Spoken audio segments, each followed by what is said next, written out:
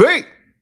But me, your man, Louie T. Welcome to the NFL tampering period day number 1. Wow. This is going to be an explosive day, I feel like. I think this entire week is going to be so intriguing. Today and tomorrow, the 2 tampering days leading up to the start of the new league year. And so you got a lot of teams with a lot of money. The Raiders lead the way with well over $100 million worth of cap space, and I expect them to spend. Same can be said for the Tennessee Titans in terms of them being aggressive. Not as much money as the Raiders. No one else has triple digits in terms of cap space, but the Titans are up there with a significant amount of money. Commanders are approaching $90 million in cap space. They're going to be aggressive and spend. Chargers have money. They've already taken care of Khalil Mack. We'll see if they continue to take care of their own, like Odafe Oweh, or if they have to go out here on the market and replace some of the production that he provided them with. Among other positions, they're also looking to bolster the wide receiver position. Their name has been linked to A.J. Brown in a potential trade for the star wide receiver. So we'll see what happens with the Chargers. And then there's a significant drop-off in terms of the amount of money. Still a number of teams have it, Jets, et cetera, but those top 4 teams, the Raiders, the Titans, the Commanders, and the Chargers have a ton of cap space to spend, and I expect teams like those 4 in particular to be very aggressive as this period gets underway. I hope everyone's doing well and that this is going to be as enjoyable of an experience as I anticipate it being. I'm going to open up all forms of communication on X and everything else, have everything in front of me, checking everything as we go along. So I'll be locked in to any and everything that's going on.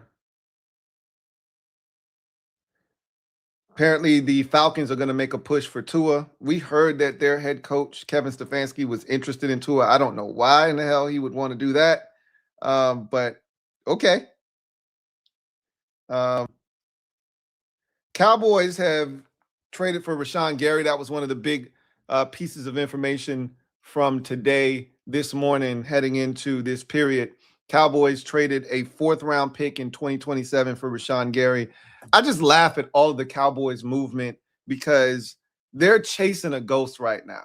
They're doing all of this to try and recoup the dominant defensive playmaker that they had, one of the best in football, and now they're chasing a ghost. They're trying to find someone that can give them the juice that they had when they had Micah Parsons, and all they had to do, he never wanted to leave.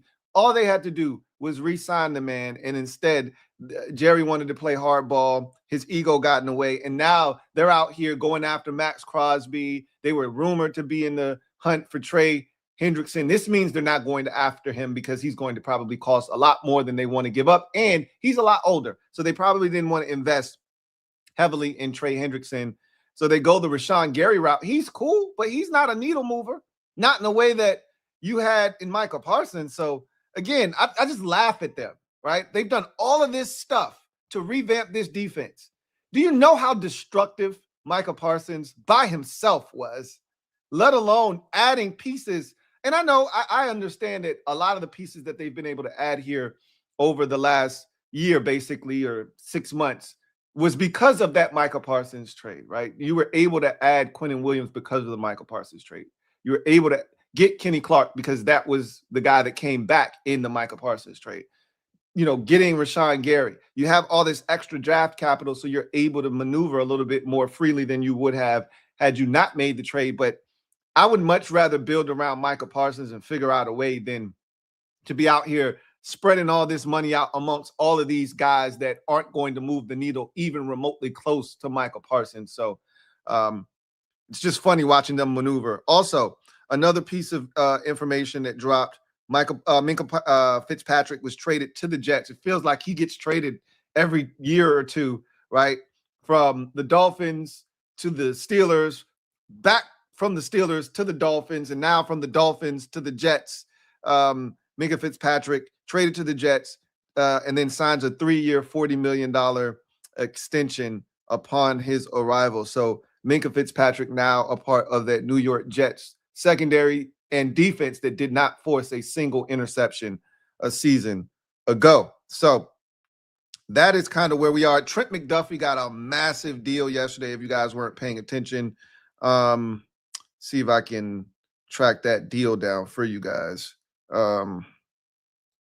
It was a big one, though. It was like 4 years, $120 million or something to that effect. It was massive. All right, 12 o'clock has hit.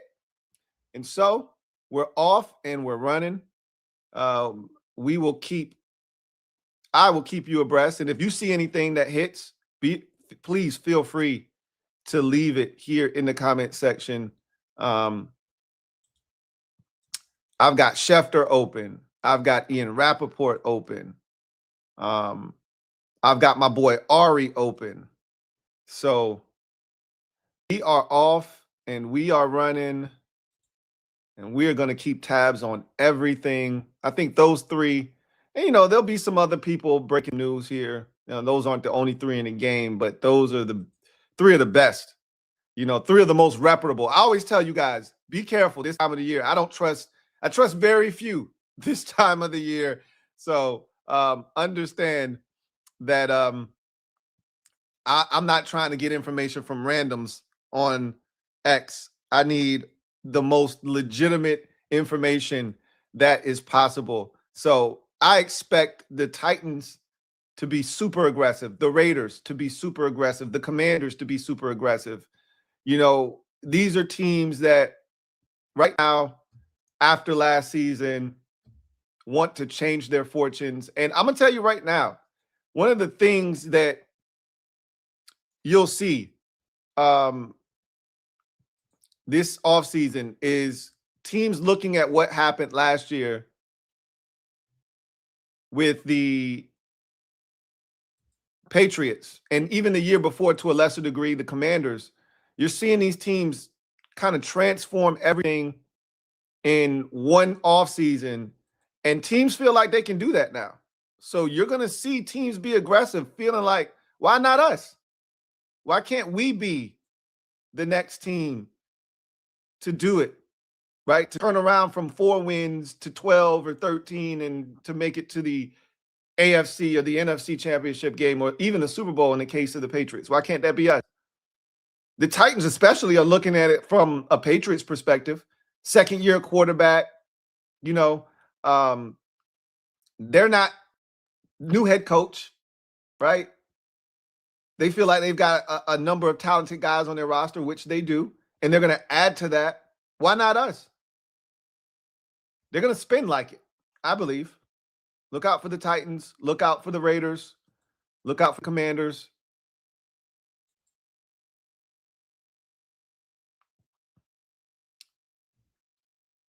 All right. The Ian Rappaport says the 49ers are open to trading Trent Williams if they can't get, some kind of resolution to his situation. There are a lot of teams that would be interested.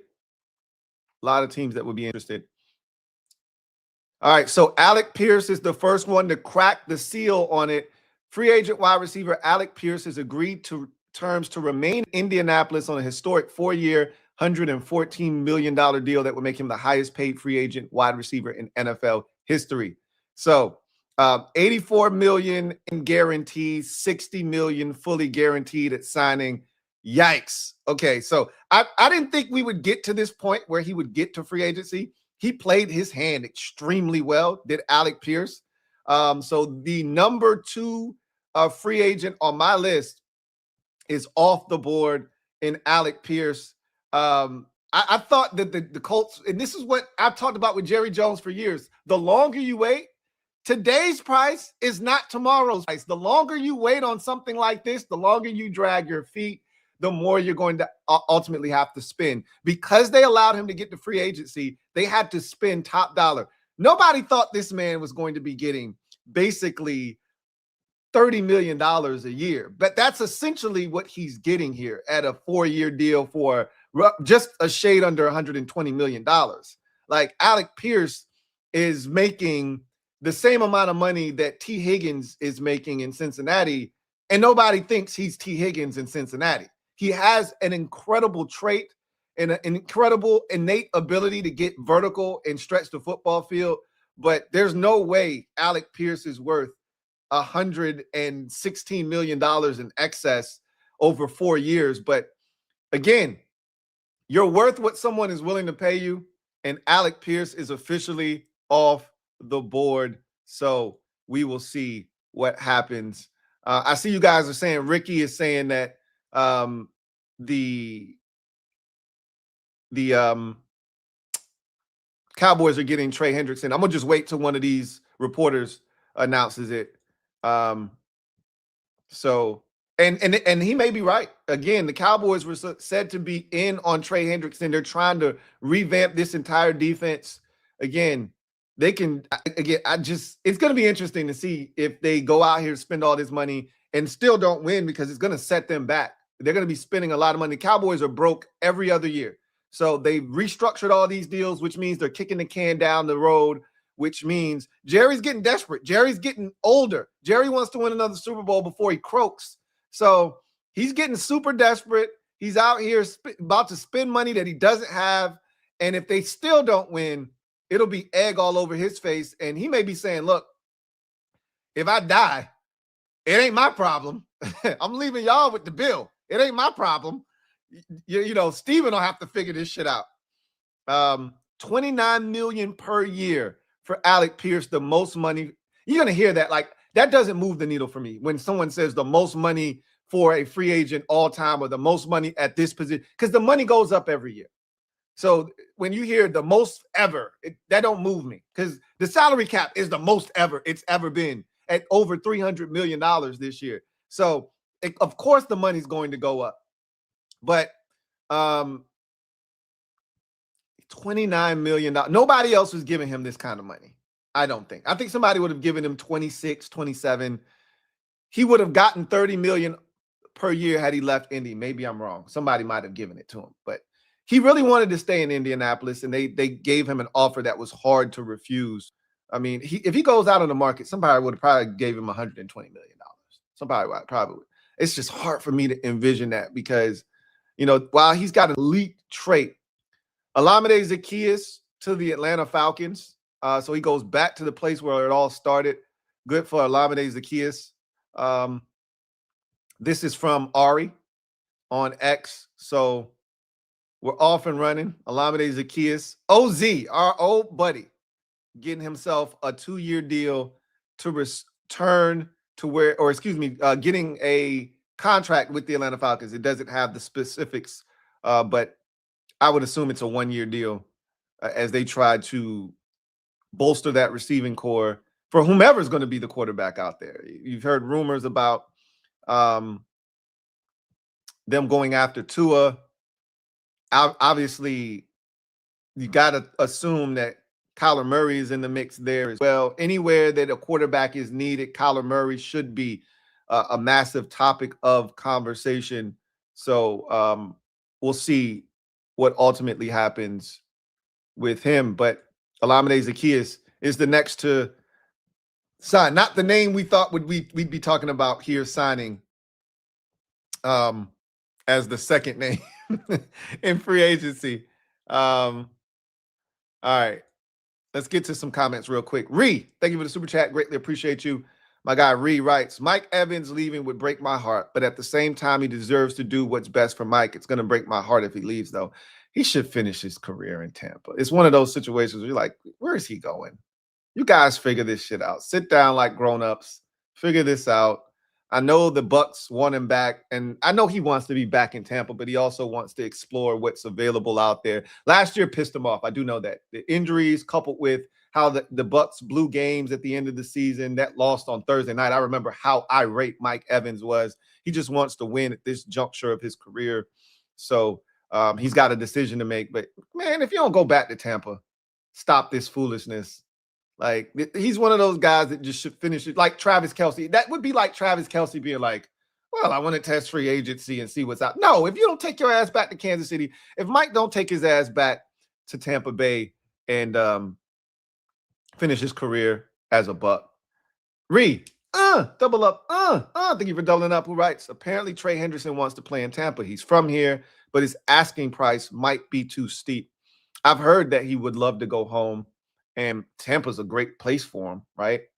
But again, you guys and whoever signs him is paying for the fact that Cincinnati didn't pay him. That's what's happening here. He's trying to recoup on years of being lowballed when he was producing as one of, if not the best edge rusher in football. He's trying to recoup for all of those years that he didn't get paid. Someone's going to pay him for that. Unfortunately, it may be you or some other team out there that's about to have to open up the bag for him, but he's looking to get paid. Somebody's going to pay for all them years that Cincinnati lowballed him. The Dubs family, thank you for the super chat. Greatly appreciate you, Rice. Let's get this party. Let's get it started. Let's get it started in here. Let's get it started. Let's get it started in here. Yeah, let's get it started. And we're going to be here.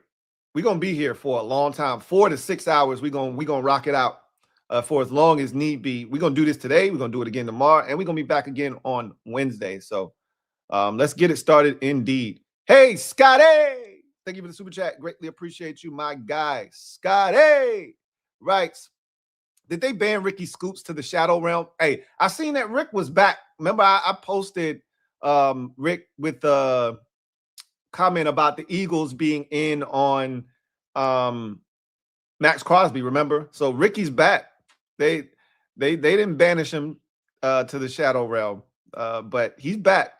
We'll see how accurate this version of Ricky Scoops is. But he didn't say that the Eagles were getting Max Crosby. He just said they were in and that they were willing to trade Jalen Carter. And what did we hear? That Jalen Carter may be available. So Ricky Scoops was not wrong, right?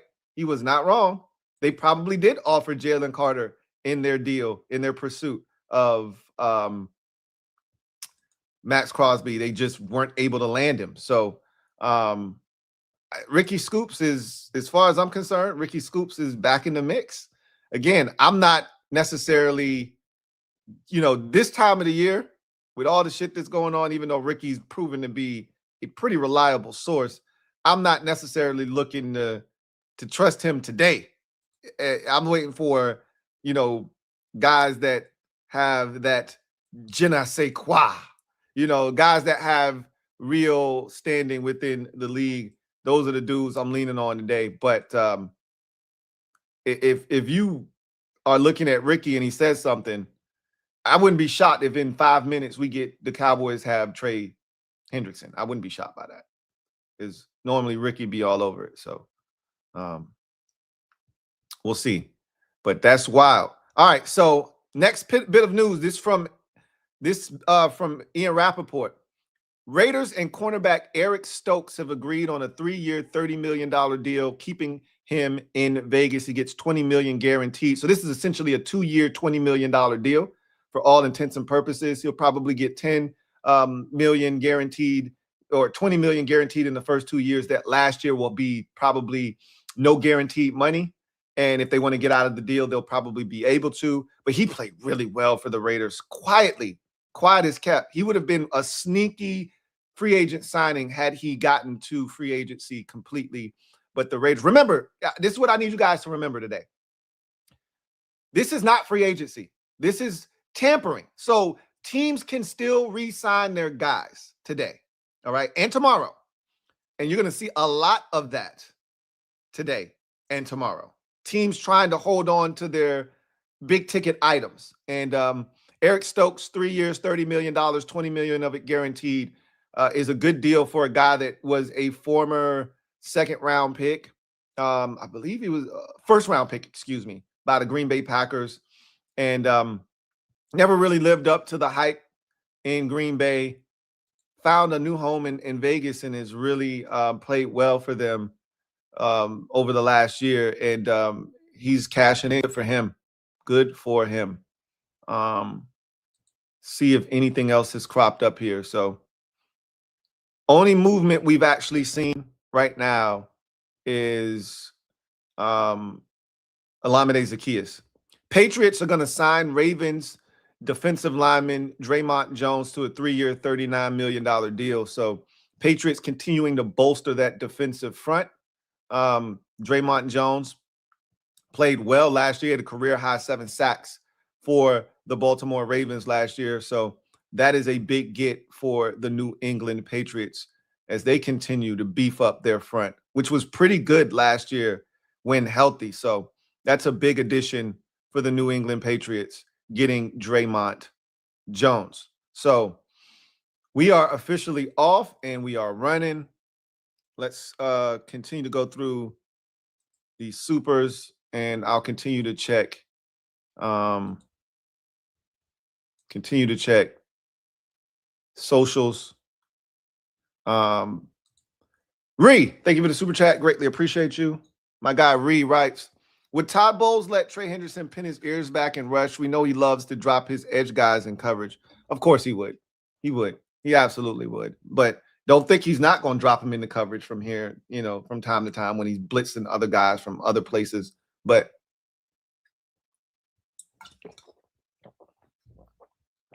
of course he would. That's what's missing in Tampa, the ability to just rush without having to blitz. And if you have a guy like Trey Hendrickson, you would probably be able to do more of that and less of having to bring guys from different areas and dropping guys into coverage and trying to trick people. You resort to trickeration a lot of times when you can't get there with just a 4-man rush. So Todd has to get creative. Not always the best to be dropping your best pass rushers into coverage. I understand that, but you got to do what you got to do, right? Big Show 08, thank you for being a member of the MOB, but stand up.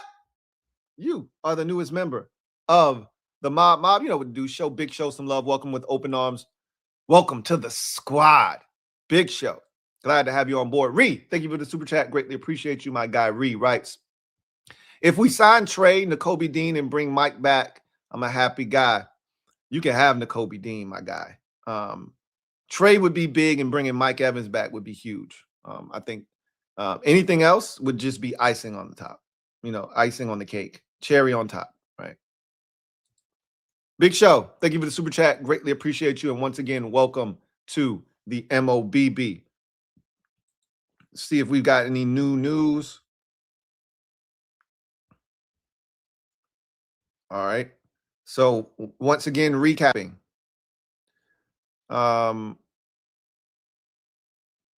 Colts signed Alec Pierce to a 4-year, $116 million deal.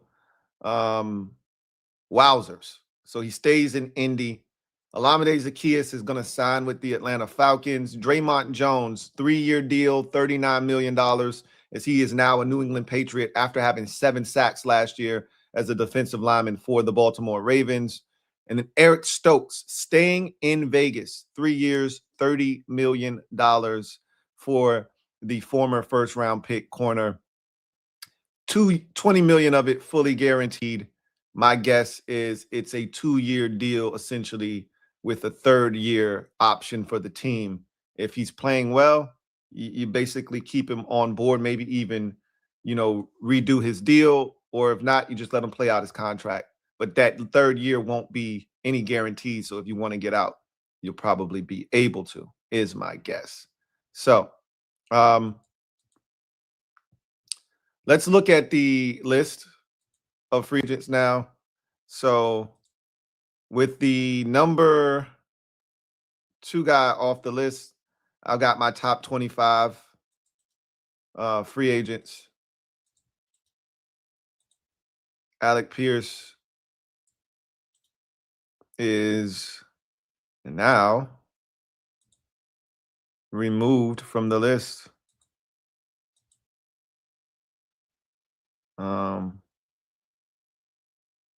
See if I can remove him from the list without removing everybody else. Oh, you know what? Let me see if it still allows me to do that.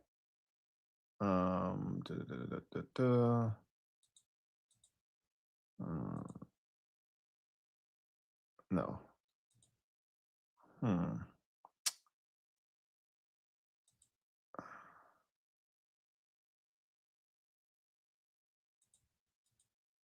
Yeah, that sucks. Normally, it'd be right here for me. I'd be able to just get in here and access it, but it's not letting me do that. And it's not letting me do anything with just him. So we'll just do this.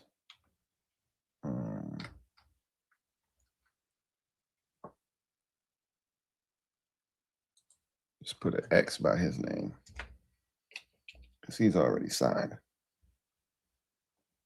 So he's off the list. The only guy so far on the list that is no longer available. So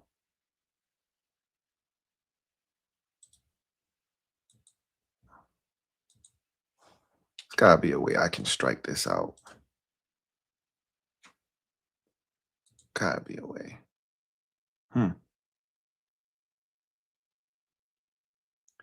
Doesn't seem like I can.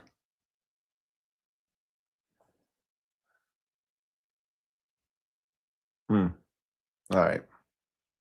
Yeah, we'll just put an X by his name. A little X. That signifies he's already been signed. All right. Let's get back to business and checking to see if anything else has gone down while we wait. All right, nothing there. Nothing there. And nothing there. All right. All right. So my guy Ari is ahead of everybody. Ari don't play. So that's basically where I just need to be. Because Adam Schefter and all them boys, they behind. Ari had all this shit posted, 5-6 minutes ago, and they just posted it on there. So Ari is where I need to be. But I already knew that. Let's get to the comment section. Ree, thank you for the super chat. Greatly appreciate you. Right. So Bucs are letting Cade Otton walk. He's a solid tight end. Big need there now. This is the year. If you need a tight end, this is the year to need a tight end. Like, there are so many good tight ends available. I'm just staring at the list in front of me. David Njoku, Isaiah Likely, Chig Okonkwo, Cade Otton, Tyler Conklin, Noah Fant, Colin Granson, Greg Dulcich. I don't think the 49ers are going to let Jake Tonjes walk. He's a restricted free agent. But that's another name that would be available should the 49ers not tender him and let him test free agency. So there's plenty. This is the year. If you were going to move on from a guy and look for a cheaper option, this is the year to do so. And it's not a great tight end draft per se, but you can find a young guy in there. There's some young athletic guys at the tight end position. So if you were going to move on from Cade Otton, and I think Cade Otton's a really good tight end, by the way. You're not going to get a lot of yak with Cade Otton after the catch, but sure-handed, big, physical, strong, and knows how to get open. He's going to be a good tight end for somebody. That's for sure. He's going to be a good tight end for someone. That is for sure. Let's get back to business and see if there's anything else. Kenneth Walker is signing with the Chiefs, guys. Breaking news. Kenneth Walker signing with the Chiefs. That is big news. He's joining Patrick Mahomes and that offense. It's been ages since the Chiefs have had a legitimate running back threat in that backfield. So any notion that they might try to trade up for Jeremiah Love is now dead. The Chiefs are going to sign Super Bowl MVP Kenneth Walker. That could ignite that offense because now you have a legitimate home run threat in the backfield with Patrick Mahomes. Again, I don't think they've had a legitimate run game since probably 2019 in Kansas City, to be honest with you. I mean, Isaiah Pacheco's rookie season was pretty damn good, but they haven't had anybody like Kenneth Walker in that backfield since Mahomes has been drafted. They've never had a guy like this. So that is a big effing deal. I'm waiting to see what the money looks like. My guess is that this number is going to be somewhere in the $14-15 million range per year. My guess is a 3-year, $45 million deal, 30 of it guaranteed, something to that effect, which would be significant because I think the franchise tag for Breece Hall was somewhere in that $14 million range.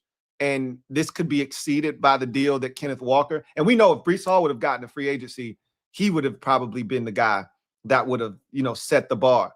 But the $8 million that we saw Javonte get set the floor for the base for the good running backs. So we knew if he's getting $8 a year, Kenneth Walker is going to get somewhere in that 12, 13, 14, $15 million range. So now the Chiefs, who are looking to retool, I think the Chiefs are going to be super aggressive this year. We already saw them trade away a guy that they did not want to pay, and he got a massive deal from the Rams. So they're going to start to reallocate those sources elsewhere, and they've already started by signing Kenneth Walker III. That's a big effing move by the Chiefs. Again, I can't recall Mahomes ever having somebody in the backfield the caliber of a Kenneth Walker III. So I'm really looking forward to seeing what that looks like, because there's this notion that Andy Reid doesn't want to run the football, and he really hasn't run it a ton over the last couple of years. But that also coincides with the fact that they just haven't had anybody dynamic at the running back position. Now they do. So there's no excuse for him not to run the ball, and they got a hell of a running back to do it with in Kenneth Walker III. That is big, big news. So breaking news, Kenneth Walker III is going to sign with the Kansas City Chiefs. He was number. Did I have him on my list? Oh, I was tripping. He should have been number 3 on my list. Well, let's add him to the list right now. He should have been number 3 on my list. I don't know how that oversight happened. Let's get to my list and add him to the list so we can take him off the list. All right, so this is going to suck because now I have to change all these numbers. All right, so he would be number 4. This would be Kenneth Walker III, RB, and he is now off the list. All right, so now he's 5.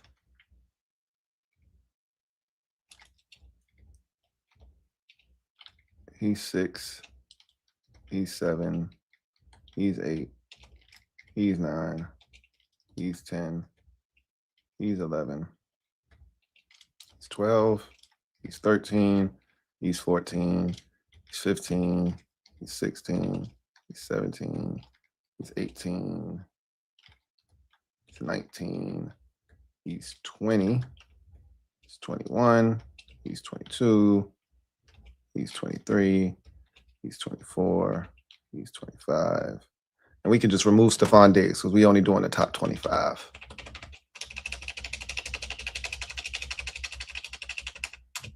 All right. All right. So did we put an X by his name? Let's check and see. Yeah, we did. All right. So he's now removed from the list of potential options. Kenneth Walker III is now a Kansas City Chief. Wow. Did not see that one coming. That one is definitely the biggest bombshell that we've gotten today. Obviously, Alec Pierce going back to Indy is big news, but that was always an option that he could go back. And I said this a bunch of times that I didn't think he would get to free agency, but the closer you get to free agency and the guy hasn't, he didn't get tagged and a deal hasn't been struck, you just feel like if I'm getting this close, again, this is why I think a guy like Rashid Shaheed could still end up in Seattle, because this is now, I told you, deadline spur action, right? Now teams' backs are against the wall. Now they got to do something because if they don't, somebody else will. And so this is why you saw Indy. They could have ponied up. They could have paid him this money a week ago. And all of this could have been a non-issue.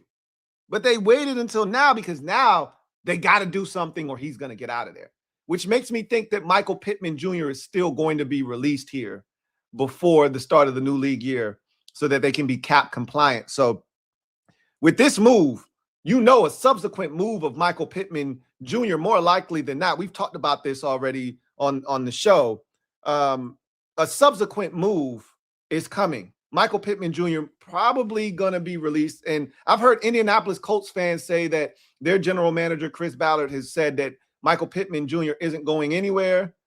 We'll see, right? You just gave Alec Pierce $116 million. We'll see if he's not going anywhere because you're paying a lot of money to a lot of guys right now. And that money's got to come from somewhere. So we'll see if he becomes available or if they hold on to him. And if he stays true to his word and doesn't move on from Michael Pittman Jr. and he stays a part of that organization.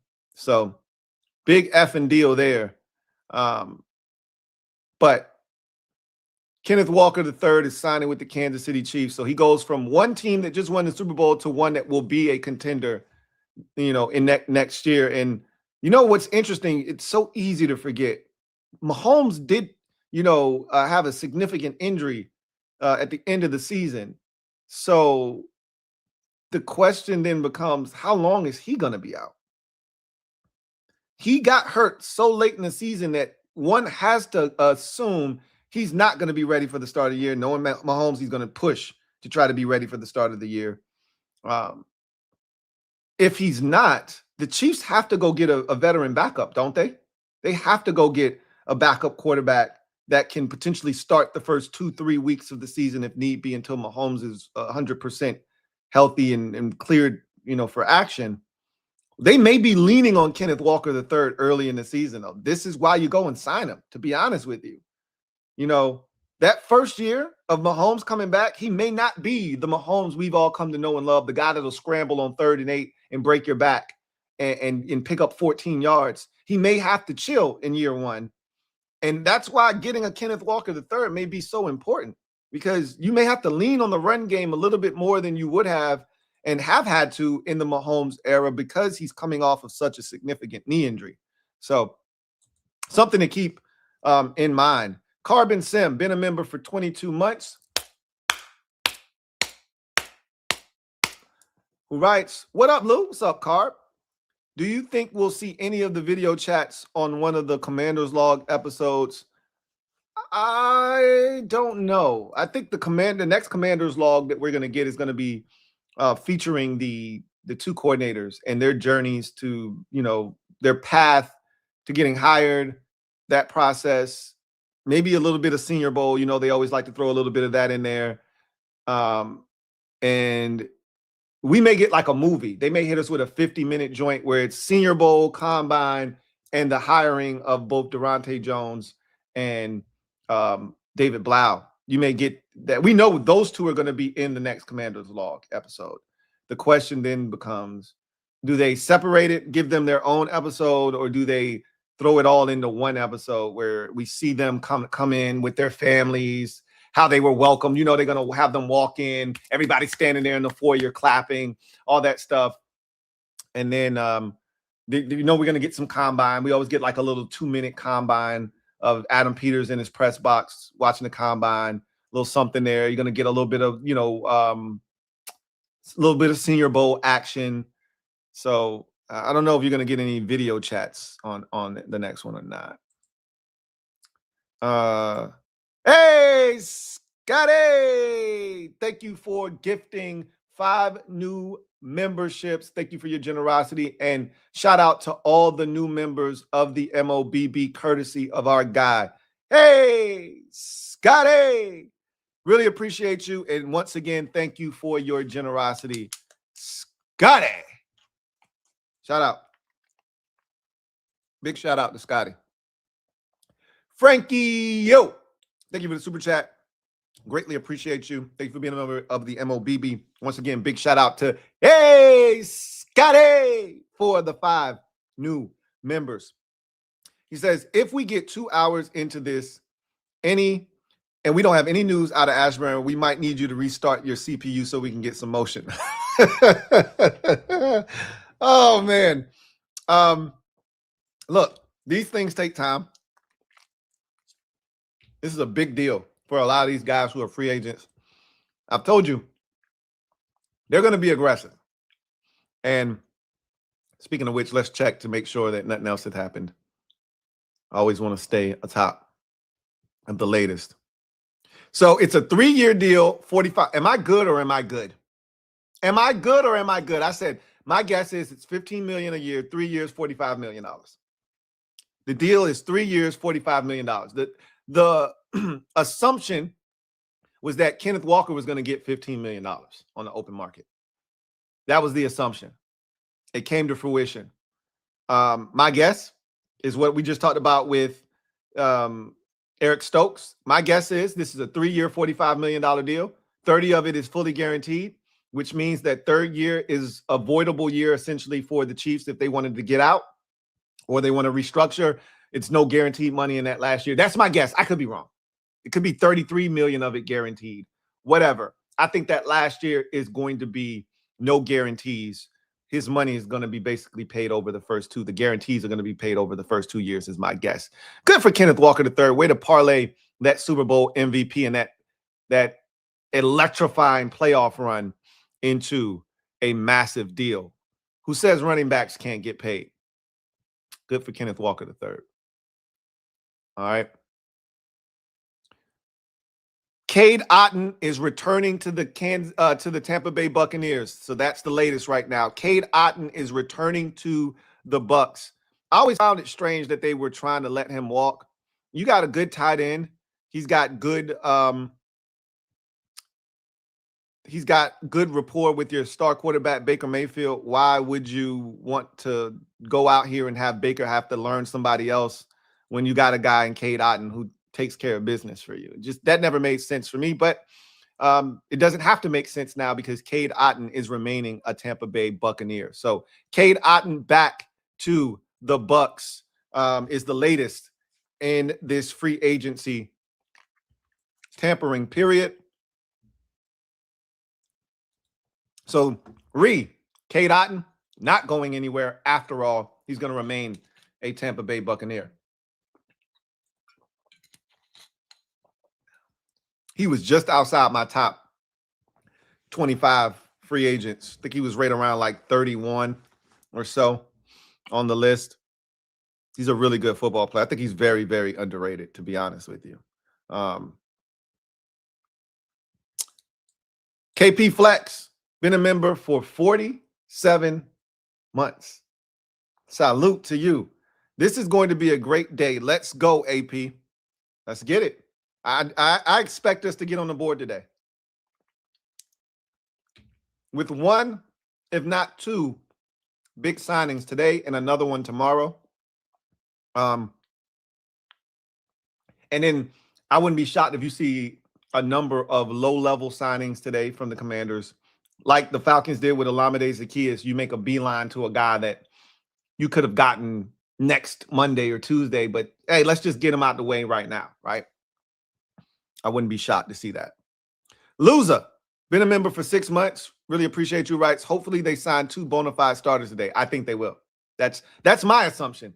They're coming away with at least 2 today. I told you 3 big contracts I think they're going to hand out over this tampering period. And so we'll see what happens. Josh Gates, thank you for the super chat. Greatly appreciate you. Thank you for being a member of the MOBB, who writes, yes, Jeremiah Love is ours. Let's go, team. Well, it's not like the Chiefs were ahead of us in the draft, and they were the team we were threatened by. It's the Titans. If the Titans had signed Kenneth Walker III, then you could have said this. He's still, until he's not a Tennessee Titan, until Robert Saleh has been able to somehow convince the Titans that they need to draft Ruben Bain or some one of these disruptive, dynamic defensive guys because he's a defensive-minded head coach, I've got to assume that Jeremiah Love is a Tennessee Titan. Big Money Sonny. Thank you for being a member for 53 months. Celebrate! My guy, Big Money Sonny says, what up, Lou? What up, Sonny? Free agency looking like the LA riots, man. Hey, look, man, it's out here. It's tough in these streets now, which is why I'm like, hey, Tampa Bay, what you doing with Cade Otton now? It's tough in these streets.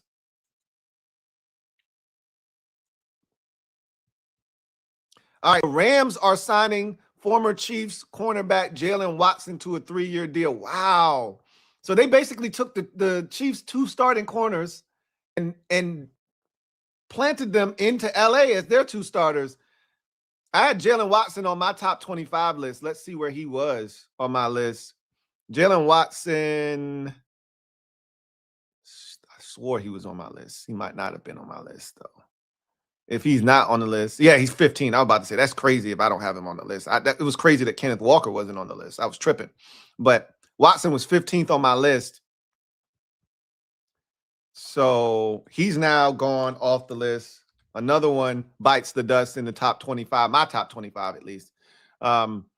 Jaylen Watson, cornerback of the Chiefs, signing a 3-year deal. The Rams are not playing. They were this close to a Super Bowl, and defense was the reason they didn't get there. And so they are now going out, and they're going after it. We know the Chiefs, when they get aggressive, they get aggressive, okay?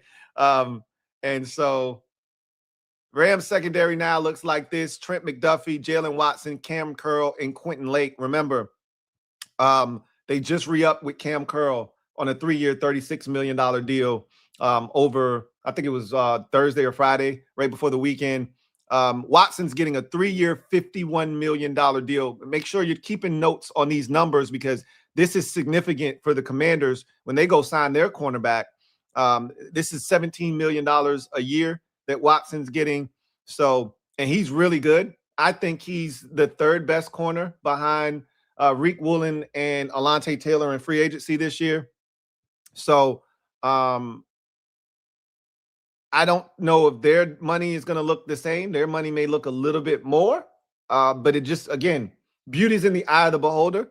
Just know it should be somewhere in this neighborhood is all I'm saying. So one of those 2 guys, Alontae Taylor or Rick Woolen, shouldn't exceed $60 million, right? Might be 60, 3 years, $60 million, 20 a year. I wouldn't be shocked by that, but it should be somewhere in the 3-year, 58, 3-year, 54, 3-year, $57 million range. I don't expect 3 years, 63 or something crazy like that because none of these guys are elite. They're all really, really good, but none of them are elite. Watson's really good, though. I'm a big fan of Jaylen Watson. That's a good get for the Los Angeles Rams. They've completely. All right. Jalen Phillips, next big bombshell to drop. All right, hold on. So we got Commanders news. Commanders Pro Bowl left tackle Laramie Tunsil reached a 2-year, $60 million contract extension with Washington. All right. So there's $61.5 million in guarantees, including the biggest signing bonus for an offensive lineman at $32.5. Tunsil was the NFL's first $20 million per year offensive lineman. He was the first in the league to be $25 million per year, and now he's the first $30 million a year offensive lineman. So they just created a ton of cap space with this move. They might have the most cap space in football, or right behind the Raiders now with this deal. And so I told you he was going to get it done. Y'all were out there tripping, and I said, calm down. He's going to get it done. It's done now. All right, it's done. The deed is done, and Laramie Tunsil now is going to be a Commander for the next 3 seasons, essentially, with this 2-year extension. And again, it's really probably 2 years. That 3rd year, they may be able to get out at the end, but we don't have to worry about that right now. And if he keeps playing at the level he's playing at, they'll want to redo the deal next time, right, in a couple of years from now. So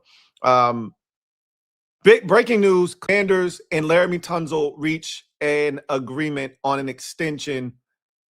All right, so now the news is coming in hot and heavy. All right, so just hit you with that. Laremy Tunsil, 2 years, $60 million extension. So now 3 years total on his contract. Moving right along, Jaylon Phillips has agreed to a 4-year, $120 million deal with the Carolina Panthers, $80 million guaranteed. Yikes! $30 million a year for Jaylon Phillips to be a Carolina Panther. And then, just in, Michael Pittman Jr. being traded to the Pittsburgh Steelers. The Colts fans were adamant. Chris Ballard has said that MPJ isn't going anywhere. Bullshit. If you re-sign Alec Pierce, bullshit. Okay? And Michael Pittman Jr. has now been traded to the Pittsburgh Steelers. So they continue to bolster their skill position for whomever is going to be the quarterback there. First, DK Metcalf last year, Michael Pittman Jr. this year. Now the Steelers have a formidable wide receiving core. For Aaron Rodgers, conceivably, it's going to be Aaron Rodgers. Presumably, it's going to be Aaron Rodgers. He's going to play this game about, I don't know what I want to do. He's coming back again. And he's going to play in Pittsburgh for his former head coach, Mike McCarthy. So, big news. Pittman traded to the Steelers. Jaylon Phillips, 4 years, $120 million, 80 of it guaranteed. That means 40 and 40. And my guess is that it may not spread it out like that. That's a lot of money. That's a lot of money. That's a lot of money. It might be 2020. And then, I don't know. Might be 40, 20, 20. And then that last year might have no guarantees. It's got to be some guarantees in that last year. It may not be. That's a lot of money for a guy that's had some injury concerns, but he's a really good player. So, the Panthers, again, another team that made it to the playoffs, tasted what it felt like to get to the postseason. You know what that shit does to you. You know what that does to you. When you get a taste of postseason play, and they were this close to beating the team that almost went to the Super Bowl in the Los Angeles Rams, when you get a taste, you go crazy. You go crazy. The Carolina Panthers just went crazy. Shout out to Jaylon Phillips for getting the bag. All right. Shout out to Jaylon Phillips for getting the bag. All right. So we are off and we are running. All right. Schefter's starting to catch up in the game now. Schefter was lagging behind for a little bit there. And then he started making some power moves. All right.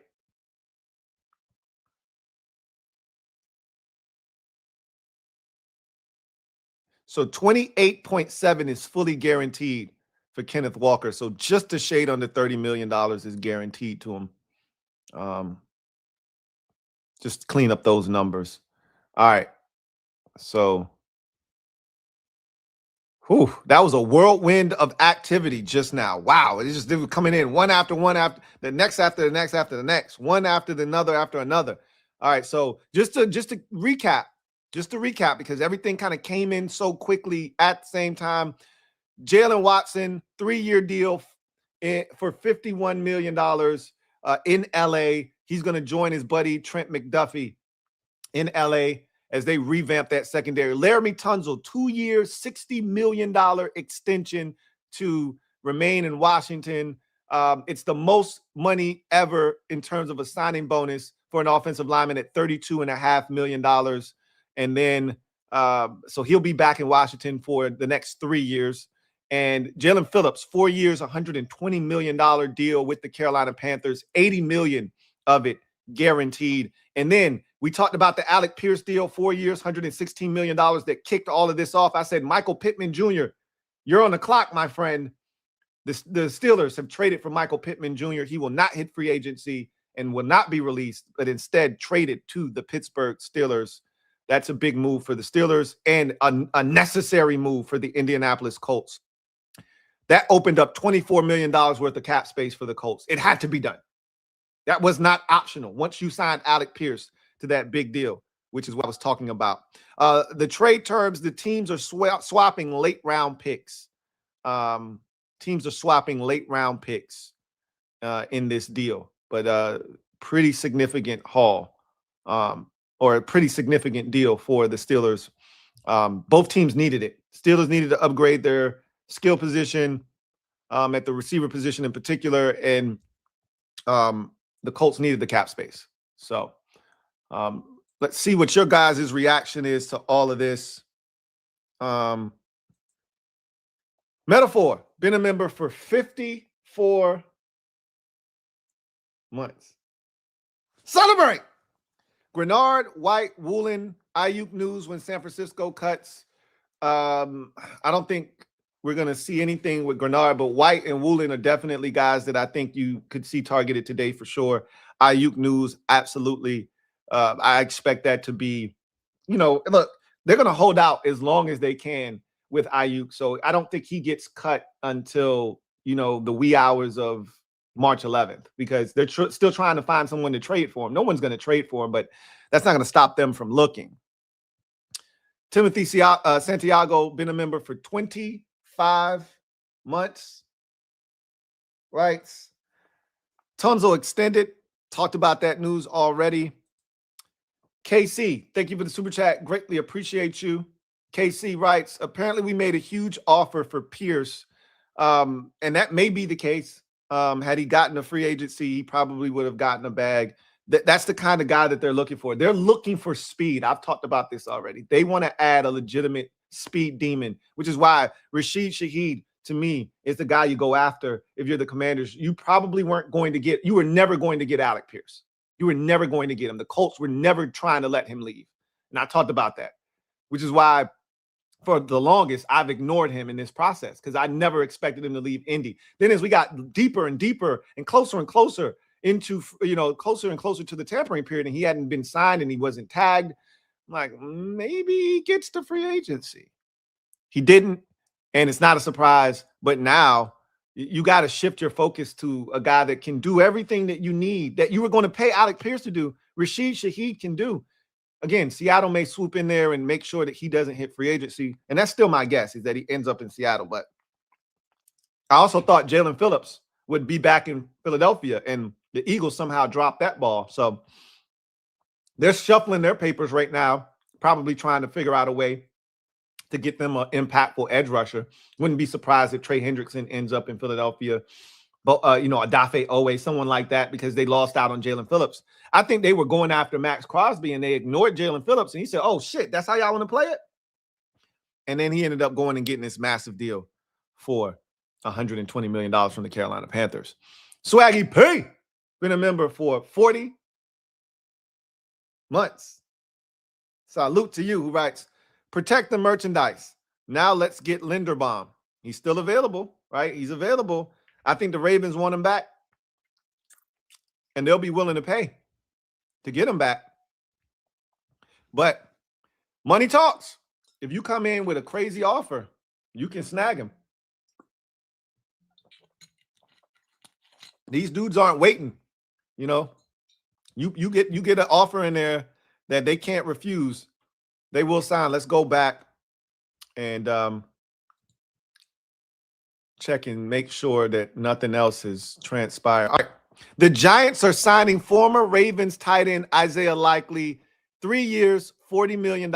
He's back with John Harbaugh. That was my initial thought. Like, he's going to make a beeline for his former coach, right? And he did. That sucks because he's now in the division and he's really good and athletically gifted. And it just gives Jackson Dart another good tight end, because I actually think Theo Johnson, even though he's had some issues with drops, Isaiah Likely had issues with drops at one point. I think Theo Johnson's a problem at tight end. Now you got two, problems at the tight end position. So Giants getting Isaiah Likely. All right, some more news. So the news is coming in hot and heavy again. Malik Willis. This is what you talking about, Willis? This is not really surprising to anyone. Neither is Isaiah Likely with the Giants. Malik Willis is signing with the Dolphins, becoming the franchise quarterback in Miami. He gets a 3-year, $67.5 million deal. So roughly 3 years, about $22.5 million a year. He went 70 of 89, 78.7% completion percentage for 972 yards, 9 touchdowns, and no interceptions with Green Bay. So extremely efficient in Green Bay. Remember, pretty much all of the Green Bay brass went to Miami. Their general manager came from Miami. Their head coach came from, their general manager came from Green Bay. Their head coach came from Green Bay, and now their starting quarterback comes from Green Bay. everyone that was out there connecting the dots, including myself, kind of saw the writing on the wall there that he'd end up in Miami. Good for Malik Willis, and I'm really looking forward to seeing how things go for him. So once again, big news. Giants are getting former Ravens tight end Isaiah Likely on a 3-year, $40 million deal, reuniting him with John Harbaugh, who is now the head coach in New York for the Giants. Pittman, just to clean up the Michael Pittman trade, he has been traded to the Steelers, and he's now signing a new 3-year, $59 million deal. Okay, so just to clean up that situation, $59 million over 3 years for Michael Pittman Jr. on a new deal in Pittsburgh after the trade with the Colts. So the Bears are signing defensive tackle Neville Gallimore to a 2-year, $12 million deal.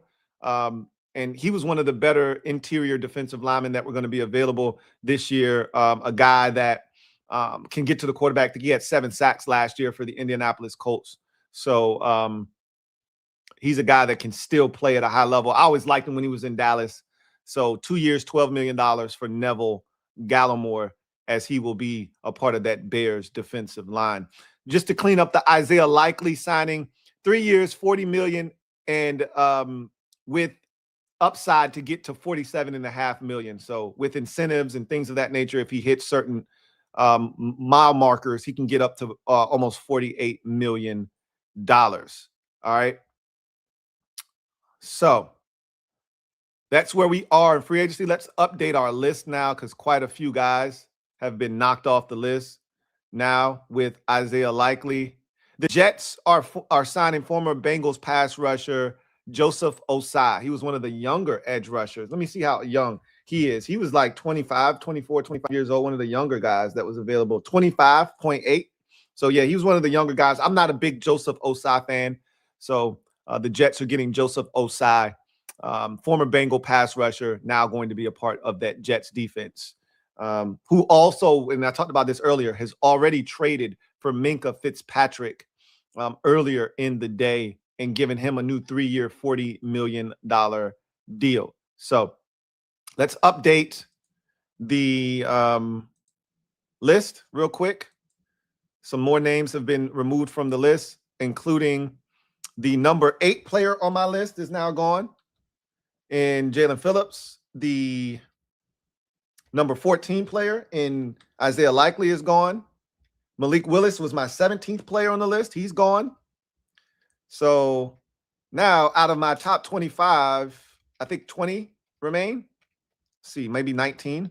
1, 2, 3, 4, 5, 6, 6.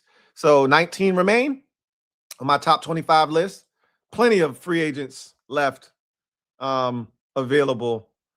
Let's see what else we got going on here as this news continues to come in. See if we have any new news.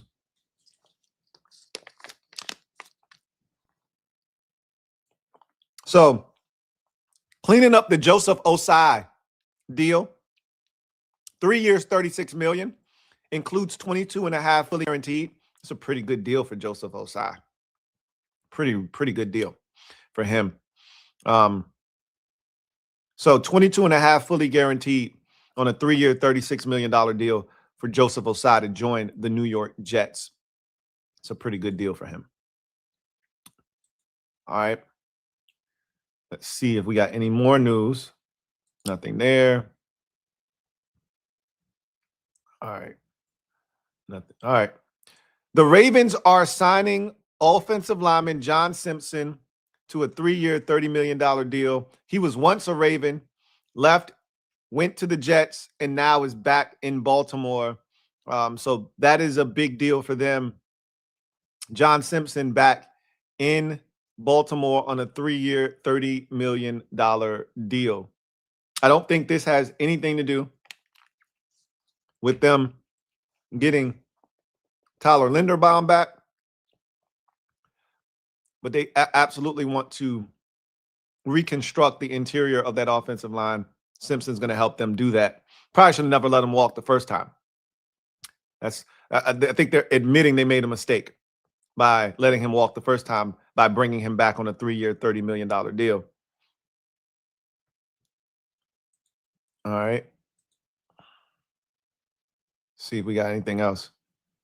All right. So nothing right now. We'll let some more news matriculate, but let's talk about some of the things that have happened thus far as we react to some of this news. So Alec Pierce, massive deal, 4 years, $116 million to stay in Indy. Kenneth Walker III, 3 years, $45 million to go to the Kansas City Chiefs. Jaylen Phillips, that's a big blockbuster. 4 years, $120 million, 80 of it guaranteed to join the Carolina Panthers. Isaiah Likely, 3 years, $40 million, can get up to 47.5 with the New York Giants. Jaylen Watson signed with the LA Rams, 3 years, $51 million as he joins his former Chiefs cornerback mate in LA. Remember, they just traded for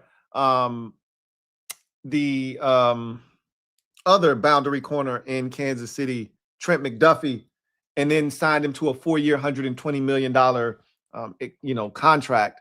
So now Jaylen Watson, the former undrafted corner who I thought played his ass off in Kansas City, it turns his good play into 3 years, $51 million in LA with the Rams. Malik Willis gets a 3-year, $67.5 million deal with the Miami Dolphins. That was to be expected. The Dolphins' new general manager came from Green Bay. The Dolphins' new head coach came from Green Bay. It was only fitting that their new starting quarterback come from Green Bay as well. So those were the big moves that have happened. There have been some other in between the margin moves that we've talked about. Neville Gallimore, 2 years, $12 million going to the Chicago Bears. Joseph Osai got a 3-year, $36 million deal from the Jets. Olamide Zaccheaus is going to be an Atlanta Falcon again. So we've talked about some of those big trade with the Pittsburgh Steelers and the Colts after the Alec Pierce deal. To free up the cap space that was needed to get that deal done, they trade Michael Pittman Jr. to the Steelers, where the Steelers, upon being traded, give him a new 3-year contract. So that frees up $24 million worth of cap space for the Indianapolis Colts. Much of that they're going to use on Alec Pierce and Daniel Jones and others this offseason. So a lot of movement that we've seen thus far, but let's check to see if anything else happened in the amount of time that I've been flapping my gums. See if any other. All right, the Jets are signing former Packers defensive end Kingsley Enagbare. You know I like him a lot. Not a guy that's going to necessarily get a ton of pressure on the quarterback, but he's extremely physical in the run game. And a very athletic guy at only 26 years old.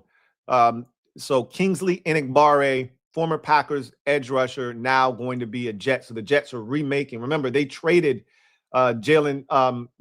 Traded the edge rusher Jermaine Johnson to the Titans. So they needed to reshape that D-line. Remember, they traded Jermaine Johnson. They traded Quinnen Williams. They traded away Sauce Gardner. So that defense is in a perilous state. So they got a lot of work to do. So they've traded now for Minkah Fitzpatrick.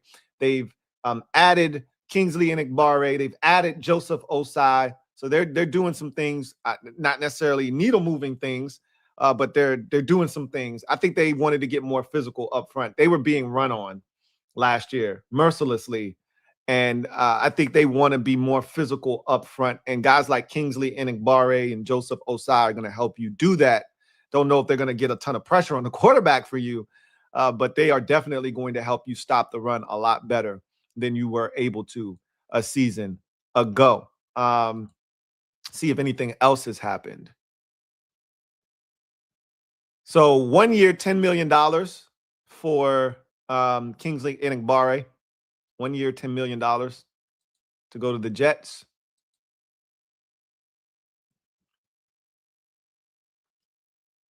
The Saints are signing defense, so they're re-signing defensive tackle John Ridgeway, our old buddy, Captain Insano. re-signing a 2-year deal worth $6.2 million. Good for Captain Insano, man. Good for Captain Insano. Staying with the Saints, the team that the Commanders traded him to a couple of years back. All right. So, see if there's anything new. If not, nothing new right now. We'll let some more news percolate. So let's chop it up a little bit and talk about some of the things. Got a super. Let's get that first. Midnight Lace 2.0. Thank you for the super chat. Greatly appreciate you. Midnight Lace writes, Lou, all this money and we're sitting on our hands right now. Relax. I mean, there hasn't been a ton of movement. Of the top 25, my top 25. Again, your top 25 may look different than mine. Only 6 guys have been signed. Like, relax. We're 1 hour into the tampering period. You guys chill out, okay? Chill out. Chill out. They're gonna spend the money, all right? And we don't want them to just spend it just for the sake of spending it. We wanted them to spend the money because it makes sense. Okay. So let's just see what happens. All right. A lot of time. All day today, all day tomorrow. There's plenty of time for things to get done. You guys have to show a bit of patience. Jesus. Jesus. I told you guys he was going to re-sign. Look, I told you guys he was going to re-sign or extend Laramie Tunsil, and you guys were freaking out. Like, relax. Adam Peters is going to reinstall. For some of you, I never lost faith and trust in him. I never lost faith and trust. Was I frustrated? Yeah. You know, the one thing that really frustrated me was the lack of preparedness at the receiver position last year. We clearly, that Terry situation effed up the whole season, and then he doubled down on his tomfoolery by not bringing in more help. You can't go to camp with veterans like Michael Gallup and, you know, what was the guy from the damn Vikings that we had brought in? KJ Osborne. Like, we went to camp with some bullshit. And our receiver position reflected that. That was the only thing that pissed me off last year. I still think his initial draft class has a chance to be really good.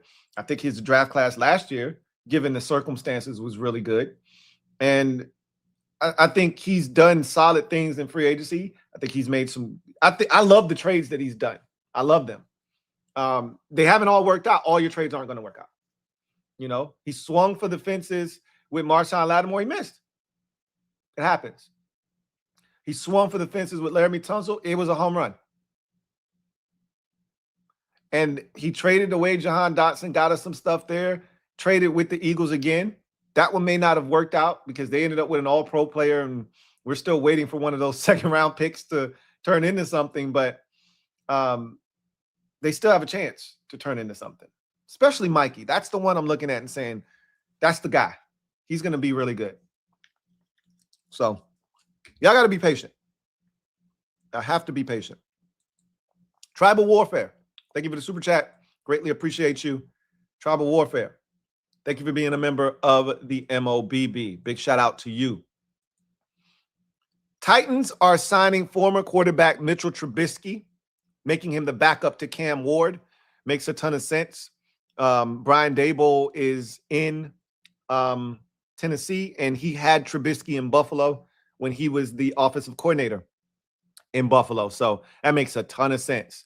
Bringing in Trubisky, who can help the young kid learn Brian Daboll's offense. So that's a big signing because Mitchell Trubisky was really good for the Bills, even though he never had to play. Josh Allen doesn't get hurt. But I always say, if you have Super Bowl aspirations, you better have a competent NFL backup quarterback because you just never know. And we saw the Chiefs win a Super Bowl because they had a competent NFL backup. You better have one. Being that Snoop, I know you guys saw Tyler Snoop Huntley was re-signed by the Ravens. So that's one of the better ones I felt like was available in free agency. He's now back with the Ravens. So Mitchell Trubisky was one of the better names on the list. He's gone too. right? Which is why if you're Washington, you better get Marcus Mariota done, because a team like Buffalo may turn their sights to Marcus Mariota, right? These teams that are Super Bowl contenders, I gotta have it, right? Either a Super Bowl contender team needs a quarterback like a Marcus Mariota, or a team like Tennessee, with a young quarterback that you either need him to be a bridge or a mentor, right? So either way, you want to make sure you take care of Marcus as soon as possible. As soon as possible. Not let him leave.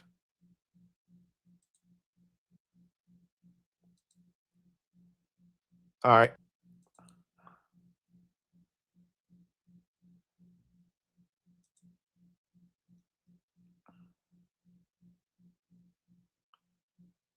Wow. All right. Demario Davis going back where it all started to the New York Jets on a 2-year, $22 million deal. Another guy that I just didn't think he would ever leave New Orleans, but I think you're starting to see a changing of the guard in New Orleans, because Demario Davis was allowed to leave. And I also think that they might be willing to let their defensive end, their longtime defensive end. I wonder if he's their all-time sack leader.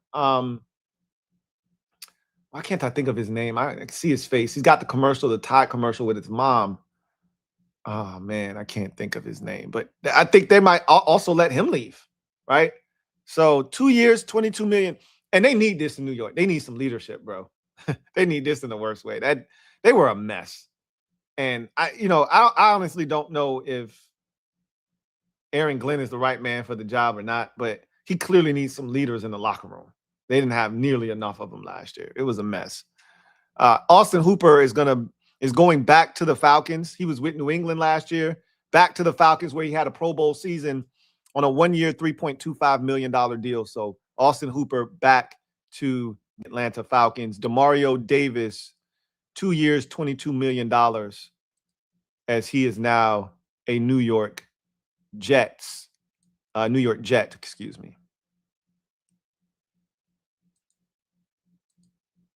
All right. See if we got any more news.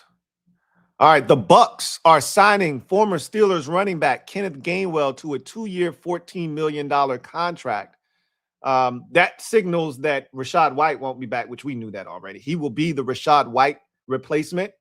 That makes a ton of sense. It's a great landing destination for Kenneth Gainwell. He's going to be a really good complement to Bucky Irving. And if anything were to happen to Irving, who we know has had some injury issues over the life of his career, Kenneth Gainwell proved last year that he could step in and be somewhat of a lead dog if you need him to be. And so it's a good signing. It's a really good signing. And the Bucs have no issues throwing the ball to their running backs out of the backfield. So I think that has a chance to be a sneaky good signing for the Tampa Bay Buccaneers, adding a guy like Kenneth Gainwell to the mix. He was one of the better receiving running backs, because Aaron Rodgers, Lord knows, he checked it down to those running backs a ton last season. Gainwell had over 1,000 yards of total offense last season. So big move for the Bucs. 2 years, $14 million. So that's $7 million a year if you're keeping score at home for these lower level running backs, which is the market that we may be shopping in. Look for that price tag to be somewhere in that neighborhood of $6 to $9 million, somewhere in there. I think the Commanders will be willing to spend. We talked about Demario Davis, 2 years, $22 million, $15 million fully guaranteed, just to clean up that deal there. All right. Think that catches us up to current affairs. Check all of the major pages just to make sure we're locked in.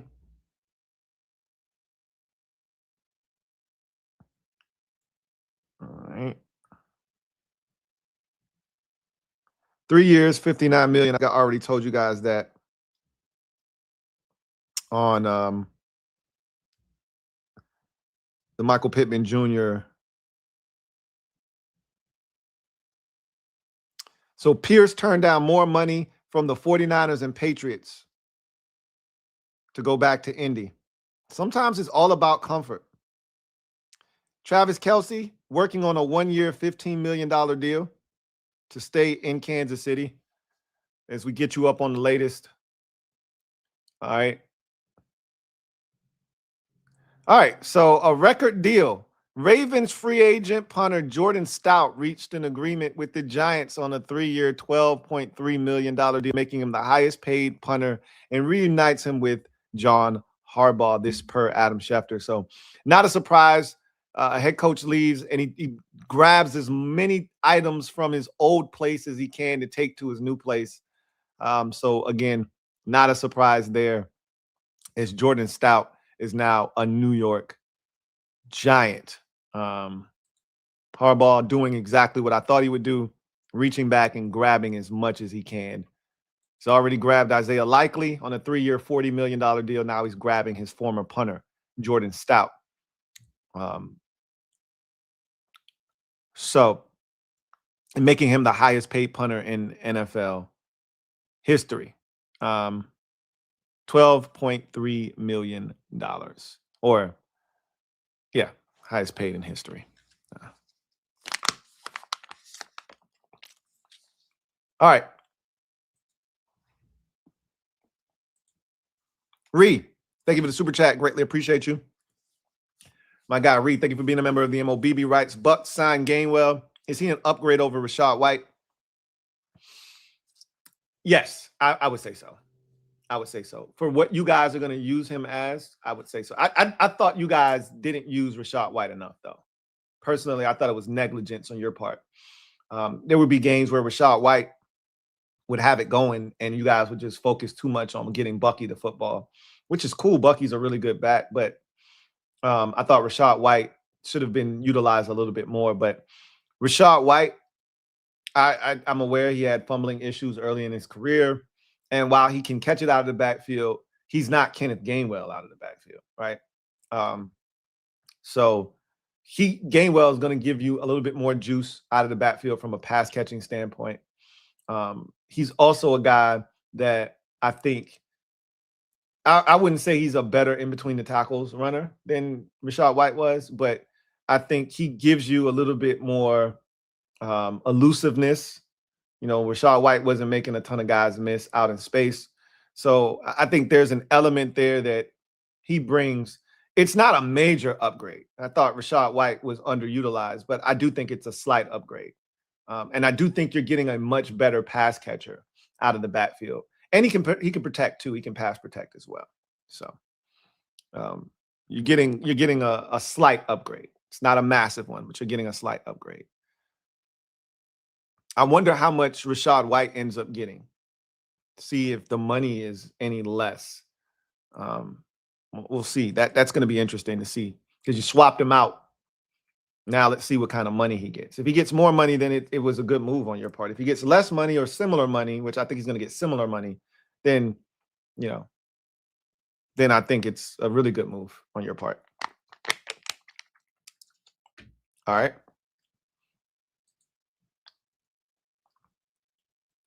See if we got any new news.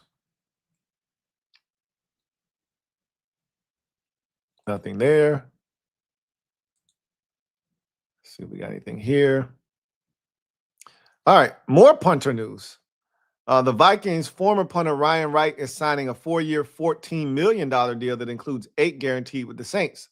So that's more money than Jordan Stout just got. So now he's the highest paid punter in the league now. So the Saints must plan on doing a lot of punting. Former Lions linebacker Alex Anzalone is signing a 2-year, $17 million deal with the Bucs. So the Bucs continuing to add pieces to this roster as they look to take that next step, get back to the postseason, and hopefully be able to get over the hump. So Alex Anzalone, a veteran with good coverage ability, comes over to the Buccaneers on a 2-year, $17 million deal. See. So Bucs busy taking care of Cade Otton, signing Kenneth Gainwell, and now also signing Alex Anzalone in Tampa Bay.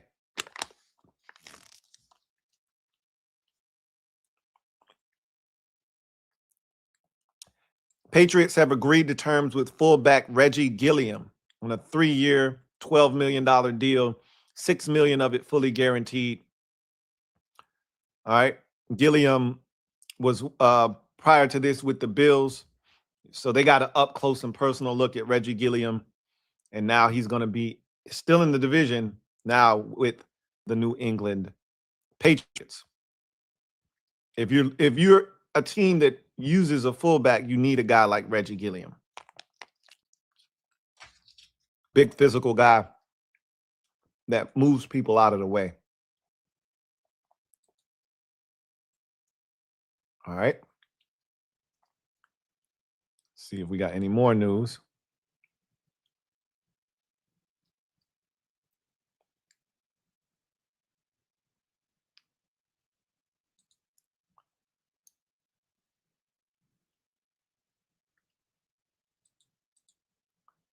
All right. Let's see if we got anything else here. All right. So nothing else here. Let's get back to the comment section. Ethan Dykes, thank you for the super chat. Greatly appreciate you. Thank you for being a member of the MOBB, my guy. Hey, right? Fans so thirsty in the chat, they trying to drink sand. It's crazy, man. I know they probably crashing out in the chat right now. They got to chill, bro. You got to chill, okay? Jacob Cortez, thank you for the super chat. Greatly appreciate you. Jacob writes, is AP taking a nap or something? Come on, bro. What did you think? As soon as it hit 12 o'clock, he was going to make 16 moves? Relax. We're not the only team in the league that hasn't spent any of the money, right? The Titans haven't spent, the Raiders haven't spent any money. They got the most in the league. The Titans have the second most. They haven't spent any money either.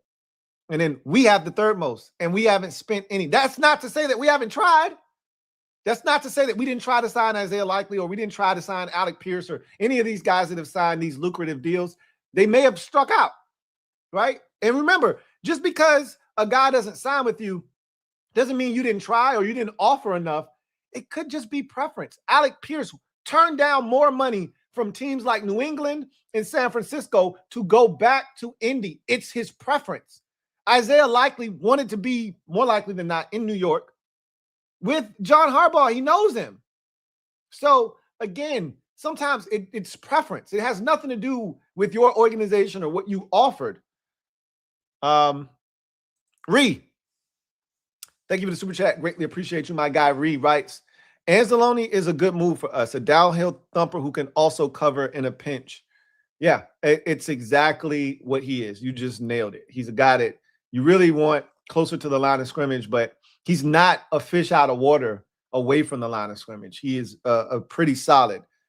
He's getting older, right? So he's not as good as he once was in coverage, but he can still be a guy, like you said, in a pinch that can cover. Shadow Striker, thank you for the super chat. Greatly appreciate you. Thank you for being a member of the MOBB, who writes, I was told 3 fireworks today, Lou. Don't PMO. Don't piss me off. So who told you 3 fireworks? First of all, I never used the word fireworks, so I hope you're not talking about me. Because Ian Rappaport used the word fireworks, and I mocked him for that. That's a funny word. We are going to see movement from this team. I didn't promise you 3 in one day. I promised you 3 big moves in this free agency period. That's what I promised you. Doesn't mean they're going to happen today. The tampering period is 48 hours. So it's today and tomorrow. So theoretically speaking, they could get nothing done today and everything tomorrow. They could get something done today and some more things done tomorrow. They get everything done today and nothing tomorrow. You don't know how it's going to turn out, but I expect 3 big moves. I'm not backing off of that. So just because it didn't happen in the first hour doesn't mean I'm not panicking. I'll let you guys do that, okay? I'm sticking to my guns, all right? Adam Peters is going to be aggressive, and he's going to be selectively aggressive, but he's going to be aggressive nonetheless. It's going to be 3 names at major positions, wide receiver, corner, and edge. I'm sticking to that until otherwise notified. Could add a linebacker, could add a tight end. I'm praying they add a safety, but wide receiver, edge rusher, cornerback are the three that I expect them to add at some point. So let's get back to the comments, or excuse me, let's get back to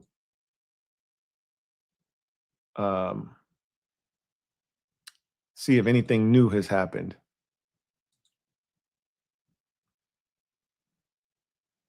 All right, nothing new there, nothing new there.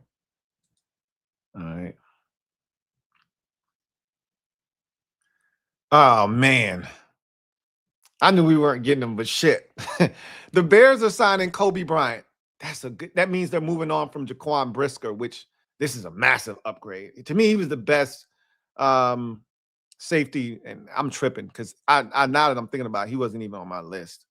I got to add him on the list because he's definitely. Let me see where I had him. I was rushing. I should have did this yesterday. He was 12th on my list, right in front of his buddy, Tariq Woolen. All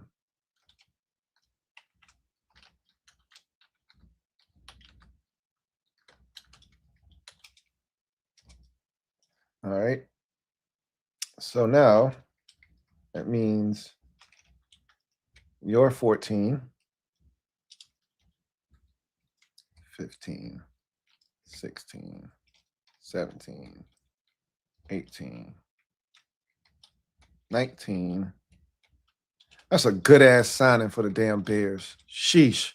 They traded for another center. I know you guys saw that the other day. They traded for a center.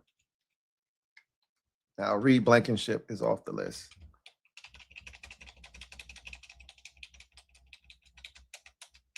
All right. Let's put an X by his name. I don't think we weren't shopping in that. I don't think we're shopping in the safety market anyway. But damn it, man. They traded for a center after their center abruptly retired. Now they're adding Kobe Bryant. Man, he is so good. Shucks. I got to say, the Bears, they've been making some moves, man. These last 2 years, they ain't been bullshitting, man. They ain't been bullshitting. I don't know how it's all going to turn out for them, but they just added a really good football player, man. Damn, that's a good ass move. Want to see what that deal looks like. My guess is another 3-year deal. Everybody's getting 3 years this year. 3 years, $40 million for Kobe Bryant.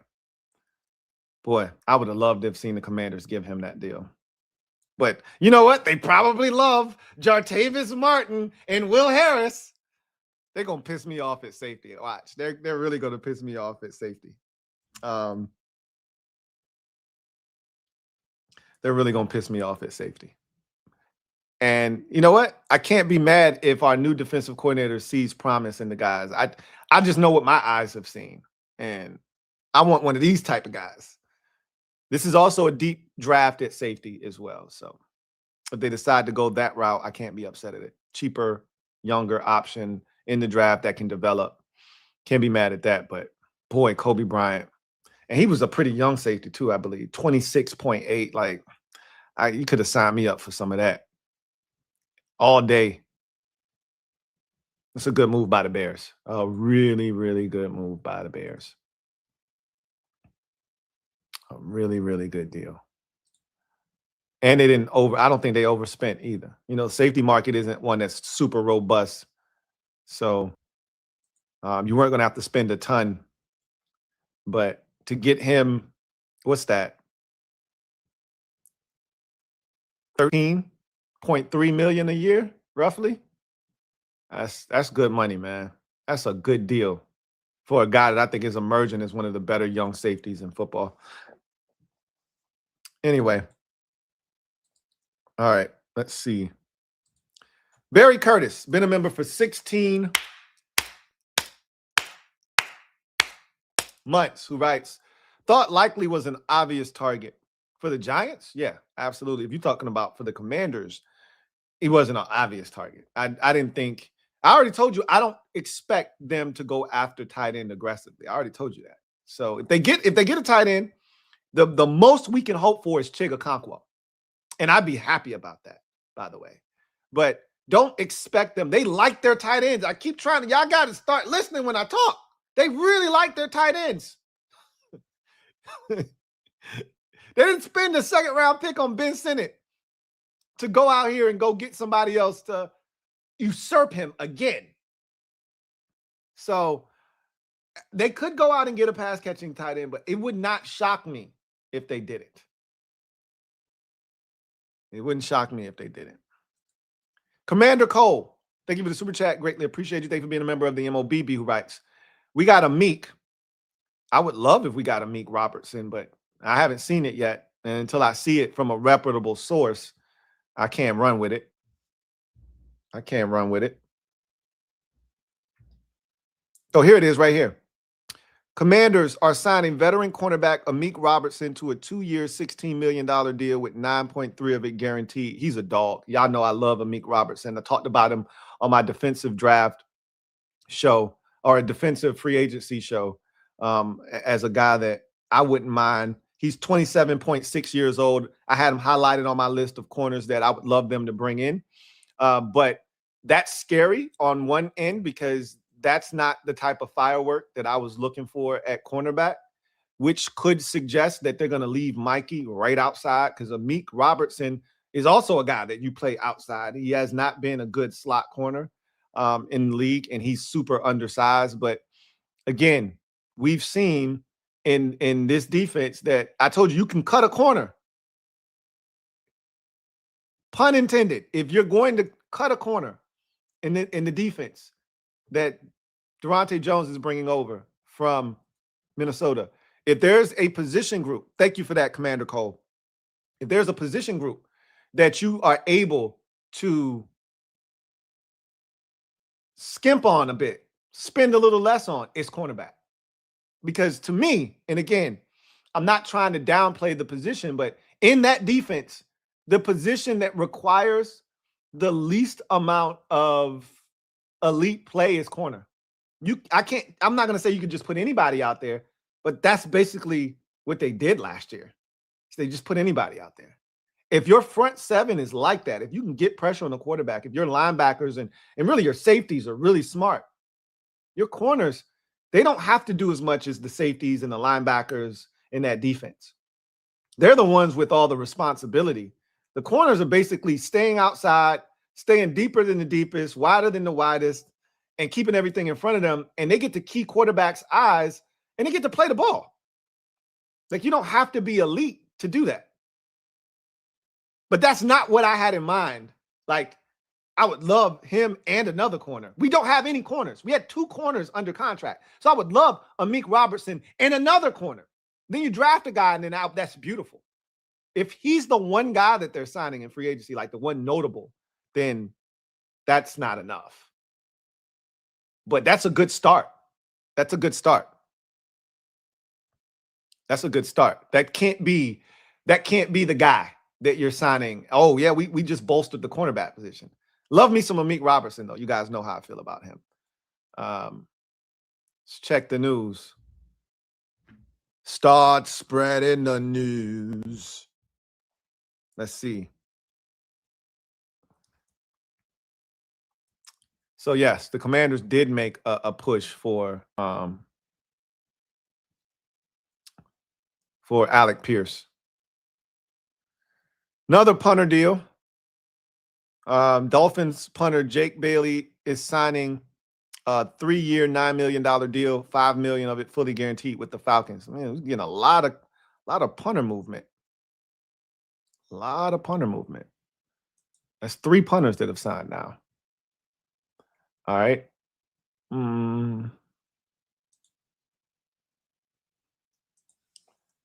Let's see. Lions are expected to sign former Panther center Cade Mays to a 3-year, $25 million deal. That was a guy that I was looking at, quiet as kept, for the Commanders. If they were going to try to do something in free agency at the center position, he was a guy that low-key I was like, if you're not getting Tyler Linderbaum, which I still don't think is going to happen, Cade Mays is the next best option. Well, that option has now been removed from the equation. Lions, they needed it bad. Glasgow no longer there. They've had issues on their offensive line. This is a big get for them. 3 years, $25 million for Cade Mays. All right. So Amequ Robertson, 2 years, $16 million. We talked about that already. All of these, so we are all caught up basically on the move. So the Commanders finally get on the board. Commanders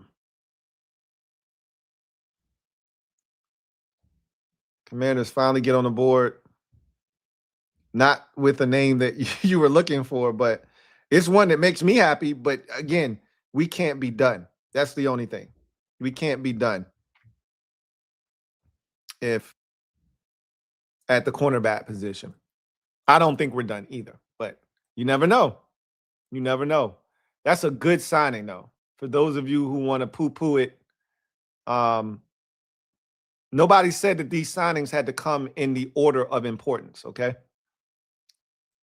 And I think I started out by saying that you're going to see some lower level signings too. This is what I would call that, a lower level signing. You sign a guy for a 2-year, $16 million deal, $8 million per.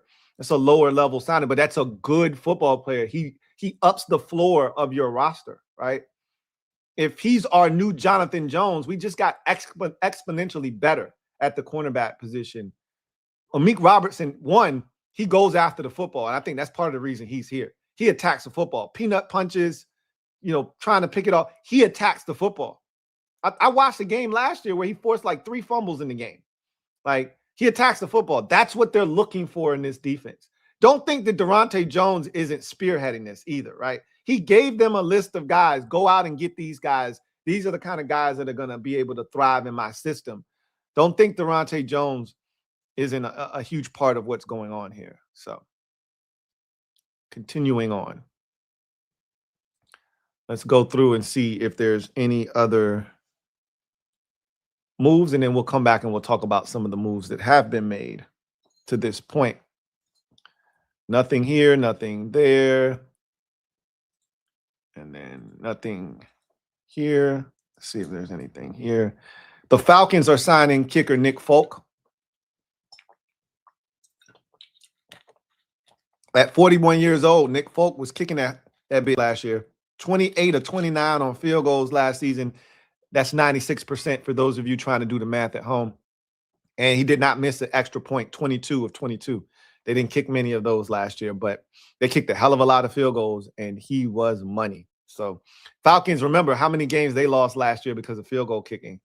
If they had a guy like Nick Folk last year, the Falcons might have made the playoffs. So that's a pretty big deal. And he's kicking indoors for half of the season for the Falcons. So Nick Folk continuing to do it at a very high level and being rewarded as he's signing with the Atlanta Falcons. My guess is a 1-year deal, but we'll see if it turns out to be anything more than that. All right, let's talk. Since we signed Amequ, let's see what you guys have to say. CGM87, thank you for the super chat. Greatly appreciate you. Who writes, we signed Amequ Robertson. That's a good signing, you guys. That's a really good signing. I talked about it on my defensive show, the first one, when I talked about the free agents, and I told you who I had highlighted. He was one of the guys I had highlighted. He's 27.6 years of age. He's a dog, man. He's undersized. He's another Mikey. He's a dog, though. He is a dog. Loved him since he came out of college at La Tech. Loved him then. Love him even more now, seeing what he's turned into in the league. It took a little while, but he's turned himself into a really good professional at the NFL level. Josh Gates, double up, thank you for doubling up, who writes, we really just signed number 3 or 2. Oh my oh my God. He's probably a number 3 corner, not a number 2. We signed a number 3, and that's okay. You need a number 3 corner. Now the question is, again, I told y'all there's a chance Mikey could be starting outside. They already got Trey Amos. Mikey could be starting outside, and they're bringing in Amequ Robertson to start inside as a nickel. And that might be how they roll. I'll be disappointed, I won't lie, if that's how they're going to roll. But I'm not disappointed at the player that they acquired. But I also told you, and I feel like I'm talking out of the same, both sides of my mouth here, because I also told you guys when we first went through Durante Jones's defense, or what we think it's going to look like, that the cornerback position is the one position that you don't have to spend big money on. They never spent big money on corners in Minnesota. Look at what they did last year. They went and got Isaiah Rodgers from the Philadelphia Eagles, paid him a 2-year, $20 million deal or something like that, and he started. Opposite of Byron Murphy, who got a 3-year, like $40 million deal. Like they're not spending a ton of money out there. So this could easily be what they deem to be a significant move, and don't do anything else at corner because they like Mikey. And I told you that the wild card in all of this is Durante Jones, because we don't know how he feels about the players that we don't like, right? Or the players in general. We have our way of looking at these players through a lens of disappointment and underachieving. And he's coming in and he's seeing it from a different lens, like, oh, they just won't using this guy right. If I get my hands on this guy, this is what I think he can be. This is what I think he can do. And it's hard for us to stomach that, because we watch these guys for 2-3 years and we're like, nah, he has. Go get somebody else. And Durante's like, no. I see something different. Yoshi, thank you for the super chat. Greatly appreciate you. Thank you for being a member of the MOBB, who writes, Lou, we officially cannot trust this front office anymore. We're nearing Mayhew territory. We always want under-the-radar cheap players, never want to spend. And if we do, it's on a 2-pack of ass. Again, we are an hour and 41 minutes into day one of the tampering period. Okay. So I can't necessarily agree with that statement. But I do know that there is much angst amongst the fan base. So we will continue to let the process play itself out. The Titans are signing former Giants tight end Daniel Bellinger to a 3-year, $24 million deal. Obviously, makes sense. Daniel Bellinger was in New York with Brian Daboll, who's now the offensive coordinator in Tennessee. So, again, that makes a ton of sense. Again, we just talked about that with John Harbaugh. Reaching back and grabbing some of your former players makes a lot of sense. So that's what he's done there. Let's see.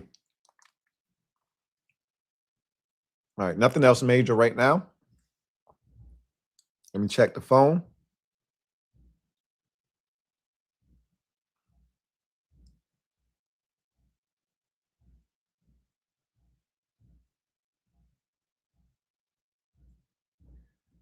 All right.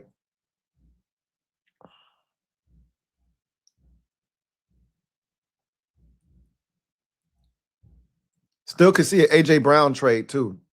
Don't rule that out. Still could see an A.J. Brown trade. So a lot of teams out there now. Again, the Eagles have set that price so damn high that it's going to make it hard for somebody to come in and make a deal, but don't rule it out. Let's continue to go through the comment section. Double W, thank you for the super chat. Greatly appreciate you. Who writes, Amequ probably means Mikey on the outside.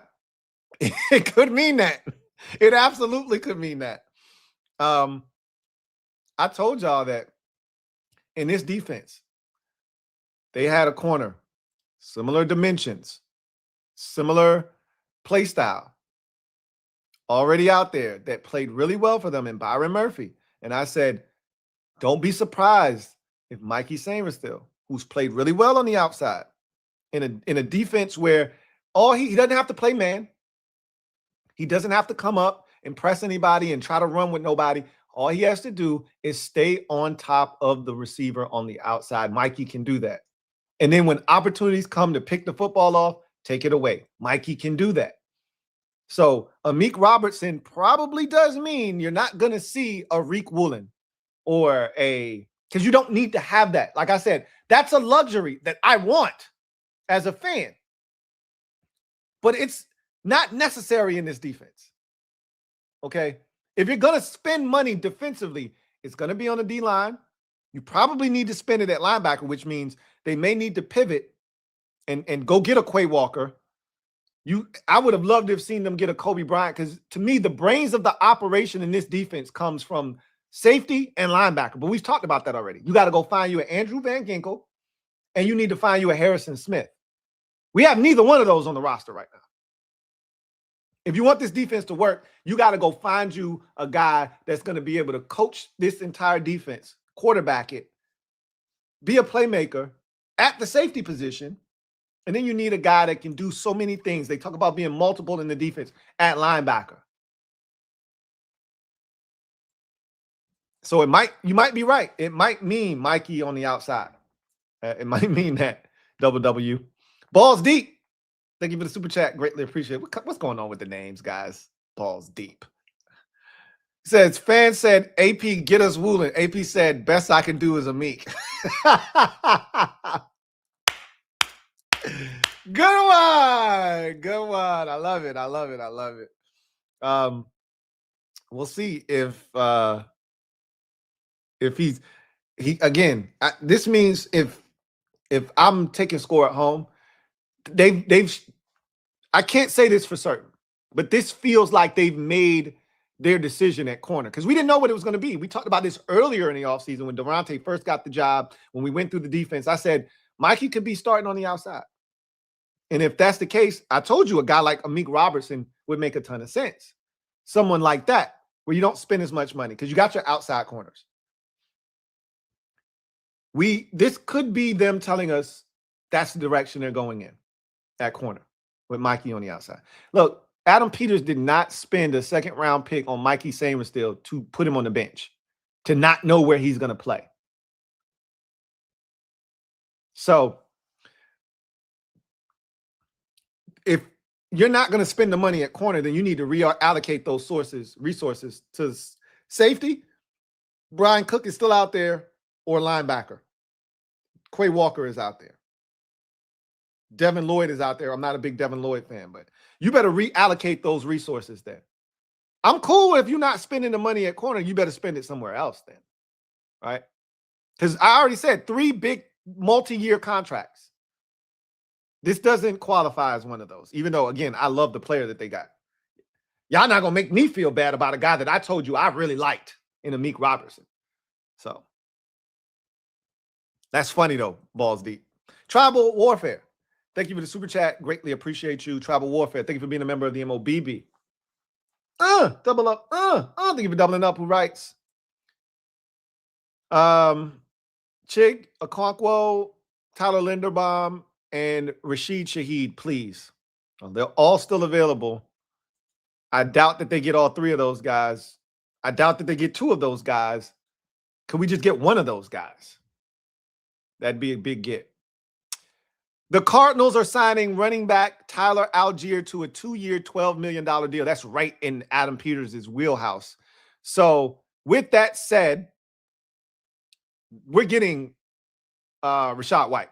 That's what that feels like to me. I felt like it was the Raiders are signing former Ravens 3-time Pro Bowl center Tyler Linderbaum, making him the highest paid center in NFL history. 3 years, $81 million for Linderbaum. So you just asked for Linderbaum, and he got the bomb bag in Vegas as the Raiders open up their wallet and spend on Tyler Linderbaum to protect, presumably, Fernando Mendoza, as they're going to make him the #1 overall pick in the draft. So that's the first big domino from one of the teams with the most cap space right there.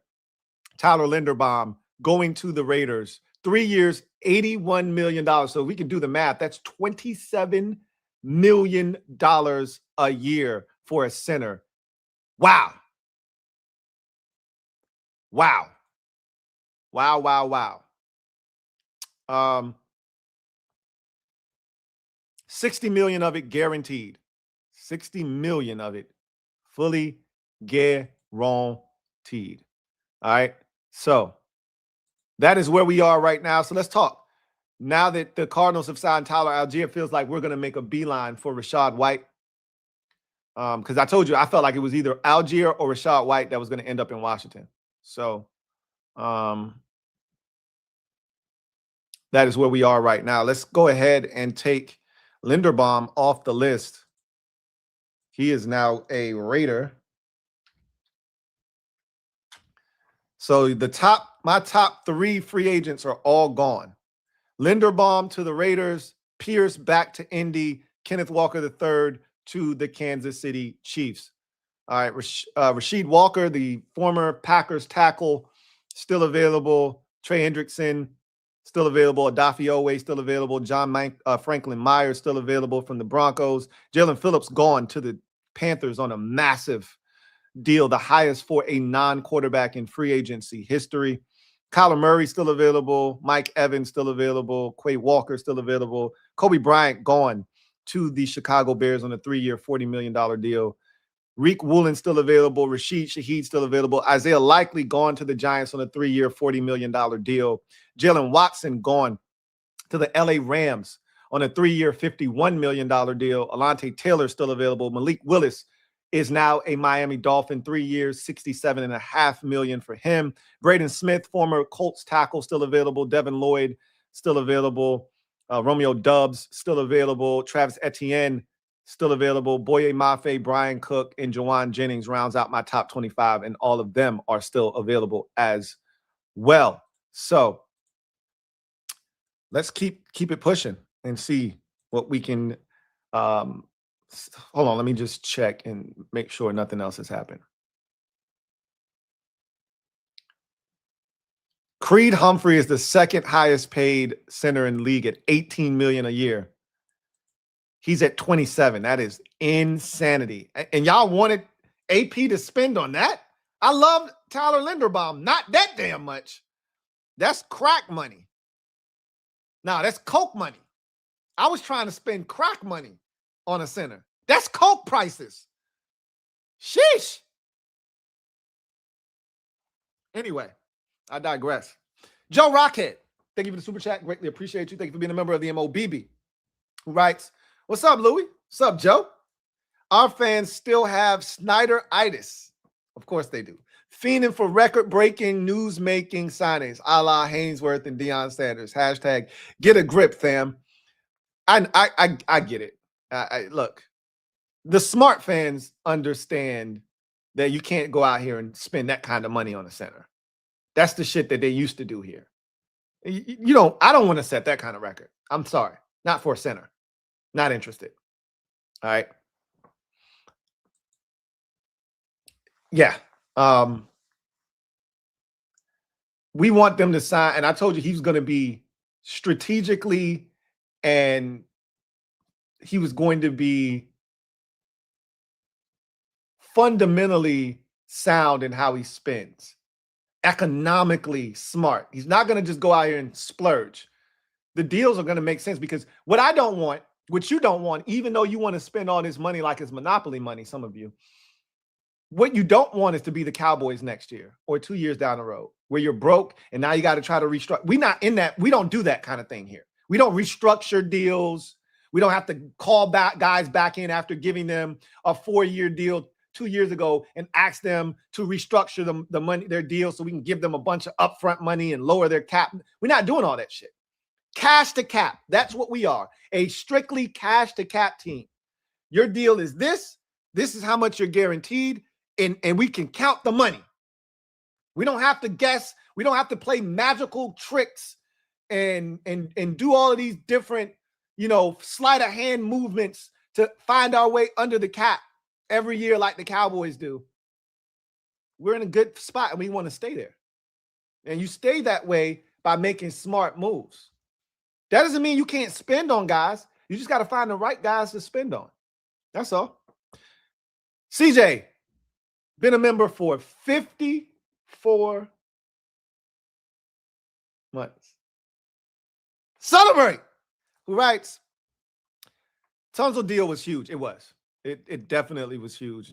And look, because of it being free agency and now people want new shiny items, it's going to get pushed down in its level of importance. But it's a big effing deal. It's a big effing deal. I agree.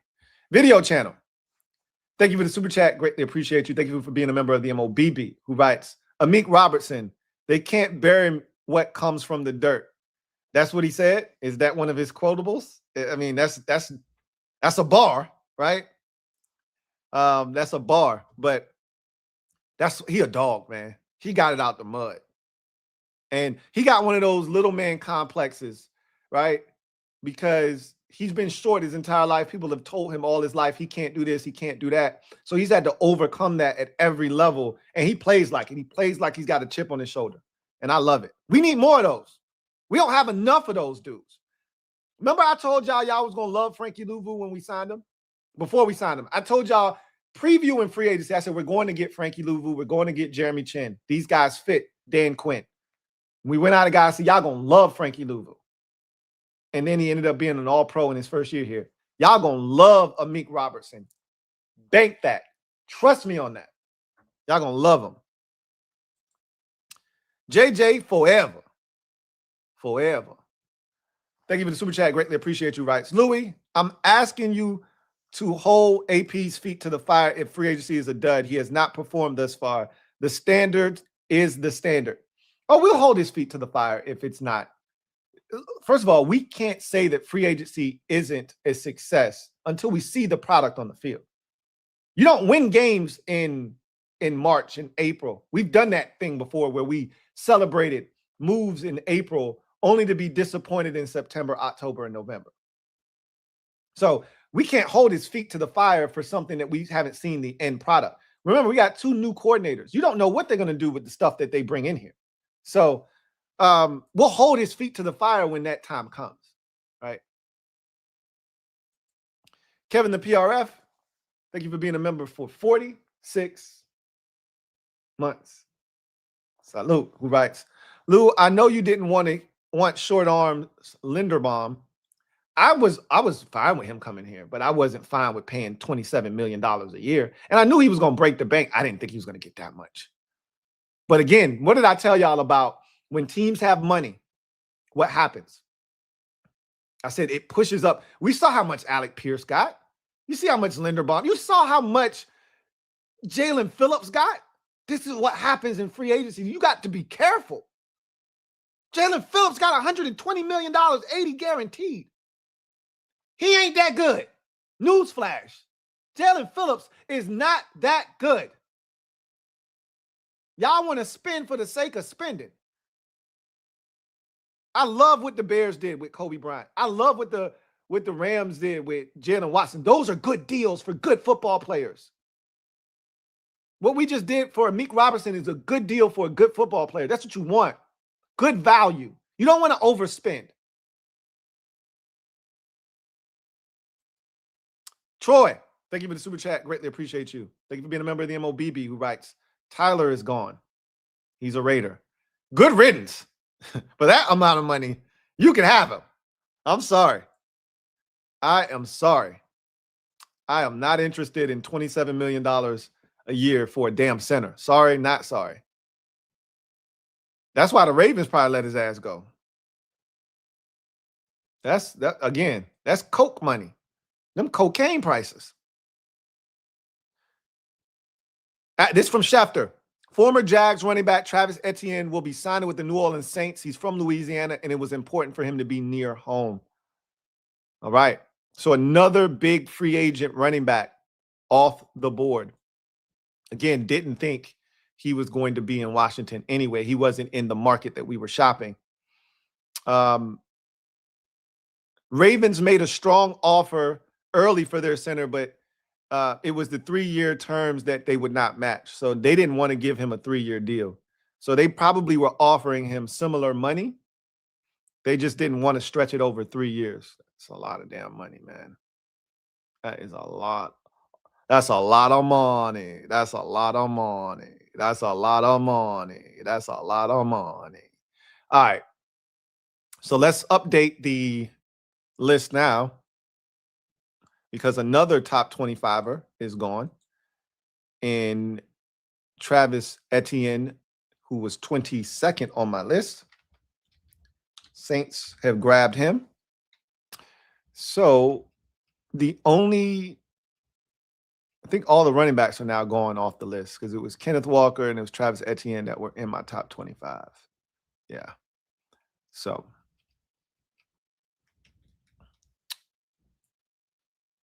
all right. So Travis Etienne now going as well. Haven't seen the terms of that deal, so we'll keep looking out for that. But we are now into hour 2 of the tampering period.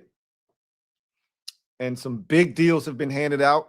Just to recap, Alec Pierce, $116 million over 4 years to stay in Indy with 80 of it guaranteed. Edge rusher, Jaylen Phillips, $120 million deal over 4 years, 80 million of it guaranteed. That is the largest deal that we've seen consummated today. On average, on an AAV scale and over its aggregate in 120 million. No deal has topped the Jaylen Phillips deal of 120 million. Linderbaum's $27.5 million over 3 years, $81 million deal with the Raiders is a mind blower. $27 million for a center is outrageous. Kenneth Walker III is a Kansas City Chief on a 3-year, $45 million deal. Those are 3 of the top free agents on my list. I just gave you the 4 guys that have gone off my top 10. Outside of that, Kobe Bryant at 12 went to the Bears on a 3-year, $40 million deal. Isaiah Likely is a giant, 3 years, $40 million. Jaylen Watson went to the Rams on a 3-year, $51 million deal. So we're seeing movement. We're seeing movement. Balls deep. Thank you for the super chat. Greatly appreciate you. Double up. Thank you for doubling up. Biotish to AP after seeing Linderbaum go to the Raiders. Congratulations. You played yourself. I don't know if that was ever the target, to be honest. I hope y'all saw Biotish got a 3-year, $30 million deal. So he made out pretty good for himself with the Chargers. Like I said, they got to have a plan at center. And the plan could be Nick Allegretti. I hope that's not the plan, but that could be the plan. Tribal Warfare. Thank you for the super chat. Greatly appreciate you. Thank you for being a member of the MOBB who writes, well, damn. Damn is right. That Tyler Linderbaum deal, stupid. I ain't got it. I ain't paying the 5. I ain't paying the 5. I ain't got it. Okay? I ain't got it. Sorry, not sorry. I ain't got it. Club 100 TV. Thank you for the super chat. Greatly appreciate you. Club 100 TV writes, AP cheap. He not going to make any major moves. We'll see. We'll see. Again, I said this to y'all in a different, manner where I said, your viewpoint and your definition of aggressive, mine and his may be 3 totally different definitions of aggressive. Your definition of cheap and not making any major moves isn't mine. We'll see what they decide to do. I am a big fan of Amequ Robertson. So, CGM87. Double up. Thank you for doubling up. Writes, I am rapidly souring on AP and cheap unless it's Harris. It ain't Harris. This is Adam Peters is doing. And I got no issues with what he's done thus far. Again, we're 2 hours into free agency. So I'm assuming you guys would have much rather spent $27 million a year on the center. I think so. That's what y'all telling me. Y'all much rather just spend $27 million on the center because you don't give a shit. Right? If you got it, spend it. That's y'all mindset. I used to be one of those fans. It ain't my money. Spend the shit. Yeah, but if you're a fan of the team and you want long-term success, which is what we want, you can't live in the short term and at the expense of sacrificing long-term success. I ain't in it for the one-year thrill. 2024 was awesome. 2025 was just as equally as debilitating. I don't want to do that shit. I don't want to ride that roller coaster. I want 2024 every year. Paying a center $27 million is not how you achieve that. So that's what y'all want to do. We just don't see it the same. We won't see it the same. Shadow Striker, 789. Thank you for the super chat. Greatly appreciate you. Thank you for being a member of the MOBB. Who writes, 27 mil? That's damn near what our top 5 left tackle got. Hey, I ain't got it. Our top left tackle just signed for $32 million signing bonus and $30 a year, basically. I ain't got it for a center. That's just me. I ain't got it. That's just me. Chilled guy. Stand up. You are the newest member of the MOBB mob. You know what to do. Show Chilled Guy some love. Welcome with open arms. Welcome to the squad. Chilled Guy. Chilled Guy. Thank you for the super chat. Greatly appreciate you. Thank you for being the newest member of the MOBB, who writes, AP is going to sign 6 new commanders by tomorrow, in my opinion. I'm with you. I can see it. Chilled Guy. Double up. Thank you for doubling up. Greatly appreciate you. Thank you for the super chat. Writes, we need to relax and stop Super Bowl free agent mindset. Look, those of us who are in it for the long haul understand what's going on here. We're not tripping. We're not tripping. All right. Chill guy. We here. We locked in. We locked in. Let's see what else has gone down. I would assume some more things have happened since we last checked. Wan'Dale Robinson, 4 years, $70 million, Tennessee Titans. Again, you see what's going on here? Brian Daboll, heavy influence in Tennessee, right? Your coordinators have a ton of influence. Brian Daboll is not the head coach in Tennessee. He is the offensive coordinator. And what have they done in Tennessee? On behalf of Brian Daboll, went and got him a backup quarterback that he's familiar with in Mitchell Trubisky to come in and back up Cam Ward and probably help implement his offense.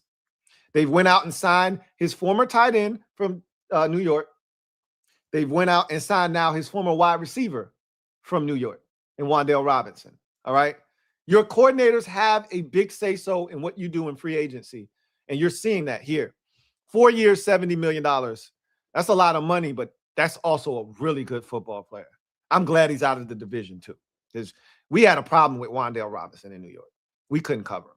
So that's big money for a guy that I think plays bigger than his size. That's big time. That's big time. That is big time. All right. 4 years, $70 million for Wan'Dale Robinson. He is now a Titan. See if 4 years, $52 million for Travis Etienne to clean that one up. So let's do the math here. 12 would be 48, $13 million a year for Etienne. That's right around where he should be after Kenneth Walker III basically set the mile marker for that position in free agency at 15. I told you at Travis Etienne, I said he was the only running back in that second tier, right? The top tier was Kenneth Walker III and Breece Hall. I said the next tier down is Travis Etienne. He's by himself. And then the next tier down was your Javonte Williamses, your Rashad Whites, your Tyler Algiers, all of those guys would fill in that next group. And so he got 13 mil. That's right around where he should be as the next step down. And then the next step down is all the rest of these backs that'll get anywhere from 6 to 10 million, I believe. So a year. We just saw Tyler Algier get 6. We saw Kenneth Gainwell get 7. Javonte got 8. So yeah, that's about right, right? That's about right. That's about right. So I've seen 4 years 70 and 4 years 78 for Wan'Dale. It's one of the two. Schefter has it at 4 years 78. It might be 4 years 70. Whatever the case may be, it's a big deal for Wan'Dale Robinson. $38 million fully guaranteed. Good for him. Good for him. And that's a good football player too. The Chiefs have agreed to terms with defensive tackle Khyiris Tonga on a 3-year, $21 million deal, 14 of it guaranteed. I told you that was a guy that was on my radar if we were going to do anything. Once we signed Shy Tuttle back, and you say Shy City, I knew Khyiris Tonga wasn't going to be a target of the Commanders. But that was a guy that I was interested in because I know he can stop the run. But they feel good about Shy Tuttle as well. So, you know. Another Chiefs deal. Chiefs clearly looking to retool this offseason after missing the playoffs for the first time in God knows how long. So, Khyiris Tonga now a member of the Chiefs. Former Eagles wide receiver Jahan Dotson, J. Dottie, agreed to an agreement today with the Atlanta Falcons on a 2-year, $15 million deal worth up to $17 million in incentives, $10 million fully guaranteed. Good for Jay Dottie, man. He's going to take the place, I would assume, of what's my guy's name? Darnell Mooney. I think he's going to take Darnell Mooney's place, which is really good because I think Jahan Dotson can play. You know, I think he can play. I don't think he's a bum. It just wasn't enough opportunities for him in Philadelphia. You restore his confidence, throw him the football a little bit. I think he can hoop. So they got an offense in Atlanta with a ton of talent, and he can blend in there. He won't be a focal point of their offense, but he can be a guy that can be a third, fourth option behind Drake London, Kyle Pitts, obviously Bijan Robinson, and then he probably is your fourth option you can get the football to. So it's a good place for him. It's a good place for him. Jay Dottie is a Falcon. All right.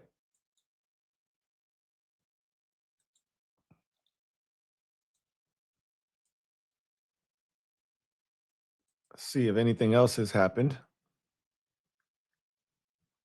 The Saints continue to spend. They are signing former Bills guard David Edwards. So they're going to continue to add.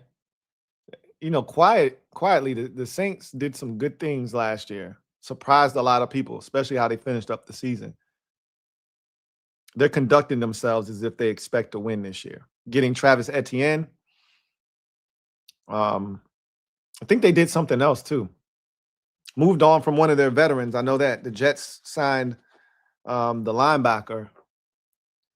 But they just added David Edwards from the Bills. So I think they signed like 3 guys already, if I'm not mistaken, did the Saints. Let's get back to the comment section.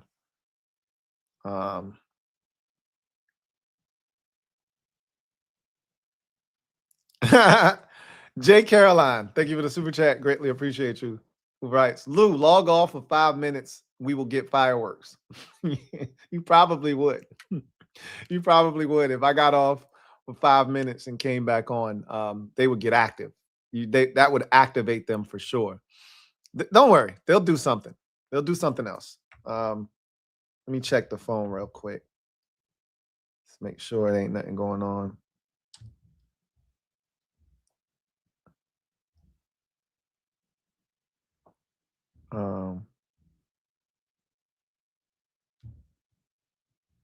Urgent, emergency. We're not urgent right now, y'all. It's not an emergency. We good. All right. So I think that Wan'Dale Robinson deal is 4 years, 78, not 70, with 38 of it fully guaranteed. So just a quick update on that.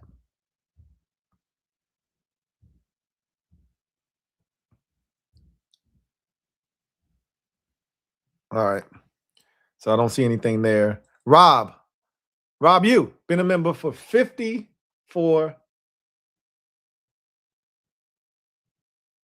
months. Salute. Celebrate. My guy says, what's up, Lou? Big fan of Amequ. Mike has limitations, but I think he can succeed on the outside.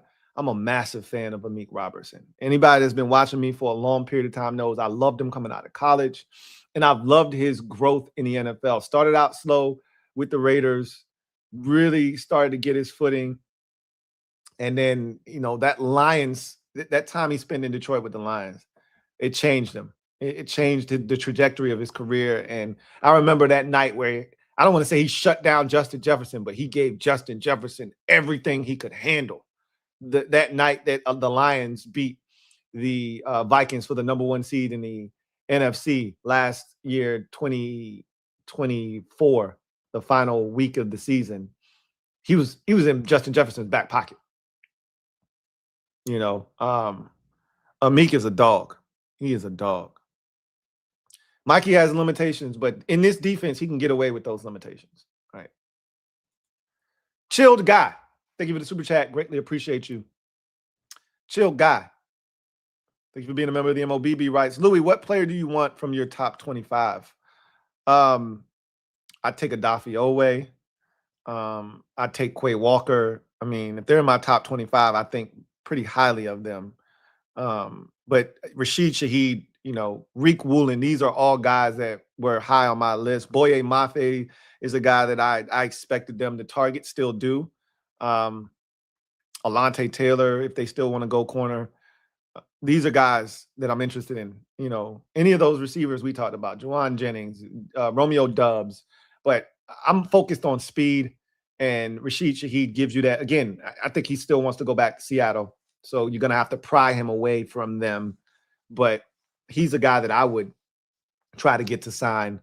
But again, any one of those edge rushers, Odafe Oweh, Boye Mafe, Quay Walker at the linebacker position, Reek Woolen at the cornerback position, Alontae Taylor. But Rashid Shaheed is definitely and I know better than that. I spelled his name wrong too. If I'm not mistaken. It's just an I. I don't think it's an R. Yeah, I think that's it, how you spell his name. Let me double check, but the Raiders have agreed to terms with Jaylen Nailor on a 3-year, $35 million deal, $23 million guaranteed. I love that move for the Raiders. Jaylen Nailor, I think he's going to turn out to be one of the steals of this free agency crop. Watch what I tell you. Again, assuming that Fernando Mendoza can get him the football.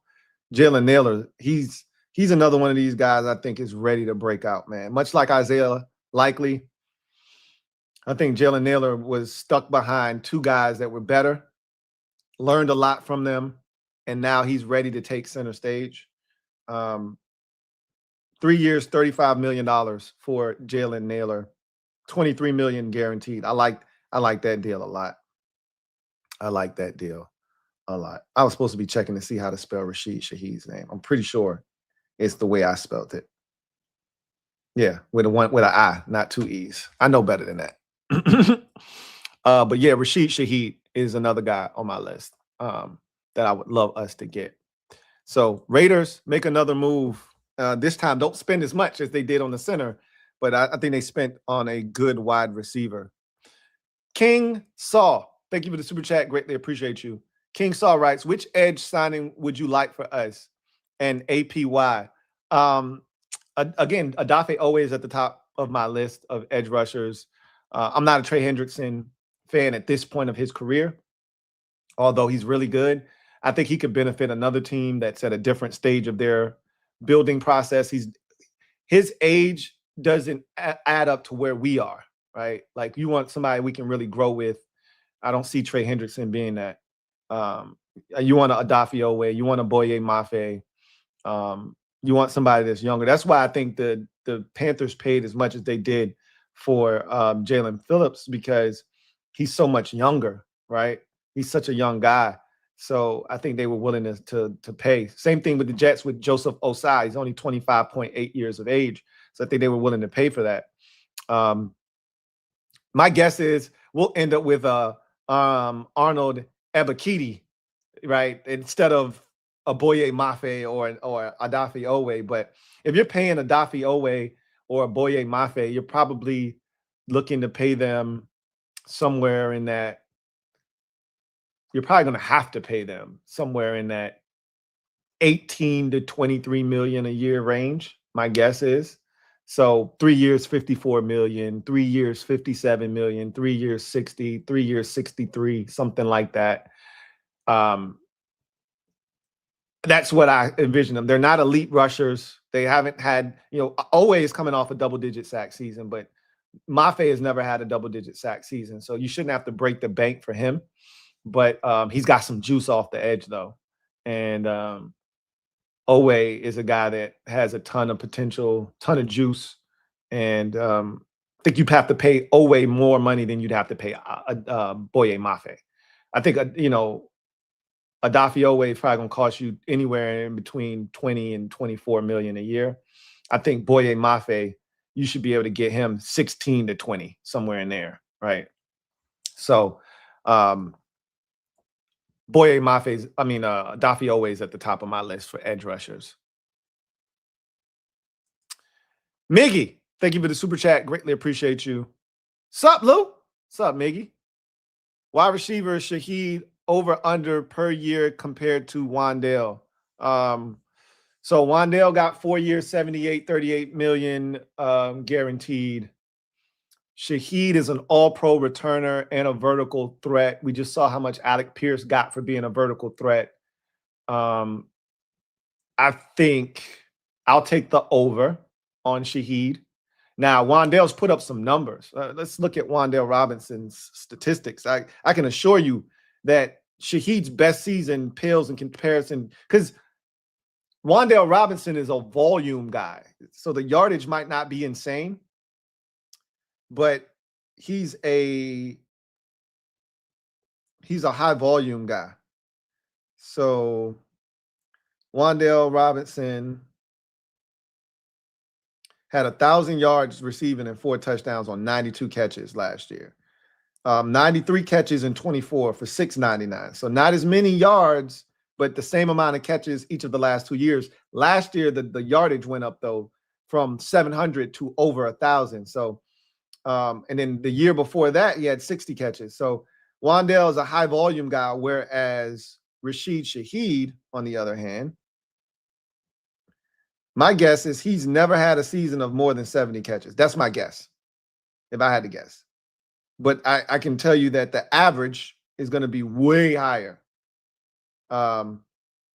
So he had 59 catches last year, which was a career high, for 687. He had 20 catches the year before that. I think he dealt with some injuries that year. He did. He had 46 in 2023. That was his high previous to this year, for 719 yards. That's the most yards he's had receiving in the season. But that was for basically 16 yards a catch, basically. And then his first year in the league as a rookie, he had 28 catches for 488, which was 17 yards a catch. So that's what he can bring to the table, the explosive dynamic ability. And I think you're going to see somebody pay for that. Wan'Dale's put up numbers. So from that perspective, you may not see him get as much. I think if you're Rashid Shaheed coming off of an all-pro return year and knowing you got the vertical threat to really scare teams, and you're coming off of a Super Bowl in which you were very impactful, I think you got leverage to push that number up. I think his deal is 4 years, 80 million. Like, it's not going to blow Wan'Dale's deal out of the water, but it's slightly above his. 4 years, 82 million. right? 4 years, 80 million, 4 years, 84 million, something like that, right? 21. I can't see it getting much higher than 21 million a year, but somewhere in that neighborhood, right? Anywhere from 18 to 21 million dollars a year for Rashid Shaheed is what I see. I take the over. Take the over. All right, let's check to see if we got more news.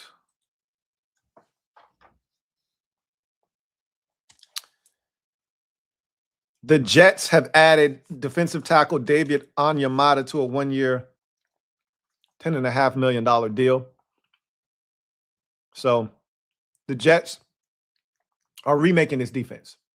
Minkah Fitzpatrick traded for, given a 3-year, $40 million deal. Joseph Osai, 3 years, 36. Kingsley and Mbare, 1 year, 10 million. Demario Davis, 2 years, 22 million. And David Onyemata, 1 year, 10.5 million. So clearly, they are looking to. Okay, so we got some numbers on the David Edwards to the Saints deal. 4 years, $61 million. So that's just a shade over $15 million a year for David Edwards to leave Buffalo to go to the Saints. So that's another strong move for New Orleans there. Moving right along, let's see if anything else has transpired. We talked about the Jalen Nailor deal already. Really love that for the Raiders. I think he's a young, emerging wide receiver. Let's see if anything else has happened. All right, so that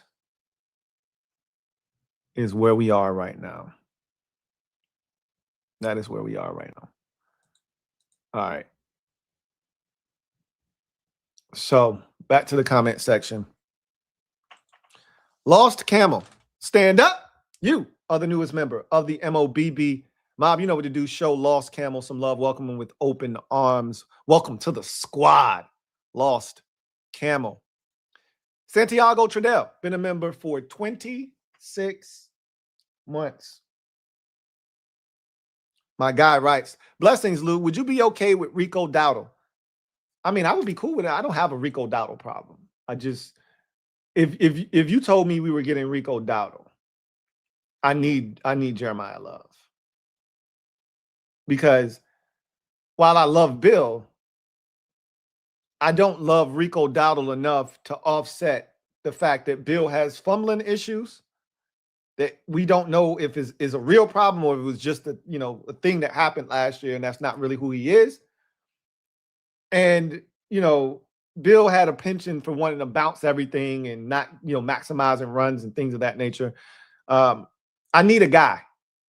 Right. And while Rico Dowdle was really good last year and had some big games, there was a stretch there where Rico Dowdle was one of the best backs in football. Like, I'm not shitting on Rico Dowdle, but I want a home run threat, man. I want something different. And even Rachaad White ain't going to be that. But at least he offers you something different in the ability to catch it out of the backfield. Rico Dowdle don't even, he can catch, but he ain't no threat out of the backfield to catch the football. They brought in Chuba Hubbard when they wanted to throw the football out of the backfield. Like, I need a guy that's going to be different, that's going to bring something here different. So while Rico Dowdle would be cool, if you were going to go with that kind of back, I would have rather you just went out and got Tyler Algier. I would have rather you just went out and got Tyler Algier. So I'd be cool with Rico Dowdle, though. I wouldn't hate it. I wouldn't love it. I wouldn't hate it. Barry Curtis, thank you for the super chat. Greatly appreciate you. Thank you for being a member of the MOBB. Barry Curtis writes, never saw it with Sennett since his college film. Hope I'm wrong, but I also hope AP isn't too cocky to admit when he's wrong. That is a fair question. Sometimes you get caught up in trying to prove you were right on your draft picks. They've already moved on from one in the 5th round. Or was it the 6th round? I think it was the 5th round. 5th or 6th round. And Dominique Hampton. So they've already said to themselves, hey, we laid an egg on that one. But you spend a 2nd round pick on a guy, you want to see it through. So, we'll see. We'll see. Brandon, been a member for 22 months. Brandon writes, Lou, I'm back. Hop off stream so they can get me dubs. Why everybody trying to chase me off the damn stream? Just so y'all can get some news.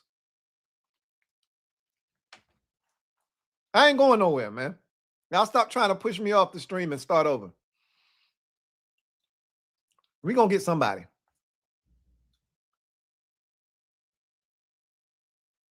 We're going to get somebody. All right. Let's keep it pushing. Burger the Butcher. Thank you for the super chat. Greatly appreciate you. Burger the Butcher writes, AP the fans, we got players at home. Y'all want Alec Pierce? We got Alec Pierce at home. His name's Luke McCaffrey. They could have said the same thing about Amequ Robertson. You want Amequ Robertson? We got Amequ Robertson at home. His name's Mikey Sanders still. But they did it, right? I think he's a different type of dog than Mikey. So, but they might have said to us, oh, y'all want Reek Woolen? We got Reek Woolen at home. Trey Amos.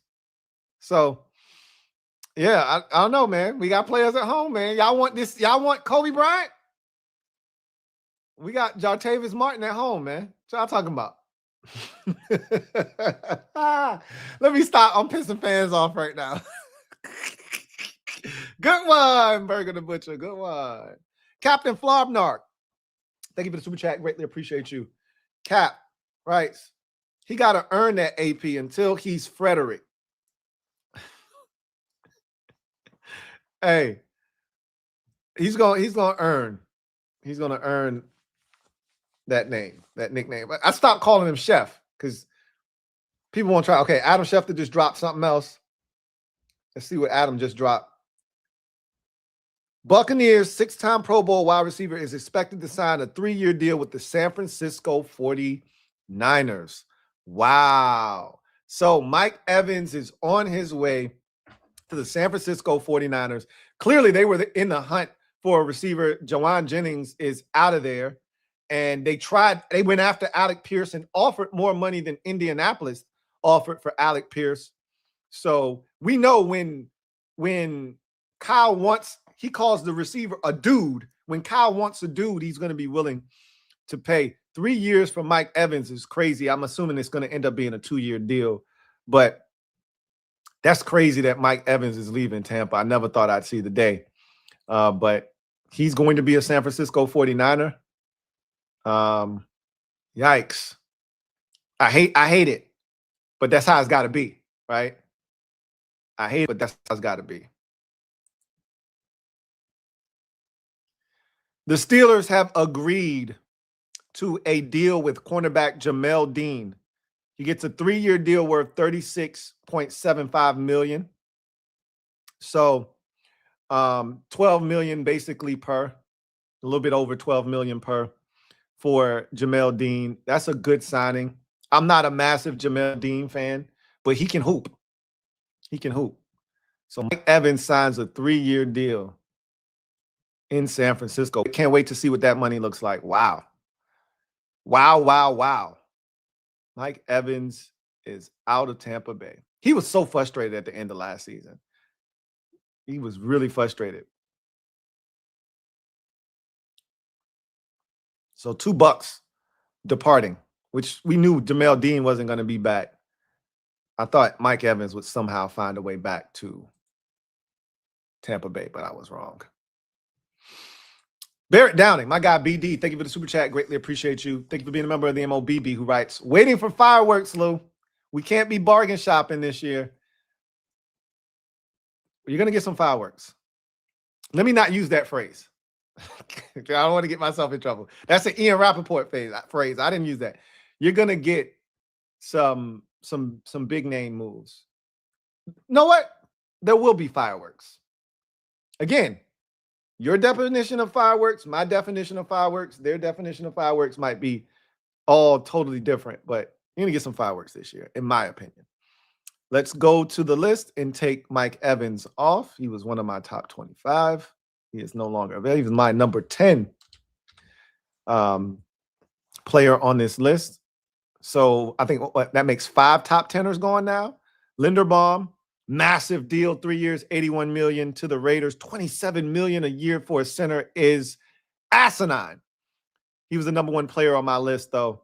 Alec Pierce, wide receiver, massive deal to stay at home with Indy, 4 years, $116 million.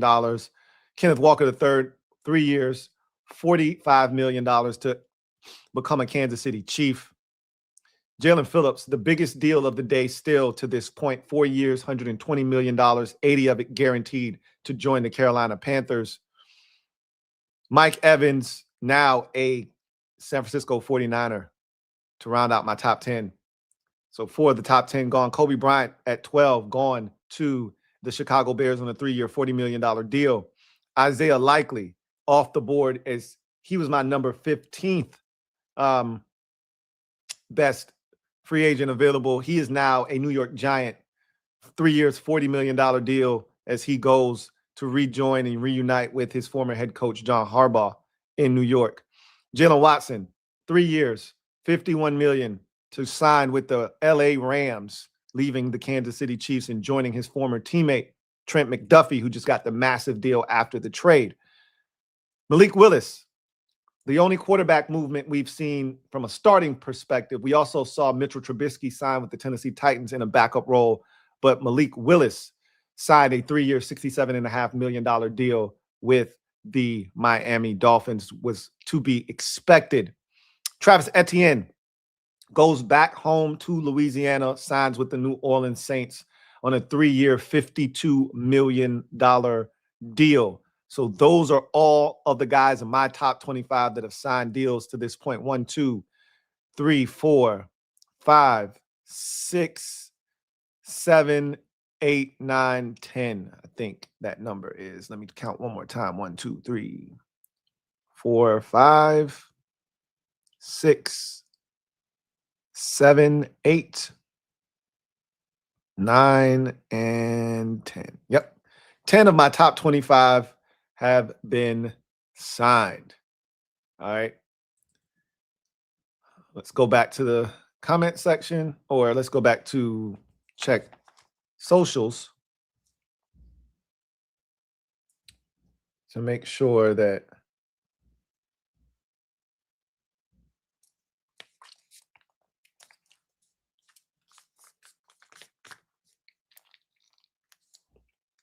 all right. I think that's where we are right now. That's where we stand right now. Mike Evans news is pretty big.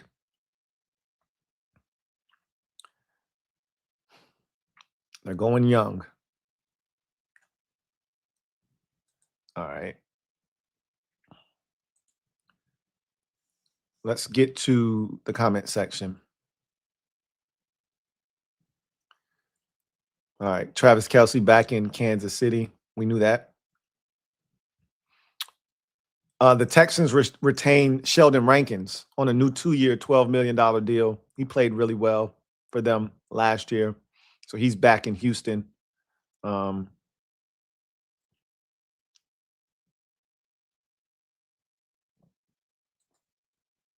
That's not a surprise. I think that happened earlier in the day, but I don't think we ever talked about it here. So Sheldon Rankins back in Houston, for those that may have missed that. All right. Let's get back to comment section. HTTC, thank you for the super chat. Greatly appreciate you. HTTC writes, is Rachaad White an equivalent of Brian Robinson? No, he's not. He's better than Brian Robinson Jr. Way better than him. He's a more natural runner. He can catch the ball out of the backfield. He can pass protect, which Brian Robinson was not good at. Rachaad White can do a little bit of everything. He's not great at anything, but he's good at a lot of things. So, you know, he would be an upgrade. Tony Brown, thank you for the super chat. Greatly appreciate you. Tony Brown writes, Louie, when is Ayuk coming in? Has he been released yet? No, he has not been released yet. We're kind of just waiting for the 49ers. And maybe now that they've got Mike Evans they feel compelled to go ahead and move on from Ayuk and clean out that room a little bit. But again, they're trying to hold out for a trade.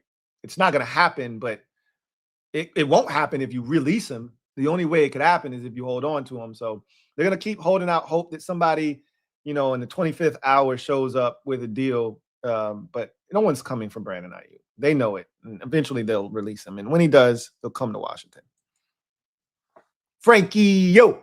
Thank you for the super chat. Greatly appreciate you. Double up. My guy Frankie, yo writes, Lou, fireworks are illegal in Maryland. We can expect some sparklers. Well, we got one sparkler already in Amequ Robertson. So good one. Good one. We got one sparkler already in Amequ Robertson. There may be more sparklers. Stay tuned. Suave. Thank you for the super chat. Greatly appreciate you. Suave writes, Josh Harris might be broke. Man, we got the third most cap space. All right. Former Browns linebacker reached a Devin Bush, who had a breakout season last year for the Browns, reached a 3-year, $30 million deal with the Chicago Bears. $21 million of it guaranteed. That's a great move for them, seeing as if they just moved on from Tremaine Edmonds, who was getting paid a lot more money than that. So they essentially downsized the contract, but got a similar type player in Bush if he's going to continue playing. And last year wasn't a one-off. Like, he was a massive disappointment, former first-round pick, former top 10 pick, never lived up to the hype. Then last year with Cleveland, just had a remarkable season. Can he do it again, or was last year just a byproduct of him being in a great environment with Myles Garrett and a rookie linebacker that came in and lit the NFL ablaze? Is he really like that? We're going to find out, but the Bears are willing to spend to find out, as they just signed Devin Bush to a 3-year, $30 million deal, $21 million of it guaranteed. Timothy Swindell.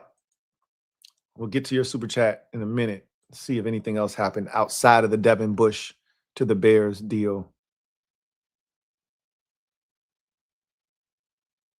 All right.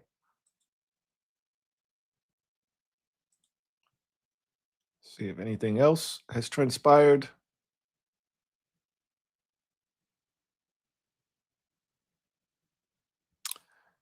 Just a little bit here by Schefter to add to the Mike Evans decision. Quote from Evans, it was not about the money. The Bucs were aggressive in their pursuit and presented what was to be a very strong offer, close quote. It came down to his desire for a new challenge as he enters the last years of his career. So the Bucs tried to keep him.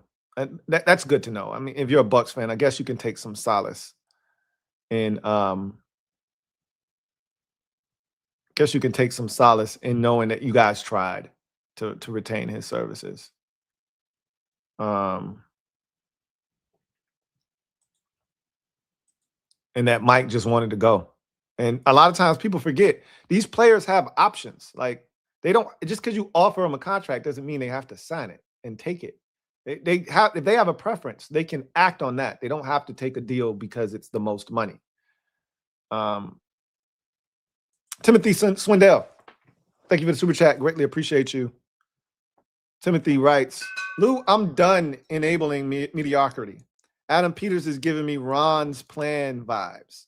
You tried to tell me there would be no likely Pierce or Walker. I did tell you that. I wanted to be wrong about Peters. Sadly, I was dead on. 27, top 10. So, again, like I already told you, none of those guys were coming to Washington. He wasn't going to be targeting those players. Now, he did target Alec Pierce.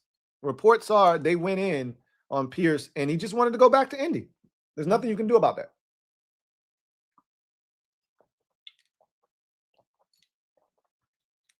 Reportedly, now they never said how big of an offer, how robust of an offer the Commanders were offering, but they did say the Patriots and 49ers offered more money than San Francisco did, or excuse me, than Indianapolis did, we might have offered more or comparable money, and he just decided he wanted to go back.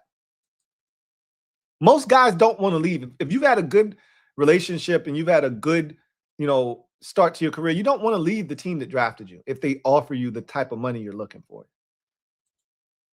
Kevin the PRF, thank you for the super chat. Greatly appreciate you. Thank you for being a member of the MOBB. My guy Kev writes, Biotish and McGovern. Wait, can I have a do-over? They weren't getting that type of money. Connor McGovern got some good money anyway. Biotish was never getting that kind of money. But shit, 3 for $30 for Biotish is real good money. That's the second time he's gotten one of them type deals. Good for him. Because I didn't think he was going to be able to get that much. I'll be honest with you. So 20 Court Casino. Thank you for the super chat. Greatly appreciate you. Court Casino, thank you for being a member of the MOBB. Who writes, Tyler Algier to the Cards per standing. We already talked about that. Signed a 2-year, $12 million deal in Arizona. That is a good deal for him. That may signal the end of James Conner. Remember, he had a major injury last year. He was a fan favorite in Arizona. Really good guy. Played hard for them, but getting older and then another major injury for him probably signals the end of James Conner in Arizona, and in comes Tyler Algier to fill that void. They could still draft a running back if they so choose in the draft to pair with Tyler Algier. I think they like, Trey Benson, who they drafted last year or 2 years ago, one of the two, and Algier now pair with him. I think they feel like they got a formidable duo in their backfield now. So yeah, Tyler Algier to the Cardinals. Brandon, thank you for the super chat. Greatly appreciate you. Double up. Thank you for doubling up. Who writes, why is it always free agency when fans overreact the most? We ain't been in for 3 hours yet, man. Because they want something tangible. Okay. We got all this cap space and they want to feel like the team is doing everything they can to help turn it into a winner. And they don't care. They on some Malcolm shit by any means necessary. And I ain't with that, right? I ain't with giving a center $27 million because you want to see them be aggressive and spend some money so you can feel good about what the team is doing. I'm good, personally. They're going to spend some money, and they're going to get some good football players. I think they've already gotten the one guy that they signed. First of all, the biggest news of the day for the Commanders is that they got the Laramie Tunsil extension done. But again, nobody's going to pay attention to that because now it's an opportunity to go get guys that are not on our team. This had a chance to be news when this field of players wasn't available to us. Now that these players are available, forget about our stuff. Go get us some new stuff. That's how fans are. Some fans are. But no.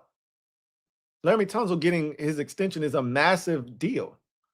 And then adding Amequ Robertson is a good deal as well, as he's a good football player.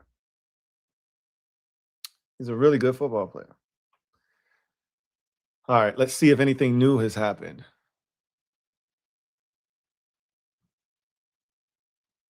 Nothing there. Nothing.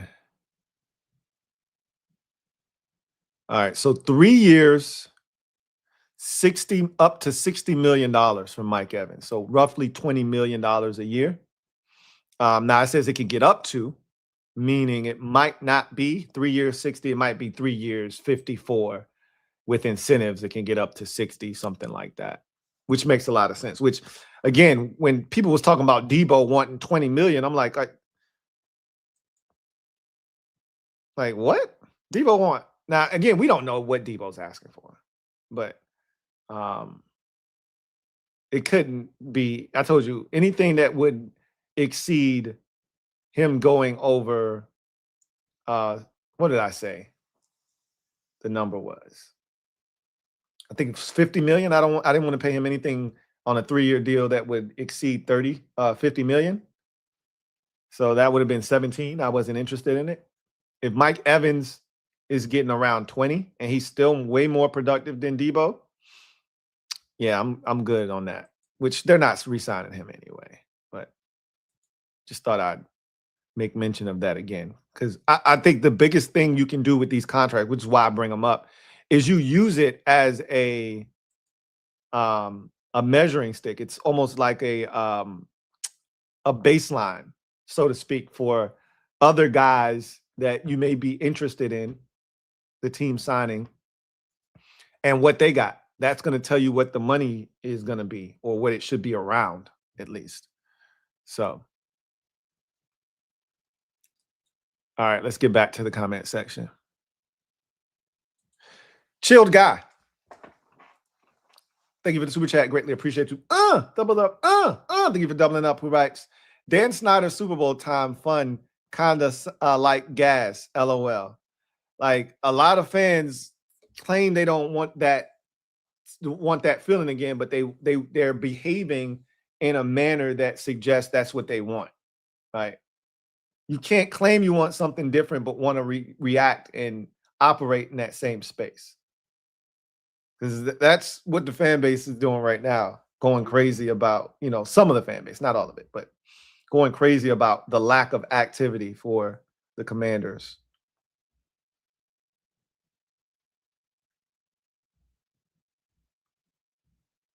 I'm still blown away by that Tyler Linderbaum deal. Wowzers. That is okay. And Etienne was 4 years, 52 million, not 3 years. Excuse me. I think I said 3. 4 years, 52 million. If I said that wrong, I want to make sure, because it's 13 a year, just so we're on the same page. So make sure I get that right, in case I said the wrong thing earlier.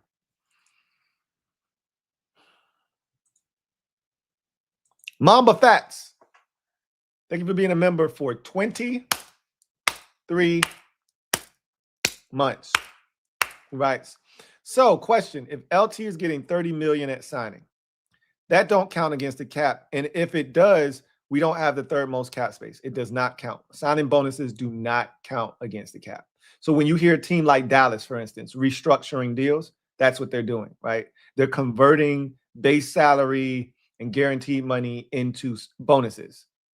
So instead of spreading that money out over years, that's got to come out of the owner's pocket right now, because he got to write a check for that amount of money. They want to spread that money out over time so they don't have to pay all of it at once. But when you restructure, when you don't have any money, when your organization is broke from a cap standpoint, you got to start doing stuff in desperation, like restructuring deals. And you convert that money into bonuses, because bonuses don't count towards the cap, right?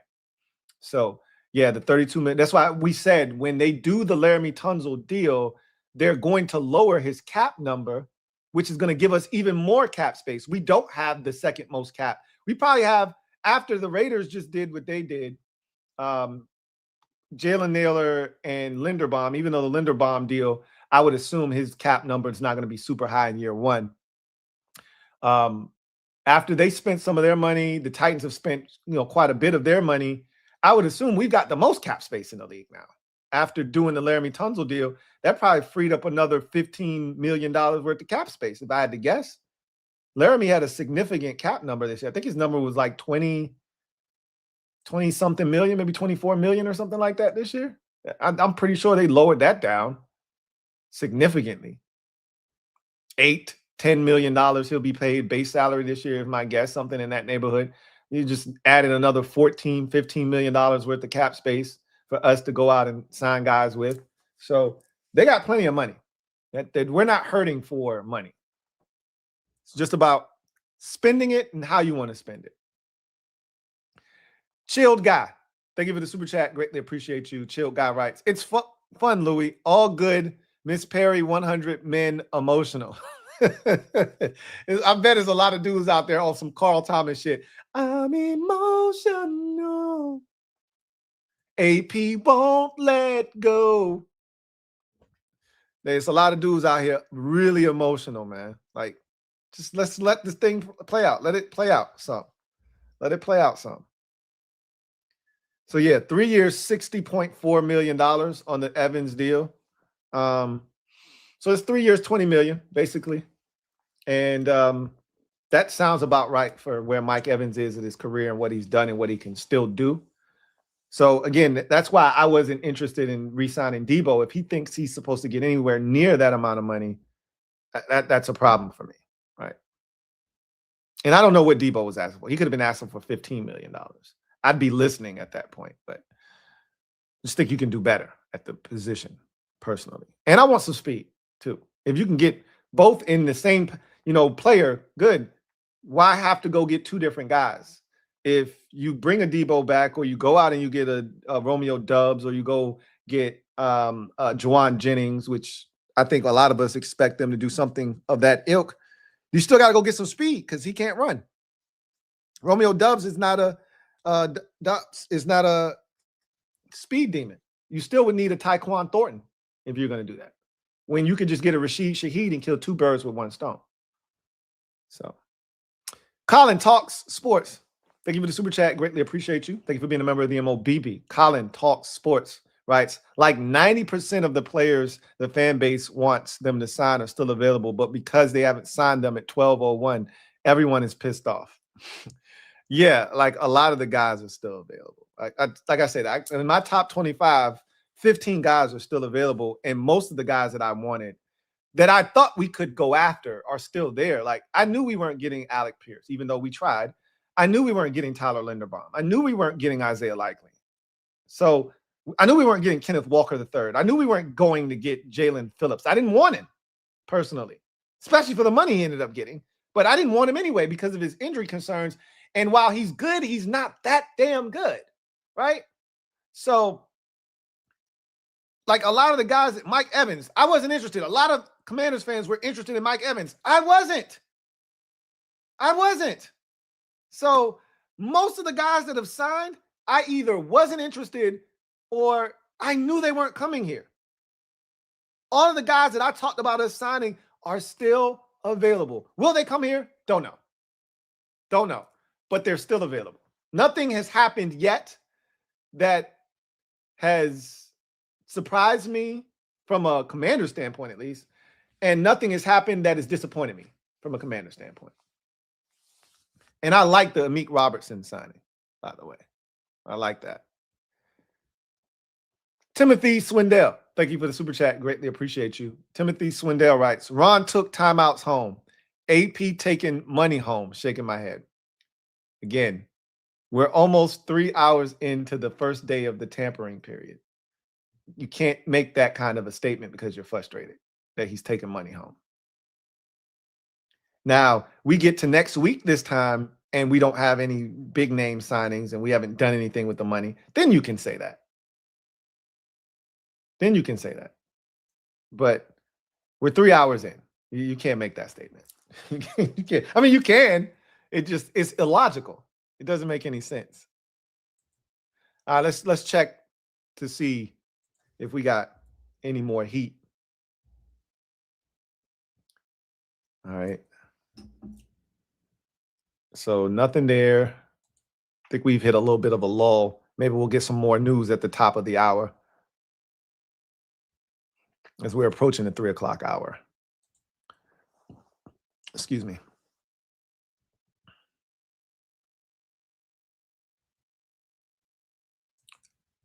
All right.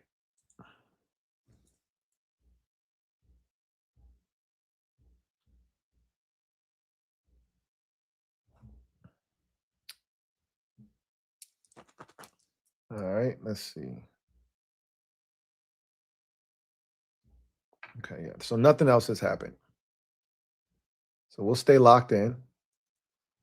Let's recap for those of you who just showed up. Well, we got another super chat first. Hunter 95. Thank you for the super chat. Greatly appreciate you. Hunter 95 804. Thank you for being a member of the MOBB, who writes, love you, Lou, and all you do, and I pray that I'm arm. I don't know what that's supposed to be. This way too early, but what the F is happening? Is AP not the chef? I guess you're going to have to wait and see, like the rest of us, if he's still cooking up and whipping up crack in the kitchen or not. All of the guys that I thought we would have a shot at are still available. All the guys that I thought that we would target are still available. So Boye Mafe, Rashid Shaheed, Reek Woolen, that whole Seahawks store is still open. It's still available. Jawan Jennings is a guy that I thought they would target at receiver. He's still available. Odafe Oweh is a guy that I thought they would target. He's still available. Again, a lot of the names that are out there that I thought this team would go after are still available. So, again, nothing has really changed for me.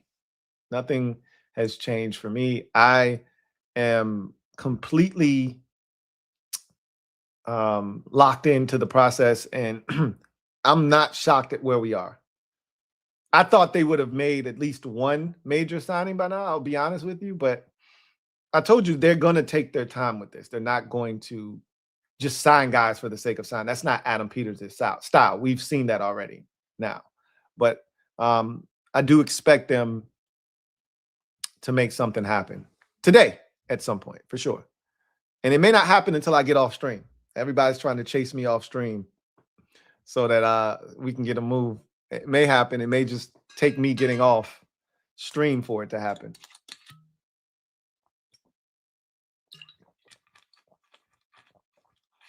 So let me recap for those of you who might be just joining us and taking a look at my top 25. I'll give you the names of the guys who have signed, where they signed, and how much. So Tyler Linderbaum signed with the Vegas Raiders, 3 years, $81 million, $27 million for a center. The next highest close center in terms of value, $18 million a year is insane in Kansas City, right? Yikes. Alec Pierce, 4 years, $116 million to remain in Indy. Kenneth Walker III, 3 years, $45 million to join the Kansas City Chiefs. Jaylen Phillips joined the Carolina Panthers at a whopping 4 years, $120 million, 80 of it guaranteed. That's the highest aggregate deal and AAV we've seen of any free agent signing today or this year. And it's the largest free agent signing of a non-quarterback in NFL history. That's a lot of money for a guy that has never had double digits. I don't think he's had double-digit sacks. He may have had double-digit sacks. I'll have to check on that. And also has had a major injury. He's had 2 major injuries in his career, one in the NFL as well. That's a lot of faith they're putting in Jaylen Phillips, but we'll see if it pans out for Carolina. We just saw Mike Evans make his decision, and it is the San Francisco 49ers. So his 12-year run in Tampa Bay is officially over. 3 years, $60 million for the future Hall of Fame Tampa Bay Buccaneer. He's going to finish his career more likely than not with the San Francisco 49ers. Kobe Bryant signed a 3-year, $40 million deal with the Chicago Bears. I love that. This is one of my favorite signings of the day. I think he is so good, and I think he is underrated, and I think he's going to ascend in this league. And Chicago, they had all the turnovers, and Kobe Bryant is a guy that can continue getting you turnovers. He's a really good football player. 3 years, $40 million is a really good deal for both parties involved. Isaiah Likely, 3 years, $40 million to join and reunite with his former head coach, John Harbaugh, in New York with the Giants. No surprises there. Fully expected that to take place, and now he is a New York Giant. Jaylen Watson joined his former teammate Trent McDuffie in LA as he joins the Rams on a 3-year, $51 million deal. So they got both chief boundary corners in LA as they revamped that secondary. They also re-signed Cam Curl in addition to Quentin Lake. So the Rams taking care of their secondary, cleaning up that group. Remember, they spent a bunch of draft capital in their front 7. They also re-signed one of their linebackers earlier in the process. So they've taken care of their defense now. Probably the part of the team that they thought lost them a chance to win the Super Bowl, they've upgraded it significantly by shopping at the Chiefs store, getting both of their boundary corners. Another guy off the list, Malik Willis, the only quarterback starting ilk. Tua is still out there. Kyler Murray is still out there. Geno Smith is still out there. Malik Willis, going to be a Miami Dolphin. No surprises there. 3 years, $67.5 million. Again, expected him to follow his former front office member in Green Bay and former defensive coordinator in Green Bay, who both went to Miami as the new general manager and head coach, respectively. He's going to join them in Miami as their starting quarterback. Travis Etienne Jr. goes home from the Louisiana area and is now going to be a New Orleans Saint. He signed a 4-year, $52 million deal to become a Saint. And so he is off the board and a member of the Saints. And that is the last guy off of my top 25 list. 10 in all. We will check to see if anything else has happened. If not, we'll get back to the comment section. Commanders, for those of you who just joined us, have done an extension with Laramie Tunsil, 2 years, $60 million, 32 of it fully guaranteed, which is the most at signing for a offensive tackle. He's the first offensive tackle to hit $30 million a year on a deal. He was the first to hit 20. He was the first to hit 25, and now he's the first to hit 30. So congratulations to Laramie Tunsil for resetting the market once again. So that got done earlier. So now he's locked into Washington for 3 years. And then they also signed cornerback Amequ Robertson. 2 years, $16 million for Amequ Robertson, who is an absolute dog. Not the guy that we all were anticipating at the cornerback position. No telling if they're done. But if they are done, I will be a little bit disappointed, but I'm not disappointed in the player that they added. I'm disappointed that they didn't choose to add any real difference-making height, weight, or speed at the cornerback position. But again, you don't need that in this defensive scheme if they're running what they ran in Minnesota, which we have to assume they're going to be running some variants of that with Durante Jones.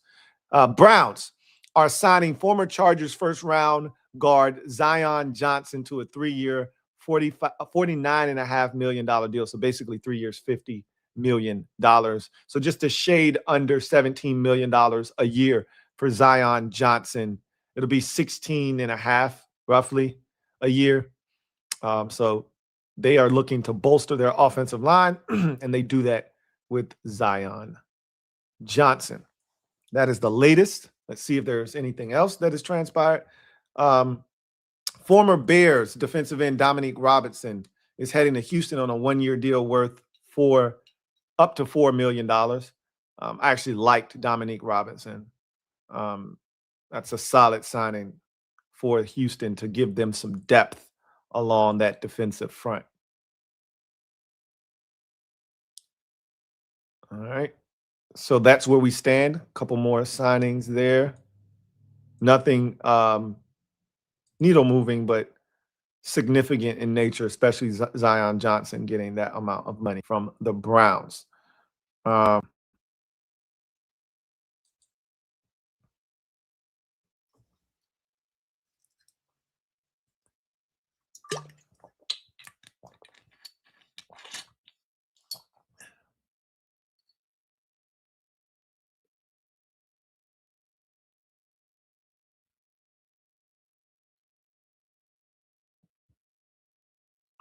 All right. So let's get back to the comment section.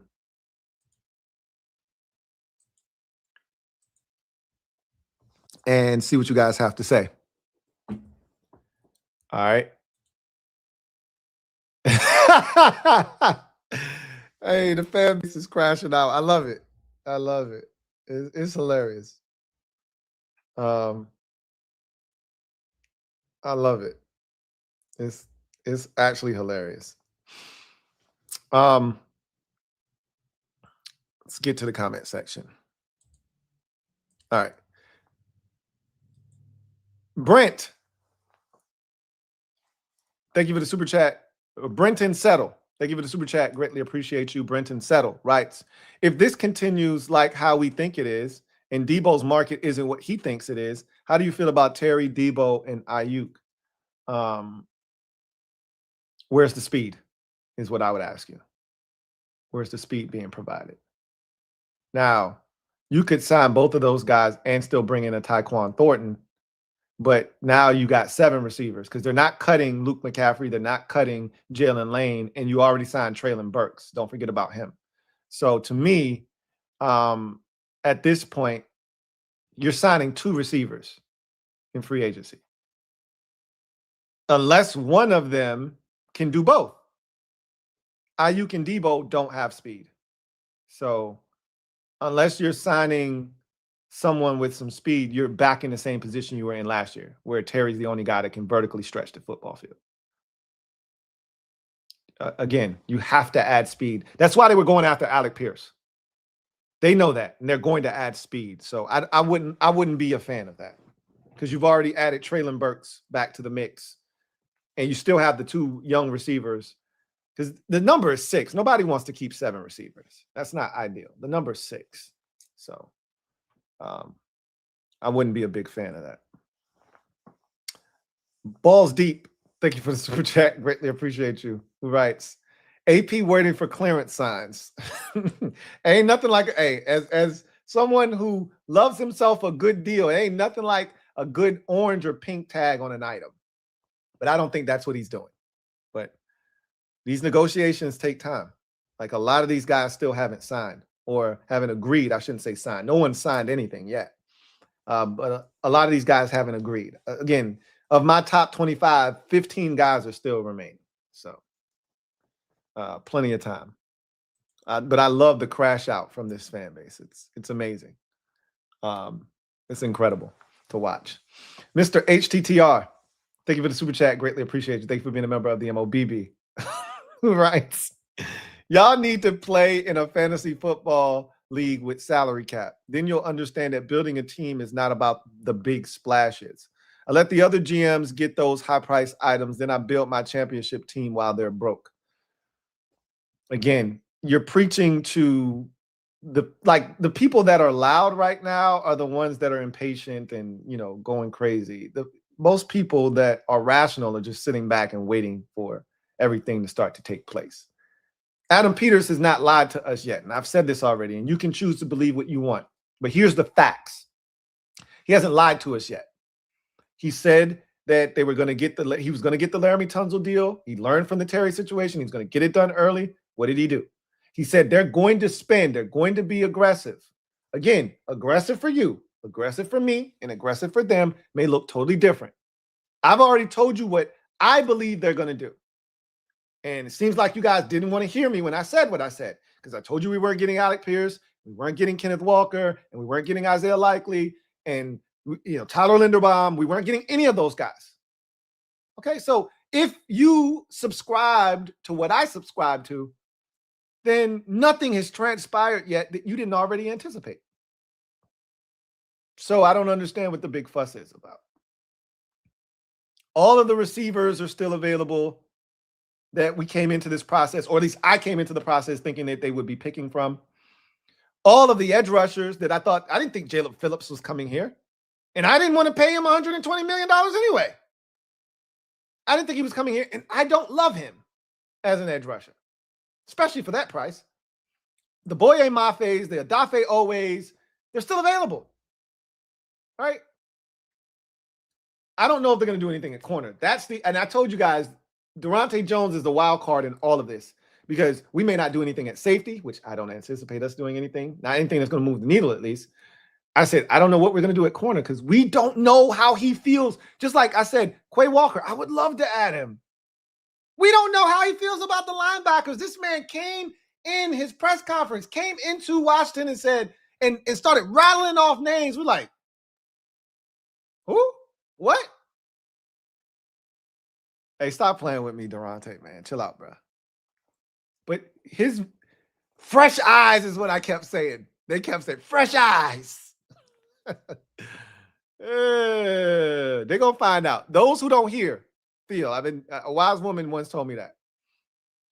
And a lot of Commanders fans, they feeling right now because they ain't want to listen to me. The Titans are signing. This is a good signing for them. Broncos defensive tackle John Franklin Myers to a 3-year, $63 million deal. He was number, 4, I believe, 5? 6, somewhere in my top 10. John Franklin Myers is a damn good football player. If we were in the market for a defensive tackle, which we weren't, he would have been at the top of my list. Tennessee, and look, this is what Commanders fans wanted. Tennessee out here spending some money. They out here spending money. But again, Adam Peters is going to do it his way. Tennessee out here spending money, though. That's a good deal for a really good football player. Age doesn't matter on the D-line. You know, he's a defensive tackle. He'll be fine. He's 29, about to turn 30. Let me see. He's 29.3 years of age. We're trying to get younger, right? That ain't the kind of player you want to give a 3-year deal to. But on the D-line, I don't usually worry about guys getting older from a defensive tackle standpoint. I worry about that more so with edge rushers, if that rely on speed and that kind of thing. Like a Khalil Mack, who was always more of a power rusher than he was a speed rusher. You can keep that kind of guy can continue to generate, you know, pressure. But a Von Miller that relied, you know, on speed and quickness, as he gets older, I'm less and less interested. Less and less interested. So John Franklin Myers is the latest on my top 25 list to be signed. Let's go ahead and make the alteration to that. And he was 7th on my list, right behind Odafe Oweh. So John Franklin Myers, 3 years, $63 million to join the Tennessee Titans. They are revamping that football team. And again, you knew that there were going to be significant changes in Tennessee because new general manager, new head coach, new everything in Tennessee. So this was to be expected that you would see huge turnover with the Titans. So Adam Peters been here for 2 years. This is his 3rd offseason. You know, he's not going to be as aggressive. Remember, the first day of the tampering period when Washington first brought Adam Peters in 2024, we were super aggressive. Remember? Signing, you know, Bobby Wagner and I want to say Frankie Louvu, Jeremy Chin, Austin Eckler, and Dorrance Armstrong were all in day 1, if I'm not mistaken. Tyler B.I., I think all them dudes was day 1, day 2, right? Of the tampering period, before we even got the free agency. So it's different when you first show up on the scene because you're turning over the roster. You're going to be aggressive right out of the gates. It's not where we are in our process. So,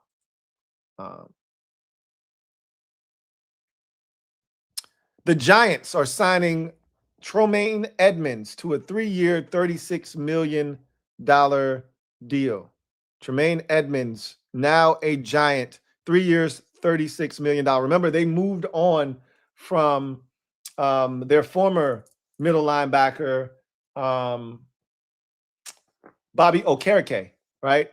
Okereke, excuse me. So they moved on from, or is it Okereke? It's Okereke. They moved on from Bobby Okereke, and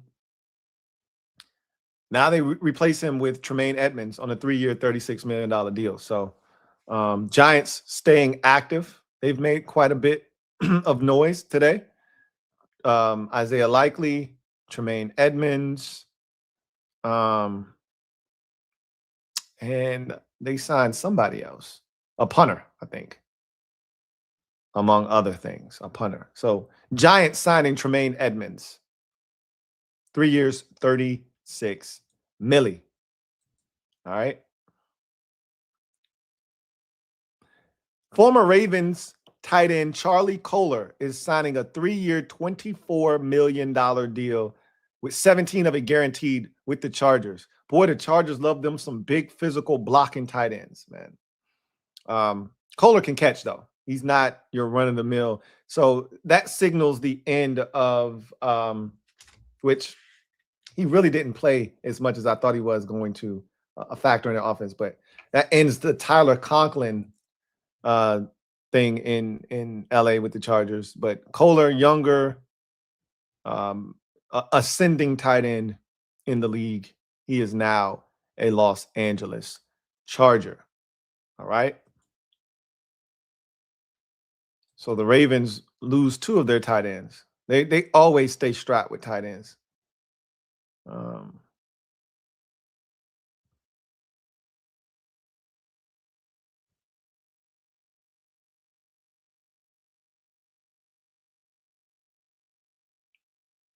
Of that 36 million, 23.7 is fully guaranteed for Tremaine Edmonds.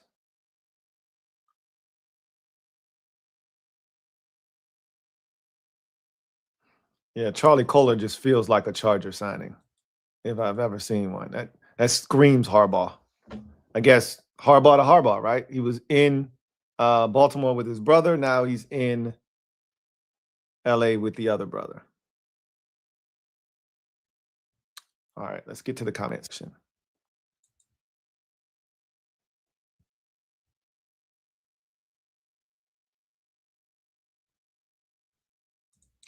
Balls deep. Thank you for the super chat.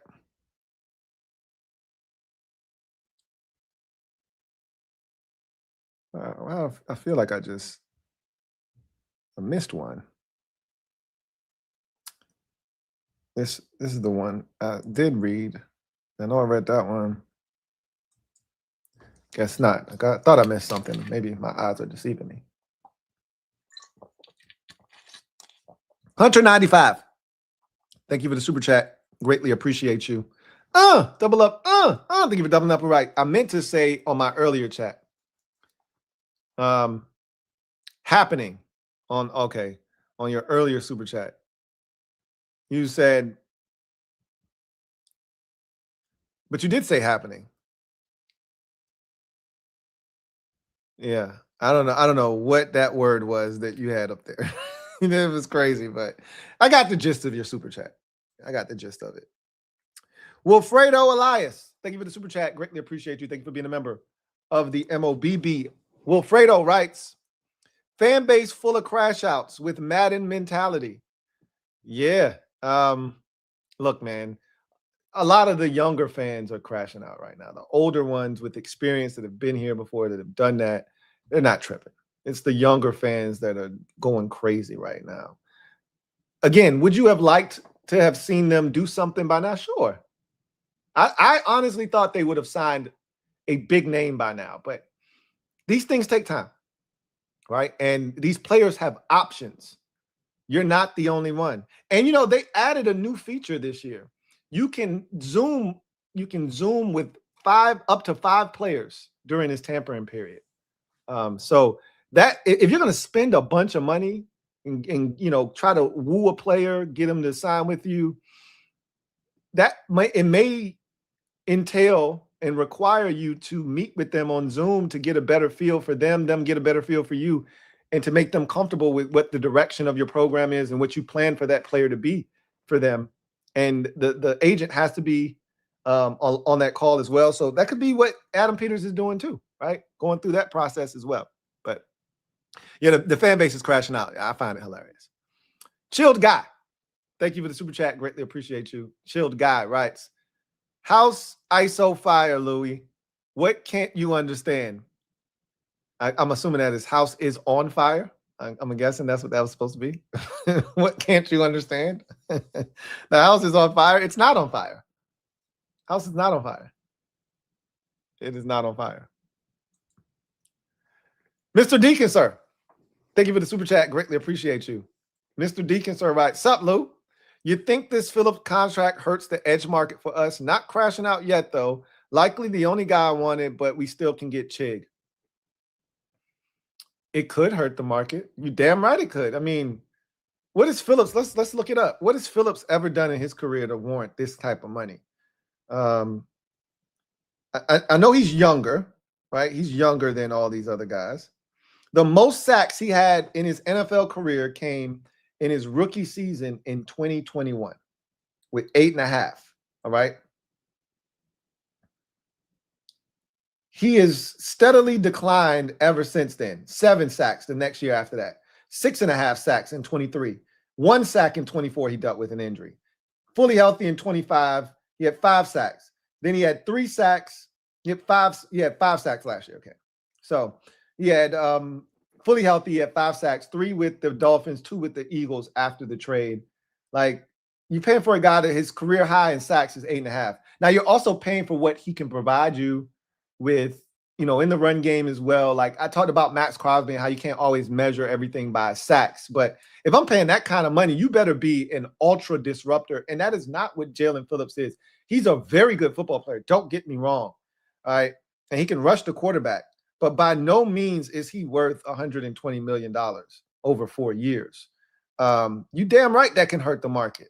Because Odafe Oweh, that's just for comparison, Odafe Oweh has had a 10-sack season in his career, right?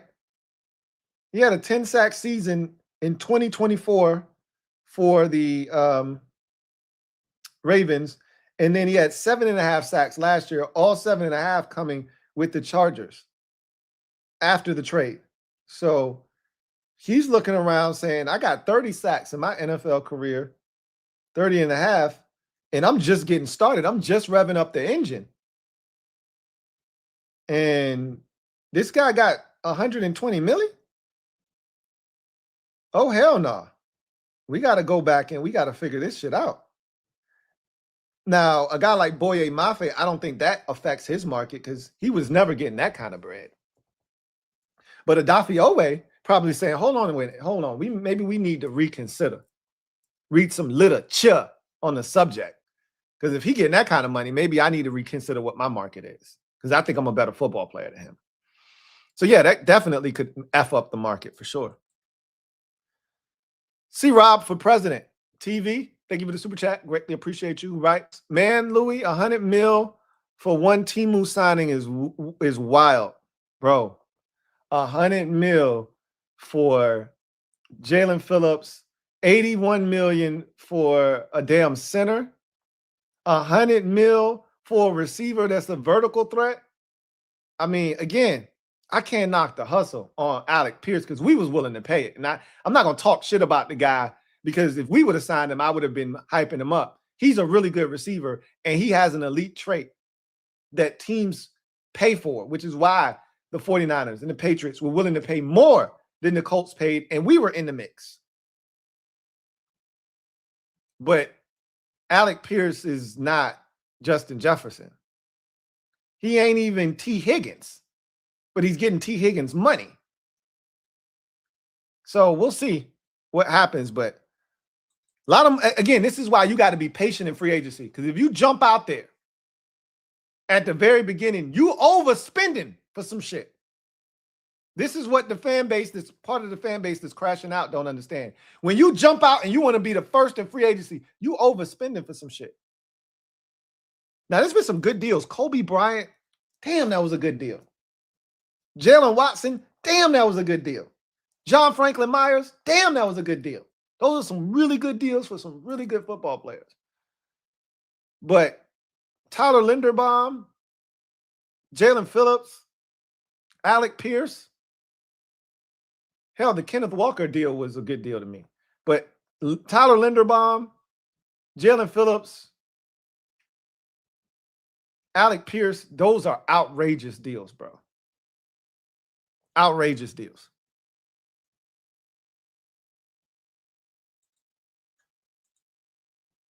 Chilled guy. Thank you for the super chat. Greatly appreciate you. Chilled guy, right? Sorry, Lou. Was crying, laughing. Arm dick crash outs. I don't know what that is. Hey, that's funny though. That's crazy. I understand why you weak off of that.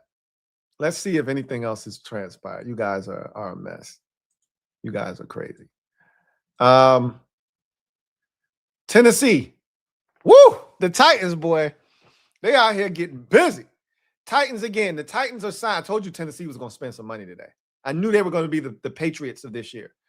Titans are signing Alontae Taylor to a 3-year, $60 million deal and cornerback Cordell Flott to a 3-year, $45 million deal. You got a new general manager in there. He is going to reshape that organization and make them look the way that he wants them to. You got a new head coach who's coming in And he's got a vision for this defense. And in order for it to work, it's got to look a certain way. They've already traded for Jermaine Johnson. Now they've signed defensive lineman John Franklin Myers. They've signed Cordell Flott. I love him as a corner. I think he was underrated in New York. And Alontae Taylor, who was one of the better corners available in free agency. Not my cup of tea, but a really good corner nonetheless. $60 million over a 3-year deal. The Titans are getting active. This was to be expected.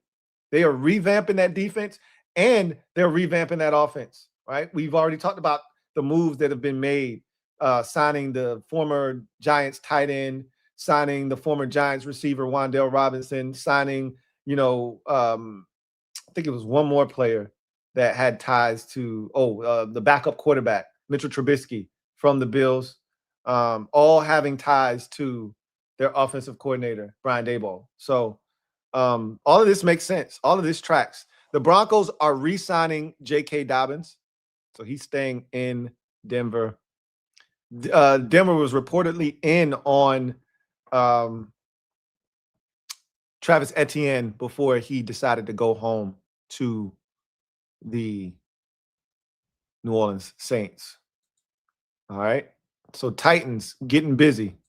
I think that's what the fan base was expecting today, what the Titans are doing. And I don't think that was ever going to be the case. $32 million fully guaranteed for Cordell Flott. I always thought he was really good with the Giants. I know their defense sucked and their secondary wasn't very good. I didn't think he was the reason, though. But I told you guys that when we broke down the defensive side of the football. John Franklin Myers' deal is 3 years, 63, 42 of it guaranteed. I don't know if we had that information divulged yet, but 42 just to clean that up. 42 million of his 63 guaranteed. Again, that feels like the first 2 years guaranteed, third year no guaranteed money, and with him being basically 30 years old when the season starts, you don't want to guarantee that third year so you can get out if you need to. So that makes a lot of sense. Most of these deals, these 3-year deals that we're seeing, Chiefs stand out. This one hurts, but again, I knew we weren't going to get a safety. So again, I was just holding out hope. Chiefs standout Brian Cook is expected to sign with the Bengals as they make a splash on defense. 3 years, $40.25 million. So he, I think, went slightly above or equal to that of Kobe Bryant, which is now the market if you're getting one of these type safeties, because his was 3 years, 40. His is 3 years, 40.25, so maybe slightly above. He's really good. Brian Cook's really good. One of my favorite players in free agency. I thought the safety position. I told you guys you can build a secondary in free agency this year if you wanted to, right? You saw the Titans just go to the corner store and get 2. They didn't pick up 1. They threw 2 corners in the cart, right? We've seen the safety market ravaged already. Brian Cook gone. He's on my list. Let me go ahead and take him off of the list because he was in my top 25. He's a good football player. He was my 24th player. He's gone. Now to the Alontae Taylor was on my list at 17. He's gone. So a couple more names off the top 25 list have been removed from the equation. All right. So Cook is a really good football player. Bengals need all the help they can get on defense. All the help they can get.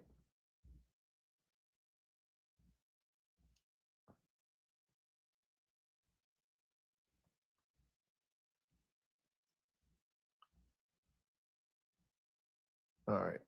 Just checking on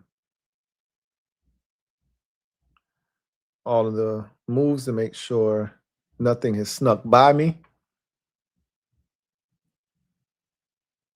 All right, I think we all up to speed now on the latest. Let me do one more check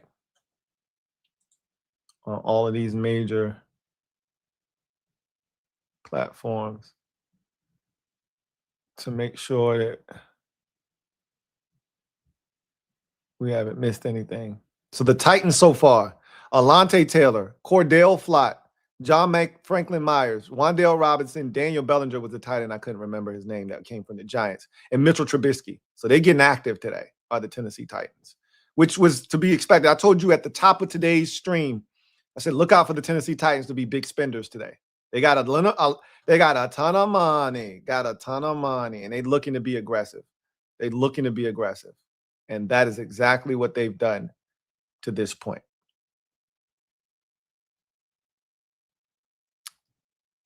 That is exactly what they've done to this point.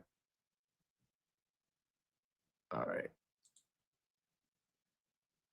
Okay, so the Seahawks have re-signed cornerback Josh Jobe, 3 years, $24 million for their starter, Josh Jobe. So that's actually a good deal for the Seahawks for Josh Jobe.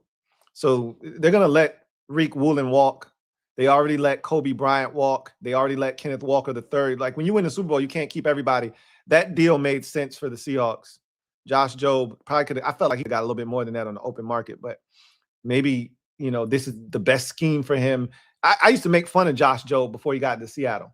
He was Jolly Rancher Jobe, if you remember him in Philadelphia. So maybe he said, grass ain't always green on the other side. I take my money here, stay here with a scheme that fits me in a place that I'm comfortable in, and I just won a Super Bowl at. It makes sense if that was his thought process, because I think there was maybe a little bit more money out there for him had he decided to test free agency. So Josh Jobe removed from free agency, going back to the Seattle Seahawks.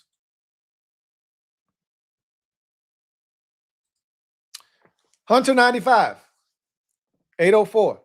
Thank you for the super chat. Greatly appreciate you. Who writes, I feel like I'm very patient. I just feel like with the amount of needs we have, we can't be sitting on our hands. I love that we paid Tunsil, but damn, I don't know. Maybe I am impatient.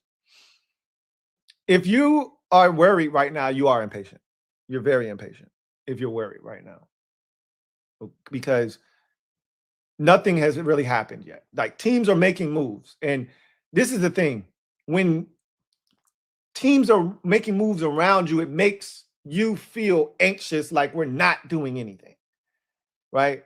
Just because other teams are getting active doesn't mean that our inactivity means we're not going to do anything, right? It just means we're taking our time, going through the process. And look, free agency is not where you want to be. Like, honestly, you supplement your roster. You do not build a roster through free agency. If you are trying to do so, like the Redskins used to with Daniel Snyder, you're setting yourself up for failure. You do not want to be out here in free agency shopping around a ton, because you're going to spend way more money than you really anticipate wanting to spend, right? You go into free agency with a plan and you don't deviate from that plan. And they're going to spend. They're going to spend. Again, may not be on the players you want them to spend on. I want them to spend on, but they're going to spend some money. I said this going in. Nothing has changed. I think they're going to spend on a corner, which they have, not to the extent that I thought. And they could. Again, we only had 2 corners on the contract. Now we have 3. They still need to go out and sign another corner. But this might be the highest corner that they spend on in Amequ Robertson. But I said corner, edge rusher, wide receiver. I still see that as the 3 positions they spend on.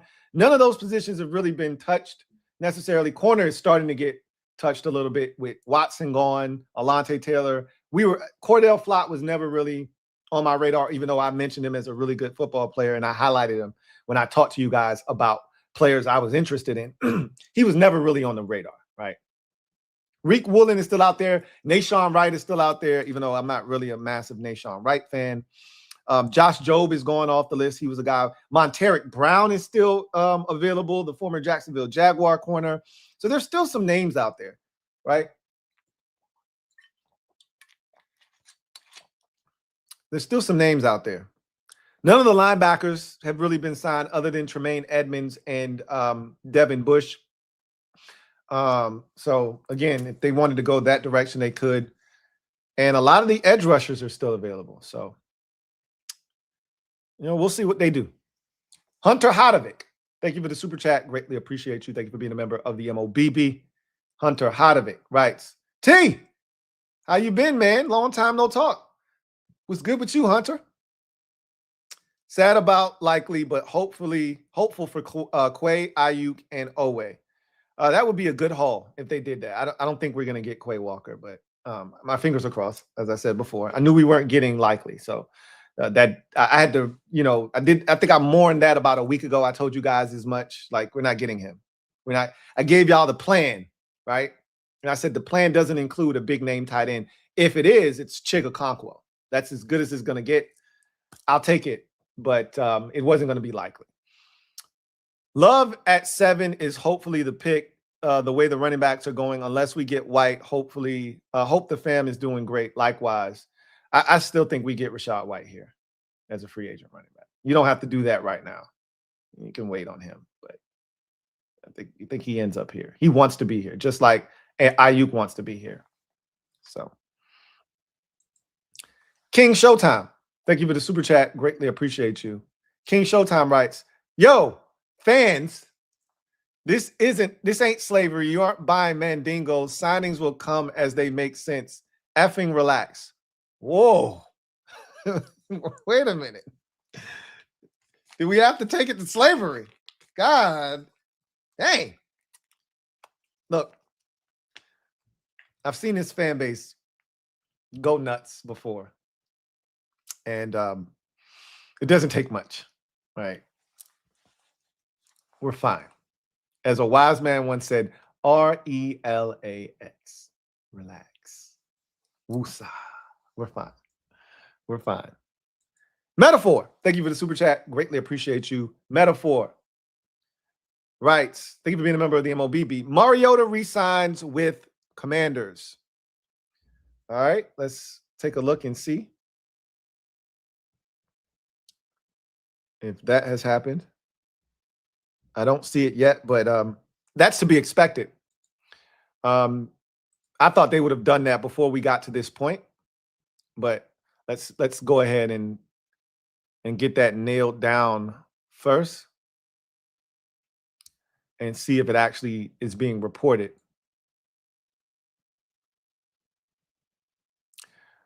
Former Browns defensive end Cam Thomas reached an agreement with the Falcons today on a 1-year, $3.1 million deal. So Falcons continuing to do a lot of small in between the margin deals. All right, so here it is. It's being reported by Tom Pelissaro. Commanders are re-signing backup quarterback Marcus Mariota on a 1-year, $7 million deal per sources. He can be up to $11 million with incentives. So there you have it. Another deal for the Commanders, one that, again, was to be expected. Marcus Mariota back in the fold. I thought that would have happened maybe 2-3 days ago, but when they were signing all those defensive linemen, offensive linemen back. But this was not optional. You had to bring Marcus back. And after seeing Mitchell Trubisky leave to go to Tennessee, I got a little nervous because I'm like, there are a lot of teams that could use a Marcus Mariota.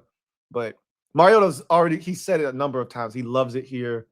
I take him at face value. He played a ton for us last year and played well. Yeah, the turnovers are a thing. That's a part of his deal, right? But give me Marcus Mariota, right? Give me a guy that I know if we put him in the game, he's going to give us a chance. If he's got to start 2 games because Jaden's out, Marcus is going to give us a chance to win both of those games, especially if you have a better defense. So good. Big shout out to Metaphor for basically breaking that news. Mariota's back. 1 year, $7 million, can get up to 11 with incentives. Marcus Mariota back with the Commanders where he belongs. Frankie, yo, thank you for the super chat. Greatly appreciate you. Double up. I don't think this is a double up. Could be a triple up for my guy, Frankie, yo, who writes, here is a sensible concern for us. We seem to have come into free agency with our projections being off the mark. We were in for multiple players, but they all went for more than our front office thought. Free agency is always wild in that way. The salary cap went up to over $300 million. There's teams like the Raiders with plenty of money, the Titans with plenty of money. I don't know if they forecasted how much some of these guys would get, but I said I could have forecast that guys like Alec Pierce, I told y'all, I said, we need every guy to get to the free agent market, because if they don't, it's going to push the price up. You see how much Alec Pierce got? Now imagine had he not gotten a free agency, right? Which he really truly didn't. But imagine what that would have done and what it might be currently doing to a Jawan Jennings price tag or a Romeo Doubs's price tag. Again, those guys aren't what Alec Pierce is. You know, Jennings, he's not in a position to be overly aggressive because he'll find out very quickly. It'll be a rude awakening for him. Bro, you're pushing 30. He was an old entry into the league. He stayed in college for 19 years, it felt like, right? How old is he? He's got to be like 29, right? He is 28.6. So yeah, he'll be 29 by the time the season starts. And I know he's looking for a 3-year deal, more likely than not. So, you know, him being as old as he is, and having, you know, a very limited skill set. He's a big body physical receiver, but he can't run. He carved out a niche for himself. He's a chain mover, you know, a guy you can throw it to in traffic. We need one of those, by the way. But we also need speed. So Pierce has that, which is why teams were willing to pay for it. They could have underestimated how much some of these guys were going to go for, but they know the volatility of free agency. This isn't Adam Peters' first rodeo. He didn't underestimate that Tyler Linderbaum's market was going to go through the roof. There aren't a lot of centers that are available. So he knew. He knew that, I don't know if he knew he was going to get $27 million a year, but he knew he was going to get a lot of money, probably more than they were willing to spend. He knew Alec Pierce was going to get a ton of money. They were in on it. He knew that guys like Jalen Phillips was going to make some money. I don't know if he knew he was going to make $120 million, $80 million of it guaranteed, but he knew. He's no dummy. He knew. Hunter, 95, thank you for the super chat. Greatly appreciate you. My guy, Hunter, writes, you're right, and I know that I'm impatient is what it is. And that's okay, right? Got to know who you are. Know thyself. I don't care what we do. I just want to be relevant again. We all do. And I've always said this about our fan base, right? I love our fan base, even the crazies that scream at them at their, you know, top of their lungs every time something doesn't go their way. Love them all. They're all family. We all want the same thing. We just have a different way of going about it. I always say that. This is a great example of that, right? Some people want the Commanders to go out there and just be spending right now. They're not doing anything. We all want the same thing. We all want to win at the end of the day. We just go about it differently. That's all. That's it. Marcus Mariota back in the fold with the Commanders. 1 year, $7 million, can get up to 11. All right. See if anything else has transpired.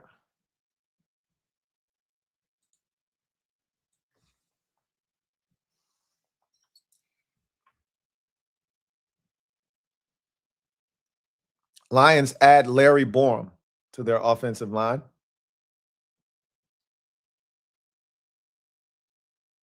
So the Lions add another veteran up front. So they've been aggressive. They added Mays, the center from Carolina earlier, and now they add Larry Borom from the Dolphins. All right.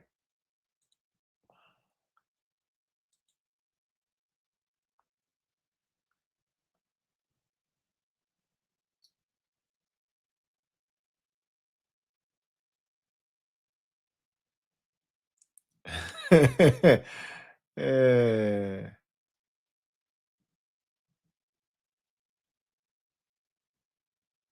right.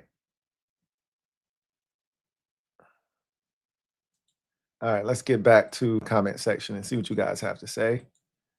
We'll start reacting to. Let's react to some of the signings of the day.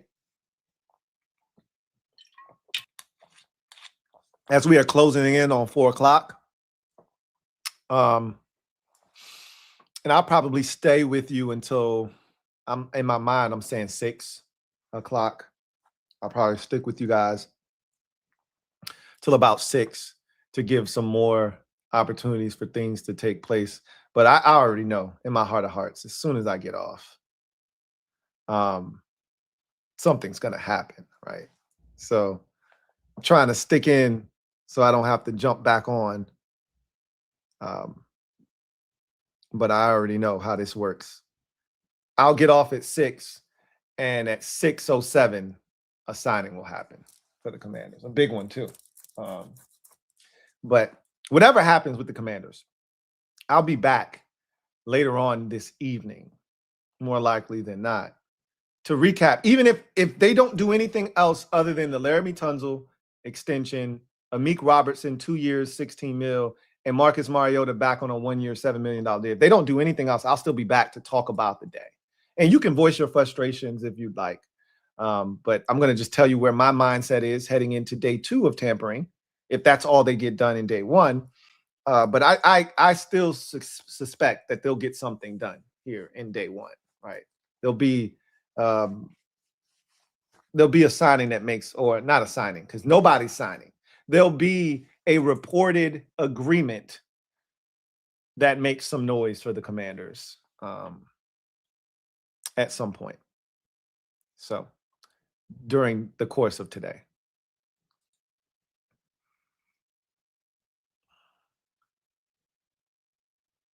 All right, let's go through these real quick. All right, nothing has happened. And sort of this is what we kind of see. Like, we get closer to the bottom of the hour or the top of the hour, and nothing's going on until you transition past the top of the hour, right?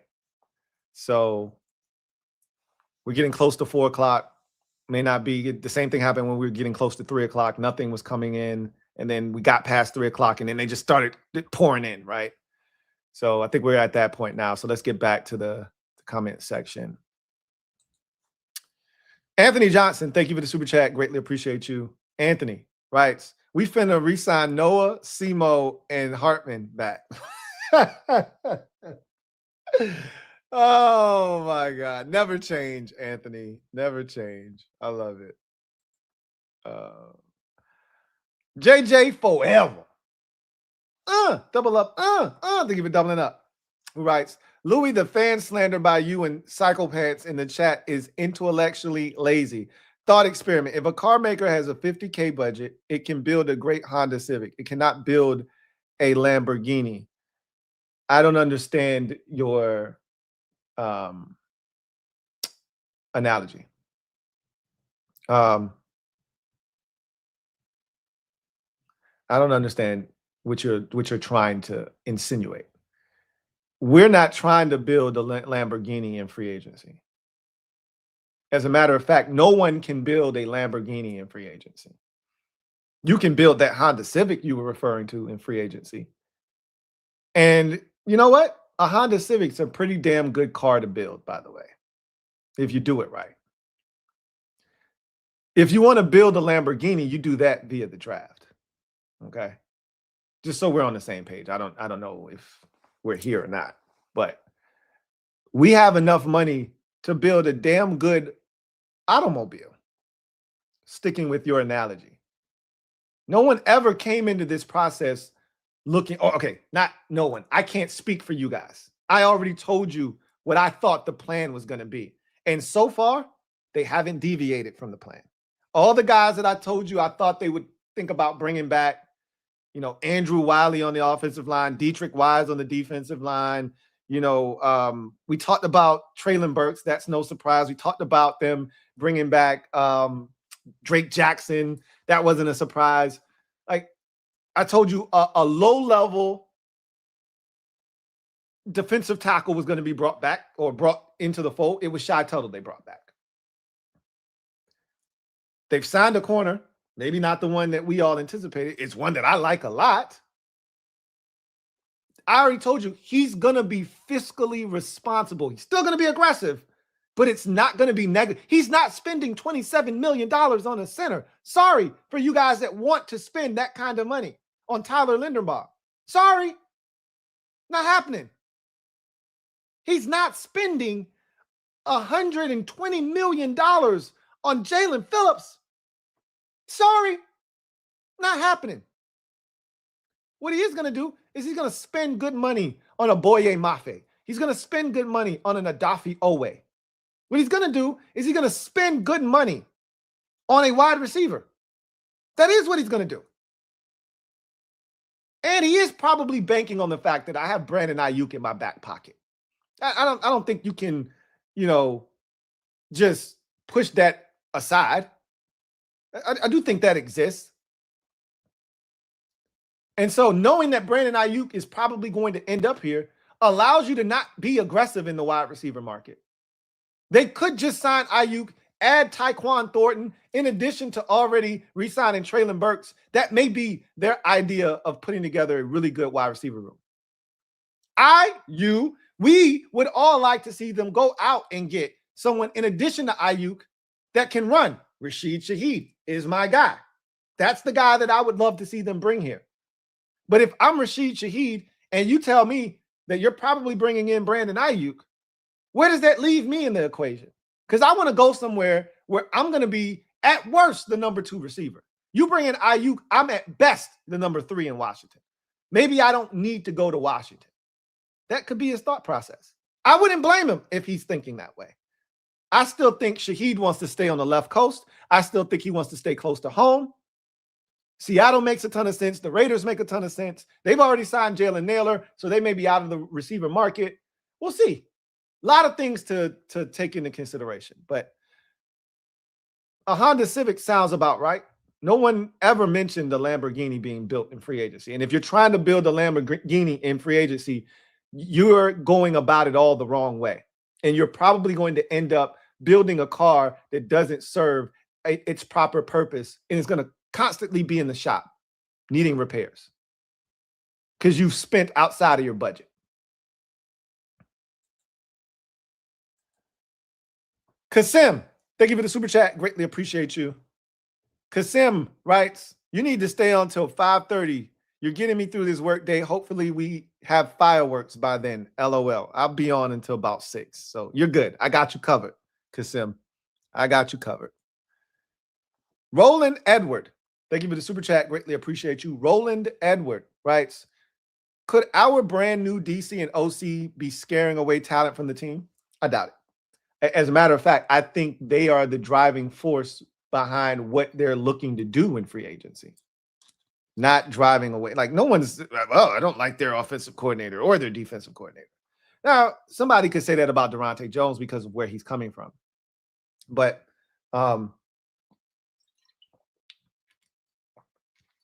again, money is the thing that's going to get somebody. If they don't have a preference, if they're just looking for the highest bidder, they're looking for the contract that best suits them, they could care less about who your coordinator is. Some guys care about fit. The team cares about fit.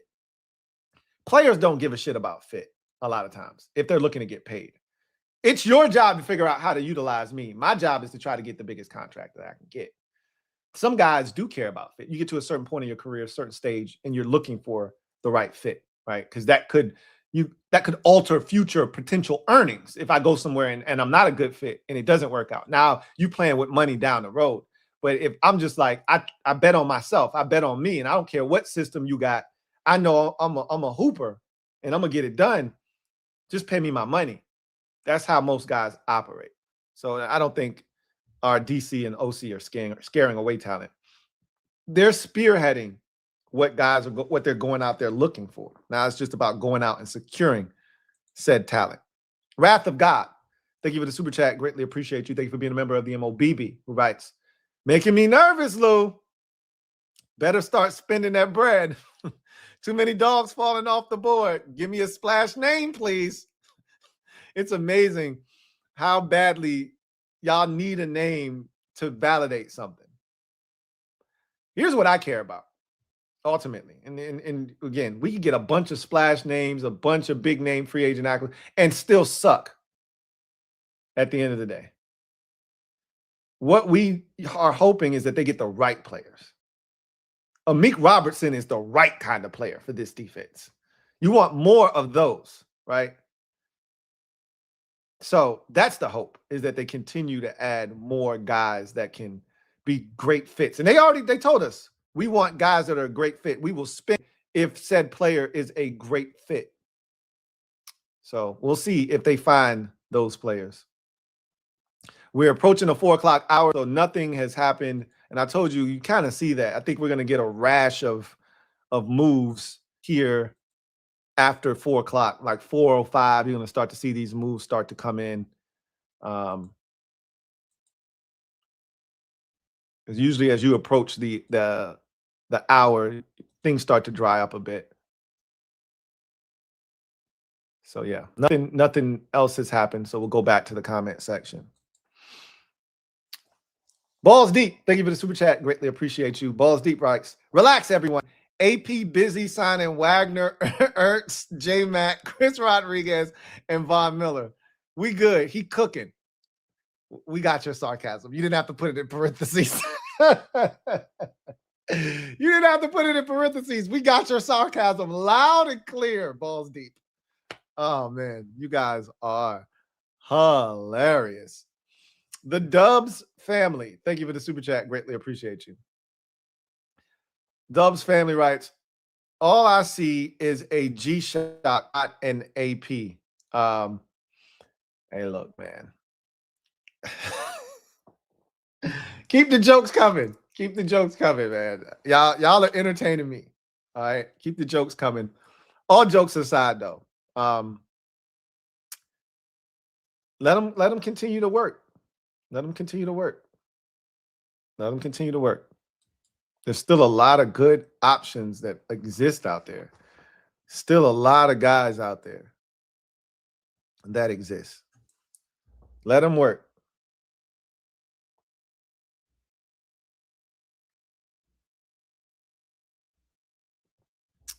All right, I'm just taking a look, see, to make sure that nothing new had happened.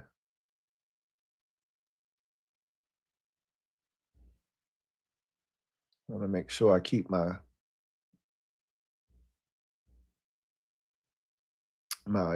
notifications clean so that if something does pop up, I see it and I see it immediately.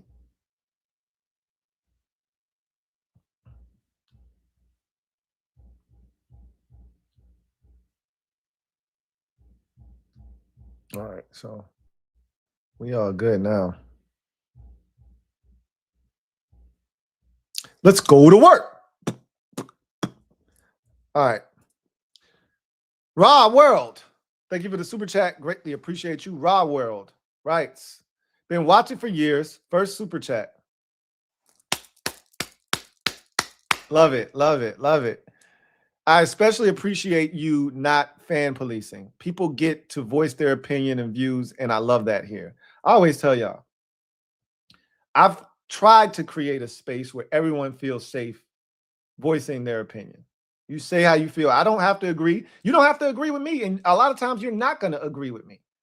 As a wise man once used to say, you come here where we don't always agree, but the admission here is free, right? I just look to cultivate a community where everybody feels comfortable feeling their feelings, okay? We don't have to agree. And sometimes I'm going to point the finger and wag, and sometimes you're going to point your finger and wag it at me. We family. We're not going to agree all the time. And sometimes you're going to be pissed off at me. Sometimes I might snap off and fly off the handle at you. But at the end of the day, it's all love. And I want people to feel comfortable being themselves here. Whether you a jokester and you joke about every damn thing, and we know the people that joke all the damn time in the comment section, or you're a very serious person, or you're someone that flies off the handle when things are going like they're going right now. Be you. Be you, right? That's what we're all here to do, is just share in community, in the family community that we've built here, right? And so I appreciate you being a part of that, Raw World. I appreciate you for being a part of that. Art by Rapid. Thank you for the super chat. Greatly appreciate you. Rapid, right? I want Rashid Shaheed in DC so bad, though. I mean, if you ask me my number one guy right now on offense, it's Rashid Shaheed again. And I'm not sure we're going to get him, but that's the guy. I've been saying that since. And again, I still think there's a chance he goes back to Seattle. I'm not ruling out the Seahawks because I think he strikes me as a guy that wants to stay close to home. He's been a West Coast guy his entire life. But so was Bobby Wagner before coming out here. But Bobby didn't make that decision until he got to the tail end of his career. And so I think if he has a choice, he'll want to, he'll want to go back to Seattle, stay on the left coast and, go with a team over that way somewhere. He would have made a lot of sense in San Francisco if they were interested. I hope he ends up here in Washington. Wrath of God. Thank you for the super chat. Greatly appreciate you. Double up. Thank you for doubling up. Who writes, if no splash, we better not dip our toe in the water. We've already dipped our toe in the water with the signing of Amequ Robertson. We dipped our toe in the water. That's a good signing, y'all. I know y'all gonna shit on it because it ain't Reek Woolen. He might end up being better than Reek Woolen when it's all said and done. It ain't Jaylen Watson.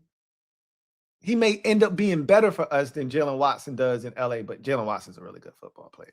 So I think he's going to be really good for the Rams. But again, because it's not a name that you're accustomed to, that you're familiar with, or that you wanted, people going to shit on it.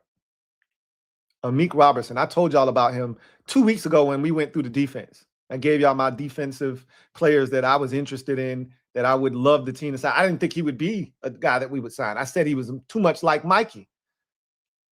But he's a dog, and he hunched the football. Y'all want turnovers? You want a guy like Amequ Robertson because he's going to punch that bitch out. Chris, thank you for the super chat. Greatly appreciate you. Chris writes, how much would an Amequ firework cost? Apparently, 2 years, $16 million. So not a ton. Enough. Not a ton. But it's enough. It ain't a sparkler, as somebody referenced earlier. It's not a sparkler. All right. We after 4 o'clock now, 4:06. We should be getting a little bit more news now, I think. Right, nothing here. Let's see if anything has happened here.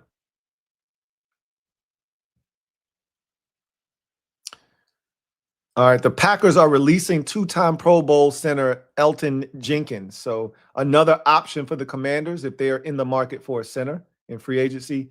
Elgton Jenkins now available.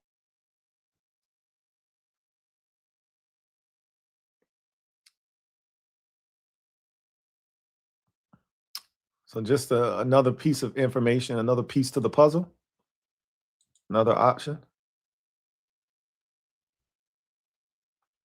Mike Evans can't wear 13 unless he works out something with Brock Purdy. Doesn't sound like Purdy's going to change his jersey number. So we're going to have to get used to seeing Mike Evans. And it's always weird when you see a legend of the game switch teams and then also have to switch numbers. It's going to be really nasty seeing him. And I assume he's got to get something in the double digits. Like Mike Evans, he can't wear a single digit number. It's just not going to look clean on him. He's got to wear a double-digit number. So he'll have to figure it out what that's like. But Elgton Jenkins being released. See how old Elgton Jenkins is. Not that matters. He could be 30. I don't give a shit. If they signed him, it'd be an upgrade over what we currently have. And just so we're clear, Tyler Biadasz was never a Pro Bowler in this league. So Elgton Jenkins is 30. Yeah. And he won't be 31 until December. Now the question is he coming off of a down season, injuries? Let's see if we can make some sense of why they moved on from him. It could have just been a money thing.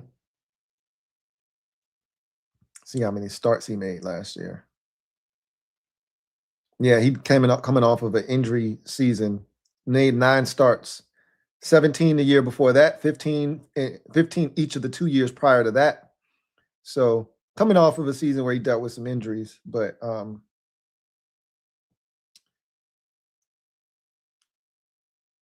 I don't think he's going to cost you a ton of money. So just another option available. Should the Commanders still be in the market for a center? Another option added to the market.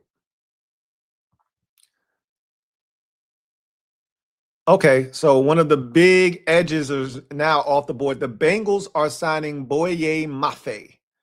So the Bengals already added one of my top 25 in Cook, the safety out of Kansas City. Now they're adding Boye Mafe to the mix.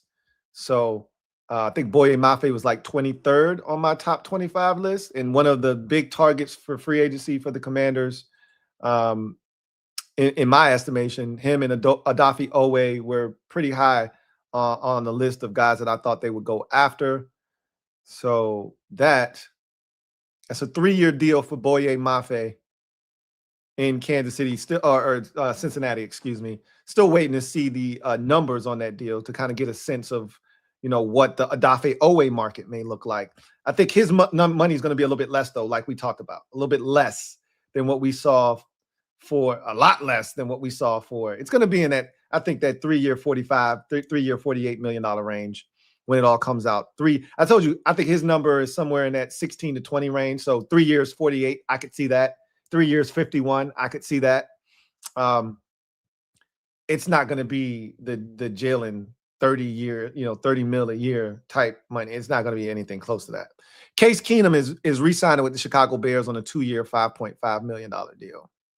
So another backup after, Marcus Mariota was brought back. Maybe they were eyeballing Marcus and they had to go ahead and secure their guy once Marcus came off the market. So we got to take Boye Mafe off of the list now. It's 3 years, 60. So 20 mil a year. And I think I said 16 to 20. Remember, I was talking about those tiers of edge rusher. And I said his deal will be coming in somewhere in that 16 to 20 mil range. 20, right on the button. I think Odafe Oweh's deal is going to be higher than that, right? I think he's going to be in the 23, 24 mil a year range, right? So there's tiers to this. There's levels. And that's right around where I thought Mafe would be. Somewhere in that 18, 19, 20 million, 17, low end 16, high end 20. He got the high end 20. Good for him. Good for him. Good for him. All right. So let's take him off the list. 3 years, 60 mil for Boye Mafe. So another target is off the list.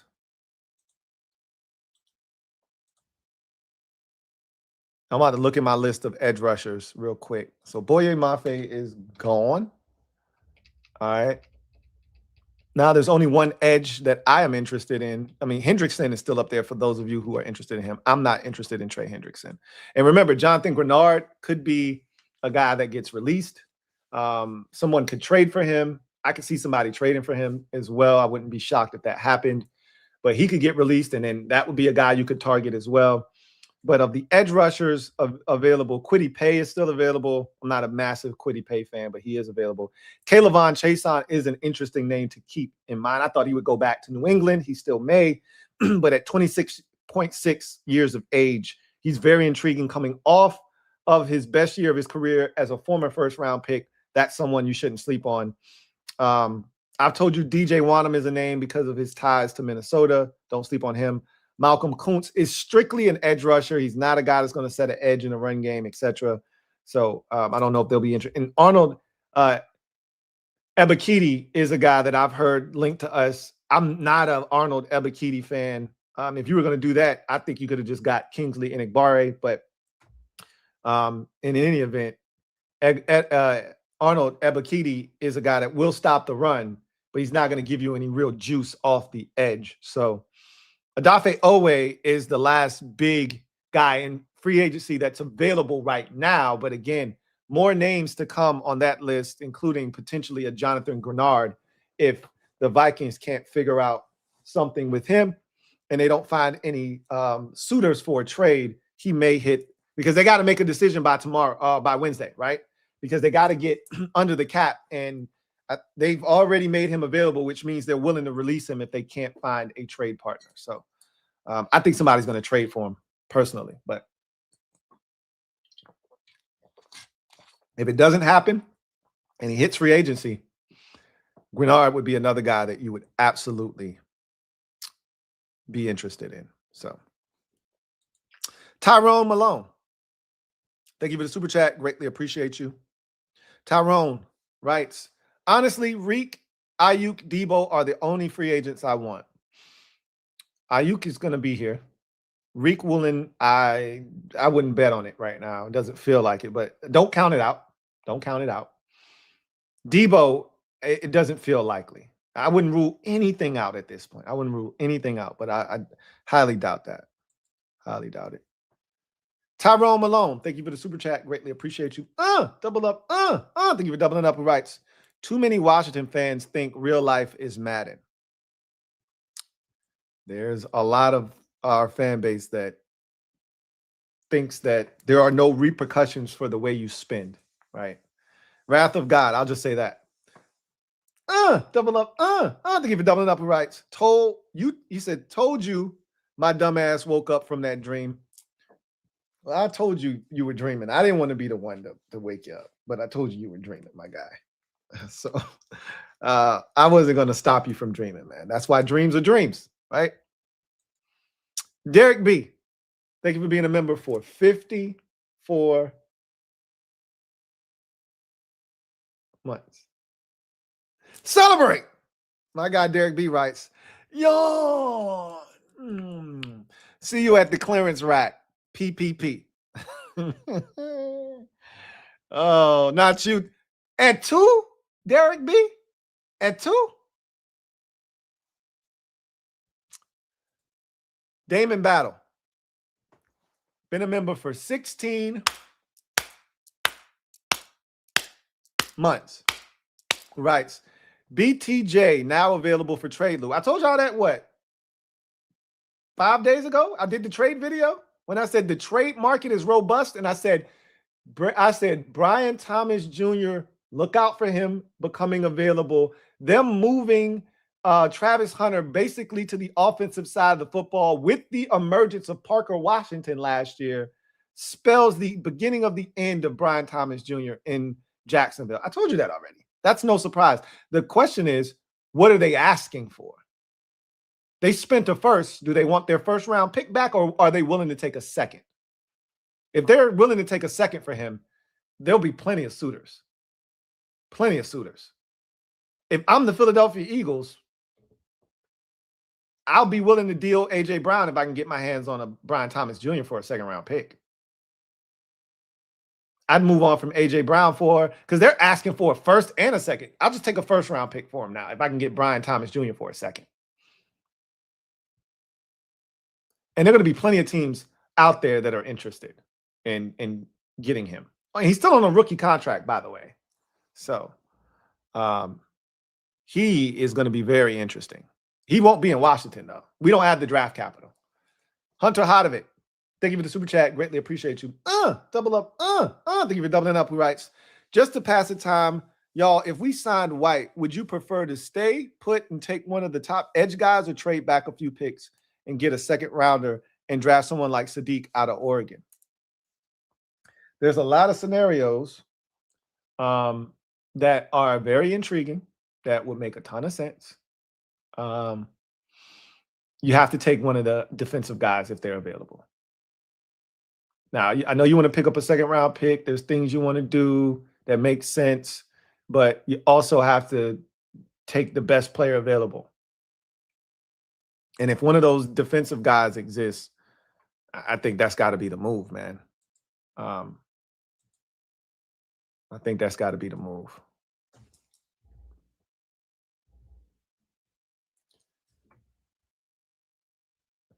All right, breaking news. Odafe Oweh, 4 years, $100 million. The Commanders are on the board. What did I tell y'all? Relax. And I told you Odafe Oweh was going to get more. We're on the board, folks. We got our edge rusher. 4 years, $100 million, 25 per. That's right in that market. That's right in the sweet spot. Relax. Okay? AP told you he going to spend some money, man. I told y'all we getting at least one today. We not done neither. Okay? There will be more guys that they will add. Okay? We're on the board. So you can stop bitching now. We're on the board. All right? My number 5 or 4 guy on the list is a Commander. Relax. Jesus. I'm so glad he did that so you guys can take a chill pill. Clearance rack this and AP cheap that. Relax. We got the best guy that was available in free agency, if you ask me. I was cool with Boye Mafe. One of those two. I didn't want Jalen Phillips. I didn't want Trey Hendrickson. I told you Odafe Oweh was the guy that I wanted us to get if we were going to have to choose between these guys. So hopefully you guys are excited and happy now. Let me take Boye Mafe off the board as he is now a Commander, and we have jumped into the fray and spent a little bit of money. I told you, edge rusher, receiver, corner. Premium positions he's going to spend, okay? He hasn't lied to us yet. And I haven't led you astray. Let's take him off the board now. So, Odafe Oweh is a Washington Commander. Celebrate! We got us something, man. You should feel good. You should feel great. They're great. You should feel great. So, you've gotten a corner. Maybe not the one you wanted. And they still may be shopping at the corner store. Who's to say? But they upgraded corner because Amequ Robertson is a damn good football player. F what you heard. They upgraded edge, which we knew they were going to do. And they're still going to sign another edge. Whether that's Jacob Martin or not remains to be seen. But they're going to add another edge. Okay, they're not done. They're going to add a wide receiver at some point. Might not be the one you want. I want Rashid Shaheed. You want Rashid Shaheed, or you want Debo or somebody. They're going to add somebody. We know Ayuk is coming. He doesn't count because we already just like Treylon Burks, he's already a part of this roster without being a part of this roster. They're going to add another receiver outside of Ayuk. The question is who? And they're going to be willing to spend a little bit on that guy, potentially. It could easily turn into Tyquan Thornton, and they don't spend a lot of money there. That would be a little bit disappointing, although I advocate for them going out and getting Tyquan Thornton. I just wanted another option to go along, right? So we'll see. Because if the receiver position is going to shape up the way that we think, you got 2 spots available right now. You got Terry, you got Treylon Burks, you got the 2 young guys in Jaylen Lane and Luke McCaffrey. And you're going to add Ayuk, that's 5, and then you got 1 more spot for a receiver. And that's why I want Shaheed, because he gives you both the ability to return kicks, gives you speed and a deep threat ability, and a guy that can still make plays on the field at all levels, short, intermediate, deep. If you get Tyquan Thornton, he's just a deep ball guy. That's it. That's about it.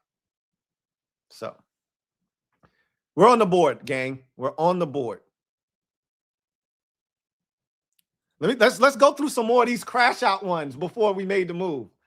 Let's see if anything else happened first.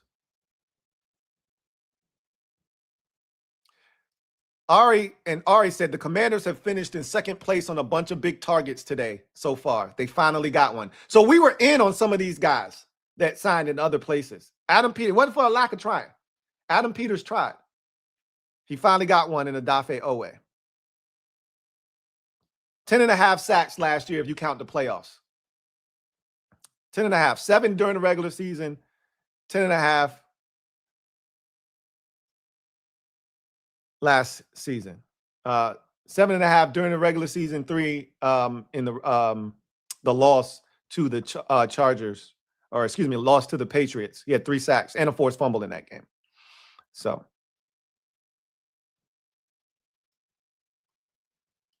we are on the board, folks. Cowboys are signing former Cardinals safety Jaylen Thompson to a 3-year, $36 million deal. That is a good football player, and that is a great signing for Dallas.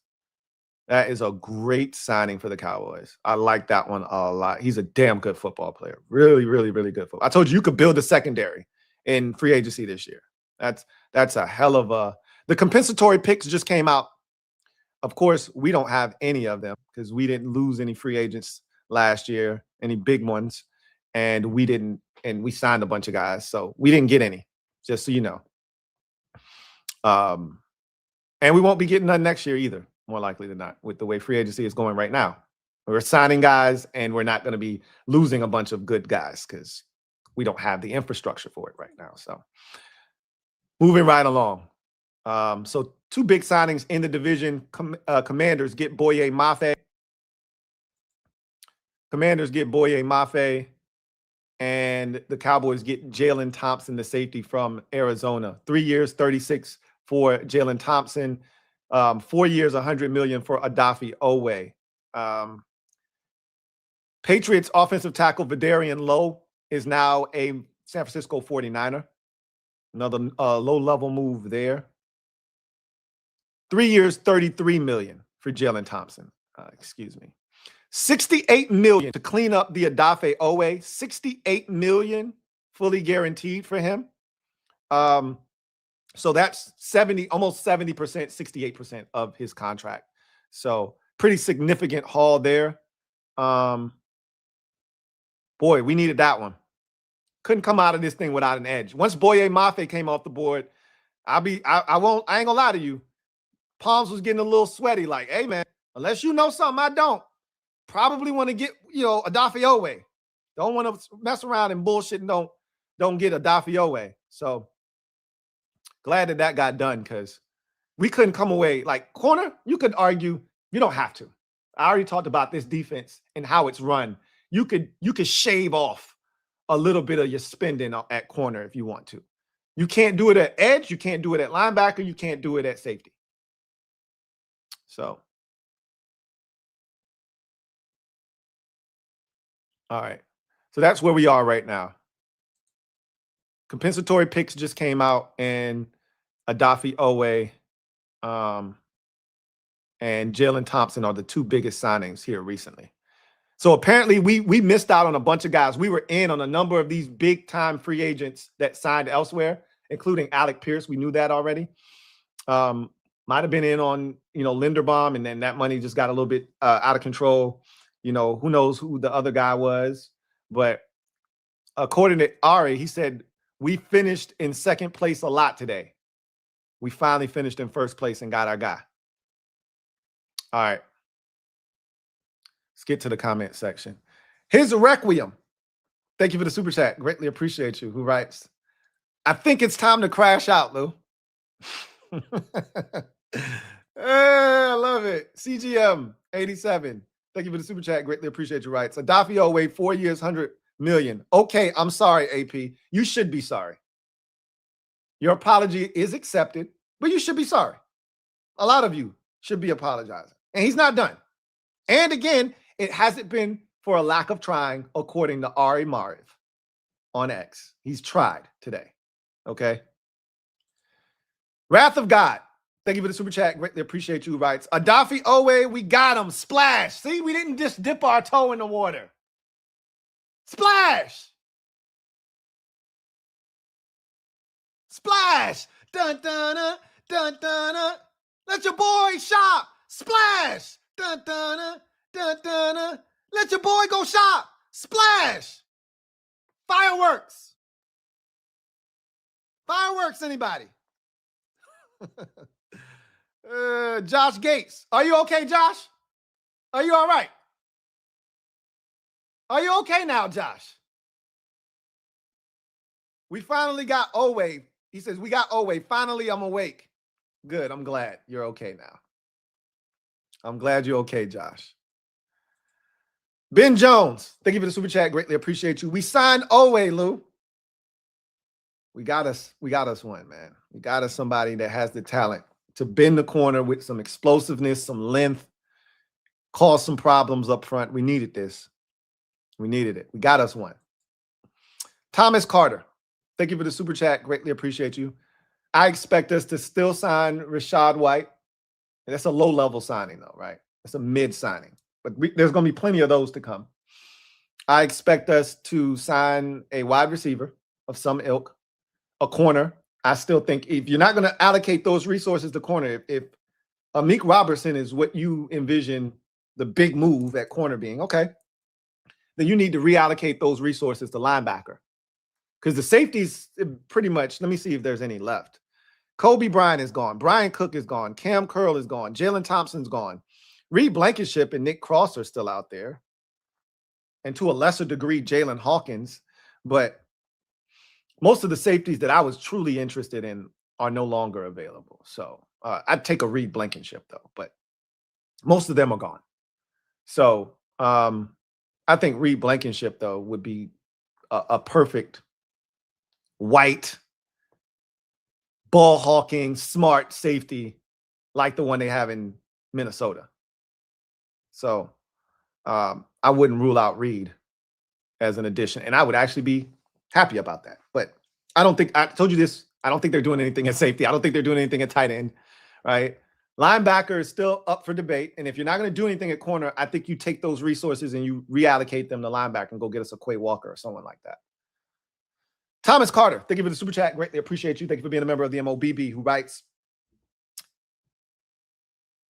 Chargers defensive end Odafe Oweh reached agreement today on a 4-year, $100 million deal, including $68 million guaranteed with the Washington Commanders. We are on the board. Lorenzo Simpson, our guy Zoe, thank you for being a member for 53 months. Celebrate! Zoe says, I wanted Edmonds. I was good on him. With us signing Oweh, I'm thinking Washington is looking Styles to be our new Mike if he falls. That's a possibility. Absolutely. Like, I think they're all in on those defensive guys in the draft for sure. All in. I wasn't interested in Tremaine Edmonds. People get mad at me for not being interested in players. I just want what I want. I know what I want, what I'm looking for, and I think I know what they're looking for. I can't be 100% sure about that. But you can't tell me that you're trying to get young and more athletic at certain positions, and then you go out and get, older players, right? How old is Tremaine Edmonds? As again, Tremaine Edmonds, he was in the Deron Payne draft. He got to be pushing 30. Shit, he only 27. He turned 28, though. But shit, that's a lot younger than I thought. He's 28 years old. And he's still a good football player. Giants just got him for 3 years, $36 million. But if you can get a Sonny Styles, what are we talking about? But we don't know if we're going to get him or not. All right. So we'll see. CJ the Great, thank you for the super chat. Greatly appreciate you. CJ the Great writes, $100 million, 4 years for Oweh. Needed it. That's the first 4-year deal I think Adam Peters has given out. Everything else has been 3 years or less. I could be wrong about that, but I feel like that's the first 4-year deal he's given out to anybody. And $68 million tells me it's 3 years. That last year is going to be no guarantees there. So we'll see what happens. Ben Jones, thank you for the super chat. Greatly appreciate you. Double up. Thank you for doubling up. Who writes, hey, Lou, I just finished my bus route and saw Adam. So I had to yell real quick, but what time are you coming back tomorrow so I can plan my tunes? I'm going to be back the same time tomorrow, probably at noon, more likely than not. Obviously, it's not just starting at noon tomorrow. We'll be things will be happening overnight while we're sleeping. When we wake up in the morning, things will be going on. Like, these discussions don't stop because we decide to go to sleep. We'll wake up to some news tomorrow. But I'll probably start my coverage tomorrow at noon again. So get us through all of this, wrap up the thing, come back, talk about the things that have happened overnight that, react to that stuff. And all the things that are happening. Because again, much like today, you're going to have a lot more things happening tomorrow too. Some guys won't get their deals done today, right? Like a Devin Lloyd. I don't know if his market is going to be as robust as he thinks. We'll find out. Maybe he gets the bag, but it might not happen till tomorrow, right?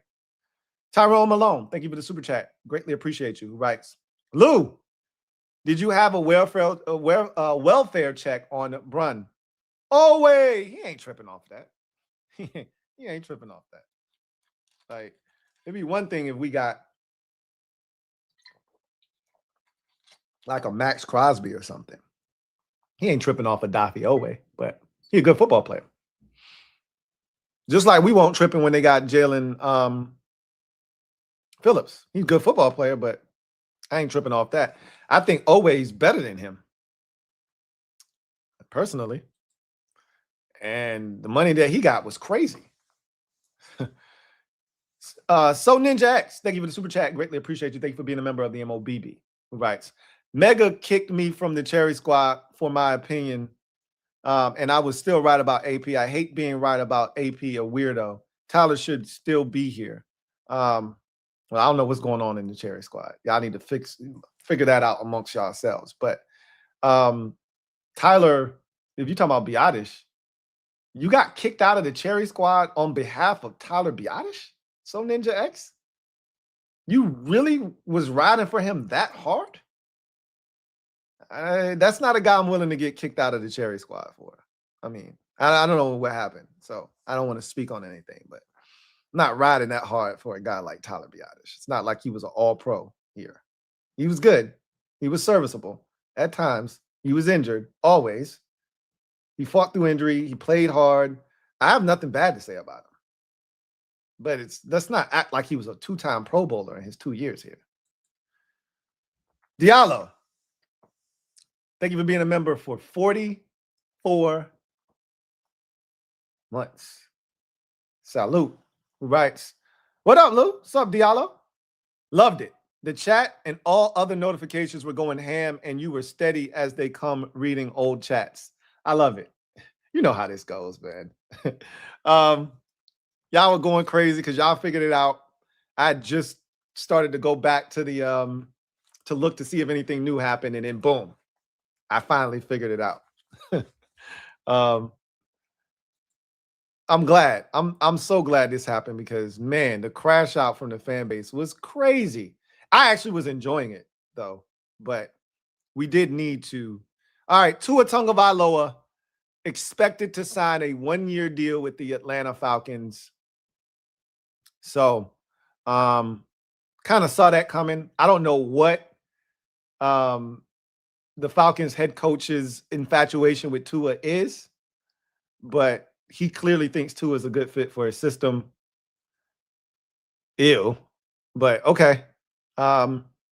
We've seen Tua play at a high level when you put a lot of talent around him. They have a lot of talent in Atlanta. So, Cade Otton, we talked about him going back to Tampa earlier. We never actually put a number to it.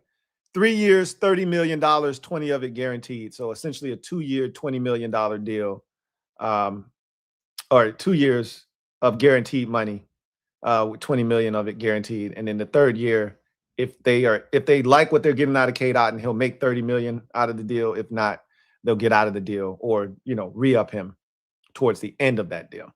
So that's the Cade Otton money that we talked about earlier in the day. We didn't have any money attached to his deal. We knew he was going back to Tampa.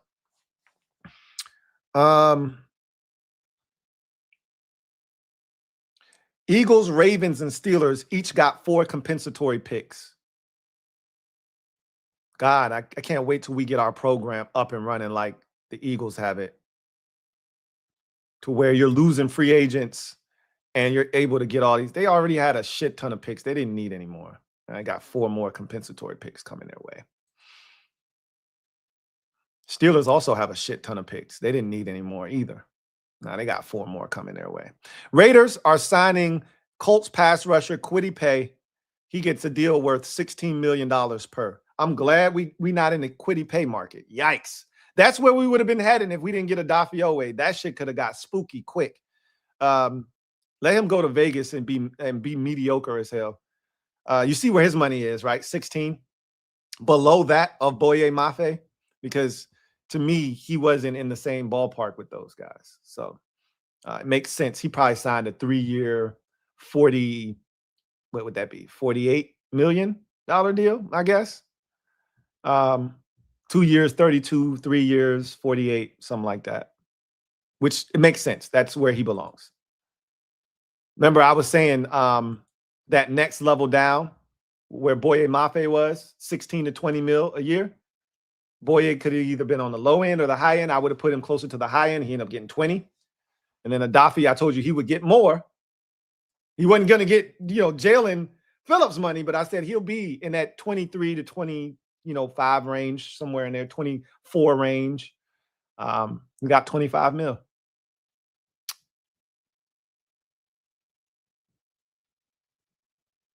Tua to the Dolphins.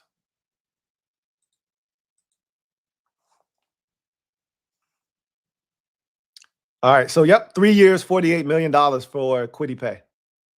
Yeah, I'm good on that.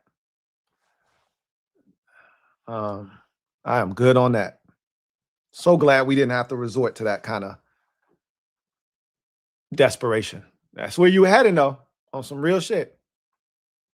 That's where we were heading. AJ Meehan, thank you for the super chat. Greatly appreciate you. Thank you for being a member of the MOBB, who writes, wouldn't hate Elton Jenkins at all. Neither would I. Neither would I. I wouldn't love it. I wouldn't hate it. Video channel. Thank you for the super chat. Greatly appreciate you. Double up. Thank you for doubling up, who writes, Lou. Video channel. Oweh and David Bailey in the big 26? Nah, you're not getting David Bailey, bro. But you could go ahead and dream about it. But we're not getting our hands on him. So Ninja X, been a member for 13 months. Really appreciate you. Who writes, I like the DB signings, though. Might have to double O. It's coming. I already told you. Adam Peters is going to reinstill confidence in those of you who were waffling. If you don't like him, you don't like him, and you're not going to like him.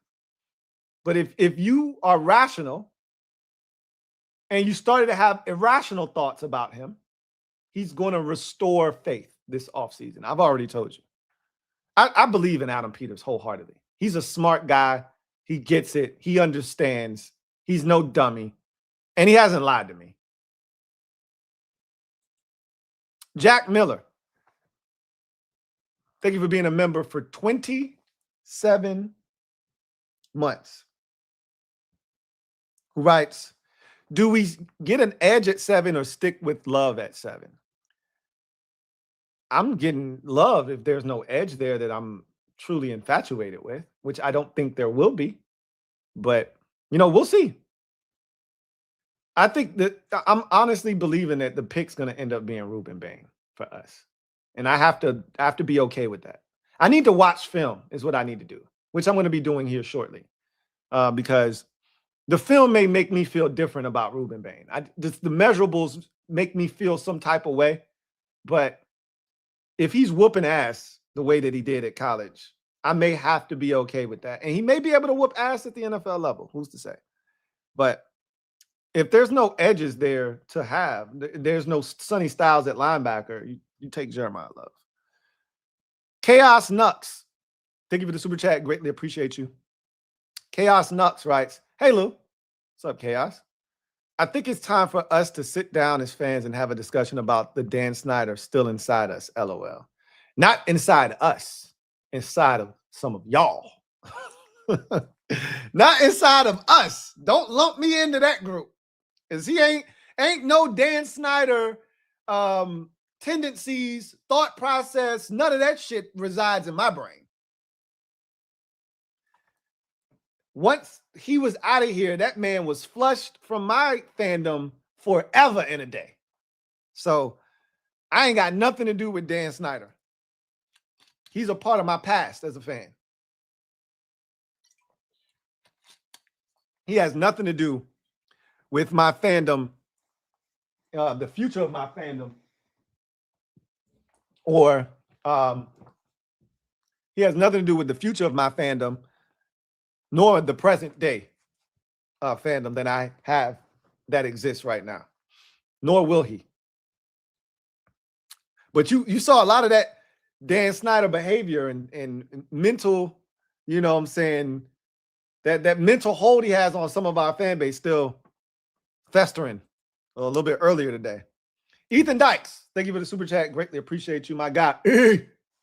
Right, feels like a smidge of an overpay, but so does every signing these days in the NFL. Can Quay Walker, blitz, by the way, still need more juice? I wouldn't say that's an overpay.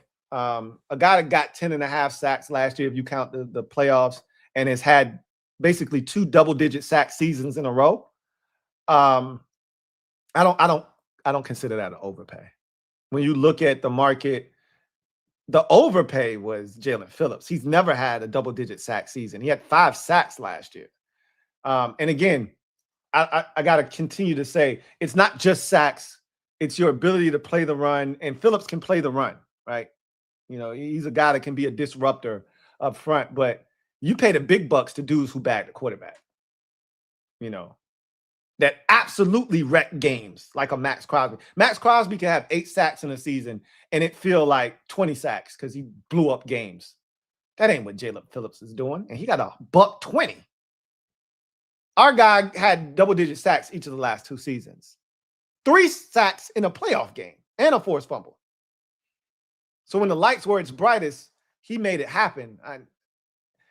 You could call it an overpay if you want. But that was kind of where I thought the money would be, somewhere in the 23, I think I said 23 to $26 million range, something like that. 20, I thought it would be like 24 million a year. He got 25. Yeah. Can Quay Walker blitz? He can run. If you can run, you can blitz. I don't see why not. Craig Foyer, thank you for the super chat. Greatly appreciate you. Craig writes, with Saints and Chiefs both splashing at running back, picking 8th and 9th respectively, does the league anticipate Love coming off the board at 7? I think they anticipate Love coming off the board earlier than their picks, which is the right thing to do. Because the Titans love him at 4. The Cardinals could take him as well. The Giants could take him, and the Commanders could take him. If last year the Raiders made your boy a top 5 pick and Love is better than him, it's just hard for me to envision Love not being, it's hard for me to envision him being on the board past 7. And again, there's no guarantee that he even gets to 7. Right now, it doesn't feel like it. I still think he's a Tennessee Titan. I think that's why you're seeing the Titans load up on defense, because they're not taking a defender in the draft in the first round. They're taking a running back. Because if they wanted to, with all the money they spent today, if they wanted to upgrade the running back position, they could have done so. So I do think you're seeing an acknowledgement of that. The Chiefs and the Saints, 2 teams that we thought could trade up in front of us with Cleveland to potentially get a running back. Or us maybe enticing, Kansas City to jump in front of New Orleans to get Love. If we wanted to just move back a couple of spots, pick up a pick and still get a really good football player. Those 2 teams read the writing on the wall. So they just said, we're not going to wait. We're going to go get us a guy. I think you're on to something there. Marcus B, thank you for the super chat. Greatly appreciate you. Marcus B writes, wonder who the number 1 and 2 corner small guy and a rook. Wonder who the number 1 corner, 2 small guy, and a rook.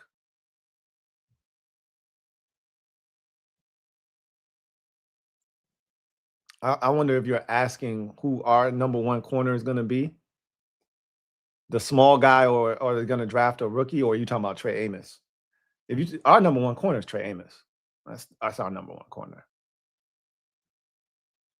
That's what you're asking. All right, let's see if anything else has happened. We're approaching the bottom of the hour, or the top of the hour, excuse me. So, I forgot to mention this. The Raiders did trade for Taron Johnson, the Bills nickel. So they did do that. I think they traded a late round pick for him. So Raiders trade for Taron Johnson, re-signed cornerback Eric Stokes, 3 years, 30. Signed Quiddy Pay, 3 years, 48. Signed wide receiver Jaylen Naylor. Love that move. 3 years, 35, 36 million, somewhere in there. And then the big one, 3 years, 81 million for Tyler Linderbaum. So the Raiders have been active. The Titans have been super active today, among other teams. Let's see if anything else. I think now it's about to dry up again, much like we saw at the 2 and 3 o'clock hours.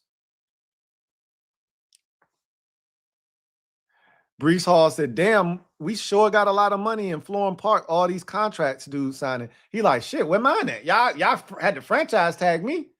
All these dudes y'all throwing the bag at, where my money at? You know, dudes can feel some type of way. Dudes can feel some type of way. Can feel some type of way when you see all this money and I ain't getting my hands on nothing. But y'all claim y'all value me. All right, so nothing going on. I think we're going to be stuck here until after 5 o'clock.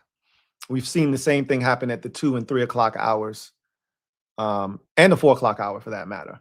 So I think it's going to freeze up here for a little bit, and then right after 5 o'clock, you're going to see another wave of signings take place.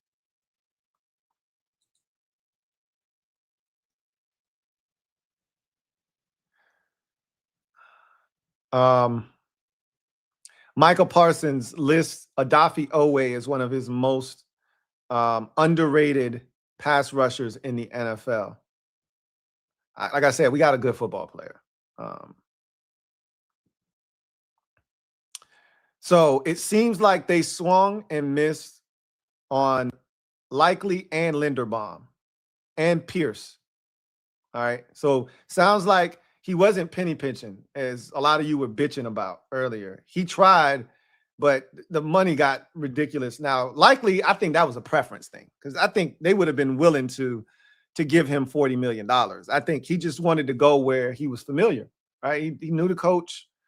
There's a synergy there. I think that's what that more along the lines was. Linderbaum, that money just got outrageous. I wouldn't have wanted him to do that shit. And Pierce's money, he might have been willing to spend more. Like the 49ers, we know the 49ers and Patriots were willing to pay Alec Pierce more. Some of y'all laughed when I told y'all this man could get upwards of 30 million. That's what free agency is. He decided to go back to Indy. So I digress.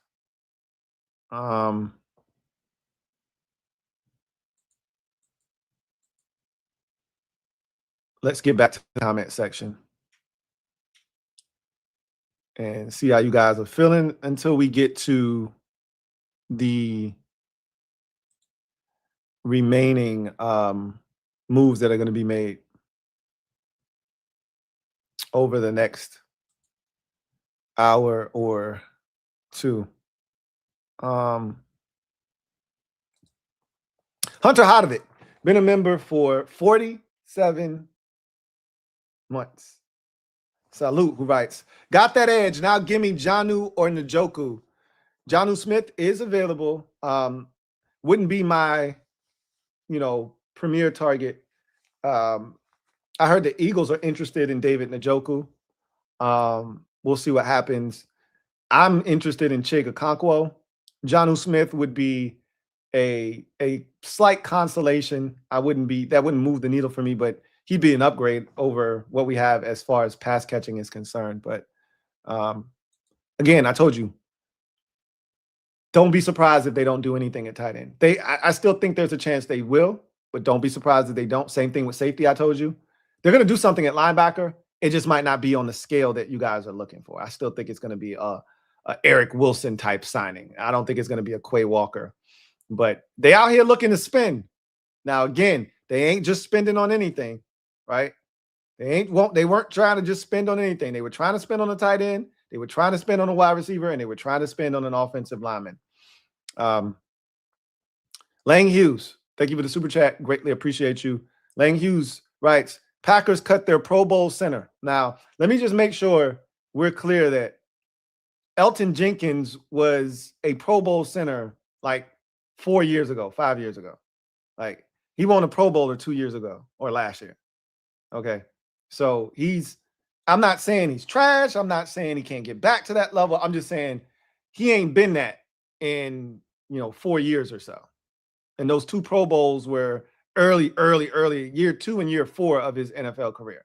He's now going into like year 8 or 9. So you hear Pro Bowl, it sounds great. Understand what the Pro Bowl is now. It's a joke. So take that into consideration too. I don't know when he made the Pro Bowl, if the Pro Bowl was as bad as it is now. I mean, Shedeur Sanders was a Pro Bowler this year. Like, what are we talking about, right? But you could do a hell of a lot worse than Elton Jenkins if that's the route that they have to take. Timothy Swindell, thank you for the super chat. Greatly appreciate you. Timothy Swindell writes, Peters dangled a carrot to pacify some. Nice try, LOL. Close some deals, chuckle. Get me Lloyd and more. Lloyd is not, see, this is what I'm talking about. Did your job for once want a cookie? Lloyd ain't a good use of our money. Okay. I can't tell you or anybody else how to feel. I'm not a Devin Lloyd fan. The Jaguars and the Packers did the same thing. Declined the 5th-year option on a former first-round pick. They did it with Quay Walker, and so did the Jaguars. And he just had an out-of-body experience, did Devin Lloyd in his, 4th year in the league. The man is, how old is he? Devin Lloyd is, I think he's 28 point something years of age. Let me find out. I'm not a Devin Lloyd fan. I'll just say that. Think he's cool. If that moves the needle for you, great. That don't move the needle for me. He's 27. He turns 28 in September. So that's not bad. He turns 28 in September. And I think he's a good linebacker, but he ain't Quay Walker in terms of athleticism. That's what I'm looking for. Like, Lloyd is cool. He's around the ball. We need that. But I want some more speed. With the defense that we about to play, the havoc we're going to be able to create, give me some athletes. Quay's a little rough around the edges, so he won't be for everybody. But Timothy Swindell, I don't really know what you're looking for. He dangled a carrot in front of everyone to pacify. I don't really know what you want. I don't know what you're looking for. I guess you wanted 5 signings by now, and all of them $100 million or more in excess, or $30 million per year on each of them. I don't really know what you were looking for. I feel like the boss, my Ice Cube's boss on All About the Benjamins, when he told him that if he brought in Mike Epps, he would get $5,000, right? That was how much the bounty was going to be. He was like, oh, let me go put that new Bentley I saw on layaway. He's like, I don't know what you're looking for, Bookham. I don't know what you're looking for here, Bookham. Right? I don't know what you're looking for here, Timothy Swindell. Last time I checked, guys that are out here as bounty hunters ain't making top dollar, right? Last time I checked. And last time I checked, free agency ain't the place you're supposed to be out here looking to take your team from 5-12 to 12-5. You supplement your roster. You make sure you make smart decisions. So I don't know what you're looking for, man. But yeah, I'm giving him credit for going out and getting an edge rusher. We needed one back. Commander Hove, thank you for the super chat. Greatly appreciate you. Thank you for being a member of the MOBB, who writes, now we need some Commander Shaheed breaking news. We getting close to 5 o'clock. So we'll see. Gerard Swan, thank you for the super chat. Greatly appreciate you. Thank you for being a member of the MOBB. My guy, Gerard writes, hey, Lou, I am so glad we signed a DN and a cornerback. I hope we continue to add more defense. So hopefully J Love is available and we can draft him, let's go. I hope he is too. I just want the chance at drafting him. You know what I mean? I don't think he'll be there, but we'll see. Derek B, thank you for the super chat. Greatly appreciate you. Thank you for being a member of the MOBB. My guy Derek B writes, AP heard my jokes. He heard your jokes. Yeah, he heard your jokes, your Clarence Rack jokes. He heard your jokes. Now get wide receiver, inside linebacker, tight end, and cornerback one. Of that list, he's going to get a wide receiver. I think they're going to add a linebacker, inside linebacker. It may not be the one you want, as I mentioned. I don't think they're going to add a tight end, even though they were clearly in the market for one with Isaiah Likely. So that makes me think they're going to add a tight end. And they still could add a quarterback one, even though they've already added a cornerback. I still think CB1 option is on the table for them. So we'll see. That's not a bad list you got there. It's not a bad list. It's not an unreasonable list that you have there. Reese, thank you for the super chat. Greatly appreciate you. Who writes, are you related to the Wizards GM by chance? No, I am not. I've heard, I still haven't seen what he looks like. I've heard a lot of people say that I look like him or he looks like me. I'm assuming he's older than me, so I would look like him. I got to see what this guy looks like because I haven't seen him. Barrett Downing, thank you for the super chat. Greatly appreciate you. Thank you for being a member of the MOBB. My guy, BD. Double up. What's your prediction for free agency next, Lou? So I told you guys the first big splash move was edge rusher. I said, if we're going in order of priority, edge rusher is going to be first. Now, they tried on Linderbaum. They tried on Alec Pierce. They tried on Isaiah Likely. So this didn't have to be first. Other things were taking priority, and it just so happened they missed out on all of it. So, but they got the edge rusher first, and I told you that.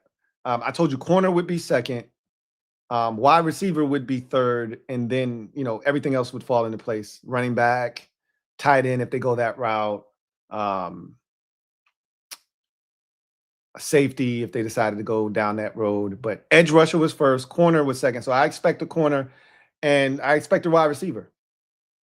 Those are the next two big dominoes I think are going to fall. And again, I told you there's a chance that they could go linebacker. I wouldn't hold my breath on one of the big names at linebacker, but I wouldn't rule out a Quay Walker at linebacker. I wouldn't rule out a Quay Walker at linebacker.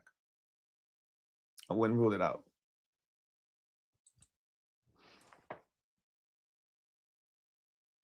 King G, thank you for the super chat. Greatly appreciate you. King G writes, Lloyd could replace Wagner. He sure could. So could Quay Walker. So could Quay Walker. So could Eric Wilson. There's a lot of names, a lot of guys that could. So could Leo Chanel, right? There's a lot of guys that could replace Bobby Wagner. So it's all in preference, all in what they're looking for. And it may be Devin Lloyd. I don't think it will be, but it may be Devin Lloyd. It may be. Timothy Swindell, thank you for the super chat. Greatly appreciate you. My guy, Tim, writes, I'll admit, I can overreact, Lou. You're not the first. You won't be the last. It's all good, man. Oh, look, we care about this shit. Probably way too much, more than we should. But we care. We're human. That's what makes us fans. We care about this shit. So I get it. Maybe I was a bit strong, LOL. It's all good. We have 6 picks. We have to maximize Jaden's rookie contract. Wanting more is crazy. You want to maximize his rookie deal, but look, it is what it is. You got basically this year, and then he'll probably be getting a new deal next season. So, this is it. This is it. More likely than not. Maybe next year too. They'll probably do a new deal with him next year, but it'll be an extension more likely than not. And so his new money won't really kick in until the following season. And so, yeah, you probably got 2 more years, but the rookie deal pretty much will be done. The rookie contract everybody wants to take advantage of next year. And at this point, you just got to build a roster, man. You just got to build a roster.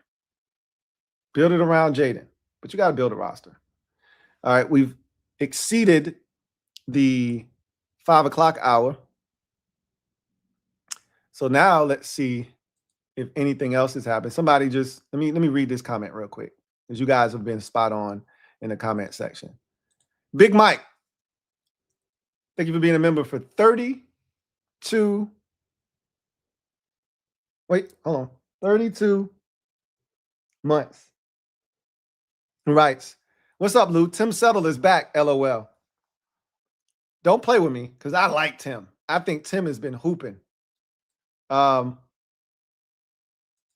liked him a lot. I like what I saw him doing. And, you know, I told you there were certain players that Cardinals signing Gardner Minshew, 1 year, $5.75 million. Remember, he's coming off of a major injury too, which is why he's probably not back in Kansas City. But Gardner Minshew to the Arizona Cardinals. So that has happened.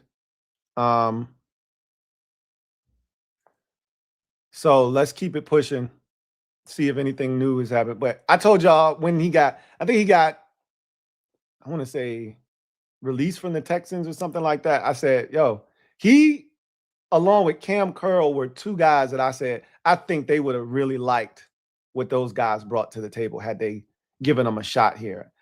I think Tim Settle might have left 1 year before they got here. I think. I know Cam Curl was a free agent that year they got here and they didn't bring him back. But I think Tim Settle left the year before that. I was like, he would have been a good fit for them. Yep. Commanders bringing back Tim Settle on a 3-year, $24 million deal, up to 25.5. So they bring him back. I liked him a lot, man. I told y'all, this is what I told y'all, a low-level defensive tackle signing that won't move the needle a ton. That's what this is. But in the grand scheme of our defensive tackle rotation, this is beautiful. Because now, even if Johnny Newton ain't shit, we still got Tim Settle to fall back on. And Tim can rush the quarterback. I don't know if y'all was watching the Texans last year, but I think 2 years ago, Tim Settle, let me go see. I think one of them years, 2 years ago, he had like 5 sacks, either with the Bills or the Texans. Let me look it up. But I know this much. On that Texans defense last year, he was hooping. He was hooping. I always loved Tim Settle. Would have loved to have seen him remain here. But, you know, shit happens. Let's see what he did last year. And furthermore, let's see what he's been doing, what he's been up to. All right. Yeah, he had 2 sacks, not this past year, but the year before in Houston. He was hooping, right? He had 1 sack last year, but he was hooping 2 years ago in Houston. I think he's a really good football player. Like, I'm not mad to see him come back, man. I'm a big fan of that. I think I even mentioned bringing Tim Settle back when he got when the Texans basically said they weren't going to re-sign him. I was like, I'd be interested in bringing Big Tim back. And hopefully he's still doing the penguin joint. I don't know if he's doing that no more. I didn't see it the last time when he got a sack, but I'm with it. Tim Settle, 3 years, $24 million. That gives you, that's all the depth you need at defensive tackle now. You don't need to do nothing else. You brought back Shy Tuttle, and you got the other 3. So now you got 5 defensive tackles, right? Deron Payne, Javon Kinlaw, Johnny Newton, and Tim Settle are your 4 major guys. And then Shy Tuttle, if you're keeping a 5th on the roster, Shy Tuttle will be that guy. And if not, Shy Tuttle will be on your practice squad. So I like that better than that bullshit we had last year at defensive tackle. Because after Eddie Goldman, we didn't have shit at defensive tackle last year. So it was pretty bleak and dark. So shout out to Tim Settle for being back. And shout out to Big Mike for reporting the news. Let's see if anything else happened. So we just talked about Gardner Minshew getting a deal. 1 year, 5.5 to go to the Arizona Cardinals. We got Tim Settle back in the mix for the Commanders. 3 years, $24 million. Shout out to Big Tim.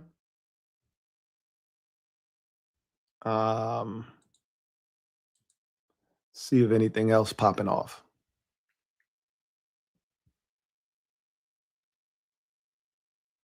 So Jacoby Brissett is going to be their starter, and Gardner Minshew is going to be his backup. 2 backup quarterbacks, basically. If you got 2 backups, that means you don't have a starter. Let's get to the comment section. See what you guys are talking about. Who's your number 1 guy you want to sign right now? Rashid Shaheed. That's an easy one. I would take Reek Woolen as well at cornerback. Quay Walker. I mean, you can't go wrong with either one of those 3 guys. Quay Walker, Reek Woolen, or Rashid Shaheed. I'm a Rashid guy because of how badly and desperately we need speed at receiver, and how he could also upgrade the kickoff return situation for us too. Rashid Shaheed is my number 1 guy right now. Marcus B, thank you for the super chat. Greatly appreciate you. Double up. Thank you for doubling up. Who writes? Giants may not draft Sonny with them adding Trey. Doesn't feel like it, but I never saw them as a threat. Maybe after they released Bobby Okereke, they might have been a threat to draft Sonny Styles. But to your point, 3-year deal for Tremaine Edmonds probably means they're out on Sonny Styles, unless they have other plans for him, like maybe playing him outside, right? Like they could absolutely still do that, by the way. And I don't know who their defensive coordinator is, come to think about it, but if they're running a 3-4, you need 2 inside linebackers, not 1. I know they got the white dude that was there, and he's been playing really well, but he also injured himself last year. So I'm not saying, I'm just saying, you just never know what they're doing. But it's probably highly unlikely, but don't rule it out. Again, this is what you do. You draft, you sign a guy in free agency, and if that guy that you want's still there, you take him anyway. What you don't want to do is go into the draft saying, we need this guy, because you're not in a position to control whether or not Sonny Styles gets to you or not.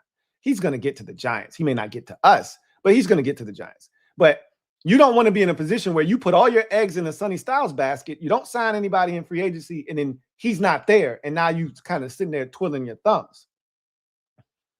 So what you do is you sign a guy so that you're good whether he's there or not. So they've effectively done that. They could still draft Sonny Styles. They probably won't, but they still could. You can't rule it out. Kasim, thank you for the super chat. Greatly appreciate you. Double up. Thank you for doubling up with rights.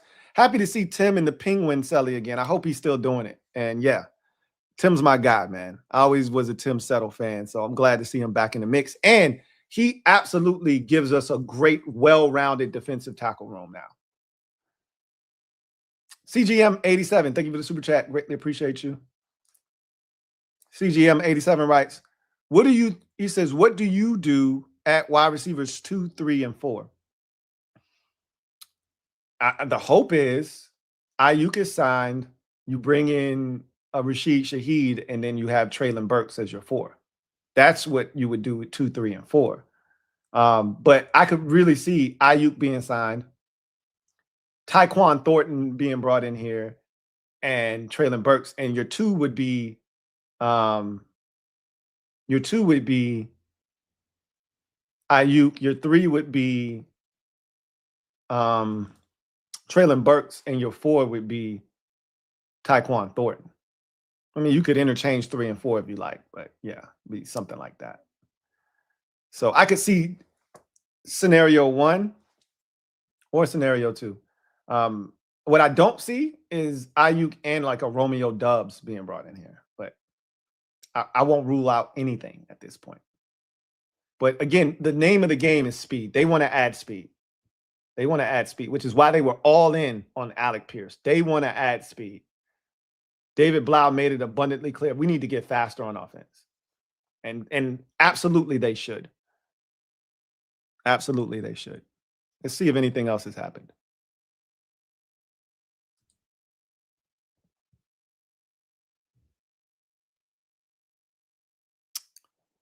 See if anything else has went down.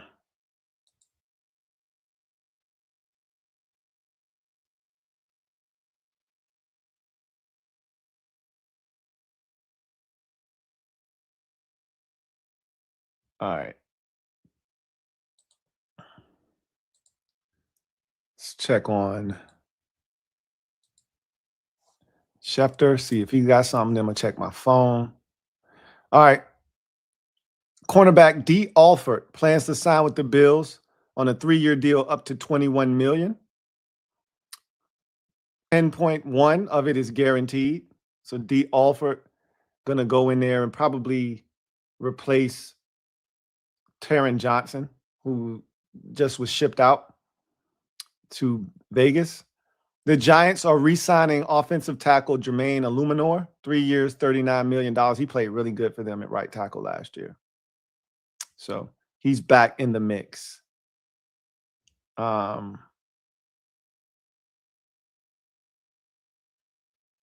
He's back in the mix, according to Schefter.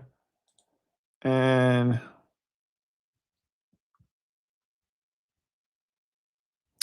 okay, so that's where we are right now.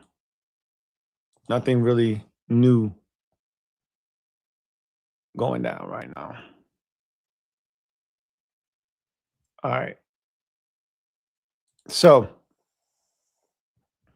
let's take a look at let's kind of reset the top 20, my top 25 real quick.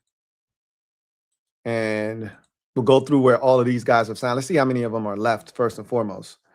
So my number 1, my number 2, my number 3, my number 5, or my number 6, excuse me, 7, 8, and 10 are all gone. So 1, 2, 3, 4, 5, 6, 7 of the top 10 are gone. Kobe Bryant signed as 8. Isaiah Likely signed as 9. Jaylen Watson signed 10. Alontae Taylor, 11. Malik Willis, 12. Travis Etienne, 13. Boye Mafe, 14. Brian Cook, 15. So 15 of the top 10 have agreed. Nobody has signed a contract yet. Only Alec Pierce is allowed to sign a contract because he would be going back to his former team. Everyone else is signed to new teams, so they would have to wait until the start of the new league year to actually sign.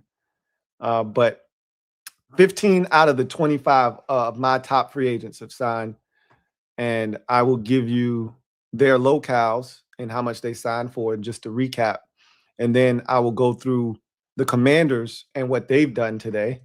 Somewhat busy day for the Commanders. Signed a corner, signed a defensive tackle, re-signed Marcus Mariota, signed an edge rusher, and re-signed or extended Laramie Tunsil. So for all of you complaining and bitching about the activity or lack thereof, we've been actually very active today, which is what I expected. And the day is still long, right? There's still so much more of today left. Just because we get off here in about 45 minutes doesn't mean they're going to stop negotiating with, potential signees. They're going to continue to work the phones, talk to these agents and try to get more deals done. So there could be another 1 or 2 signings for the Commanders. Another major one could come in. And there are going to be more little signings, like the Tim Settle one, bringing Tim Settle home. I expect us to sign a running back. Maybe if not today, tomorrow. If not tomorrow, on Wednesday, I expect them to sign one of these running backs. I already told you who I think it's going to be, Rachaad White. So now that it was Rachaad White or Tyler Algier. Well, Algier already signed or agreed to sign. So I think it's going to be Rachaad White now.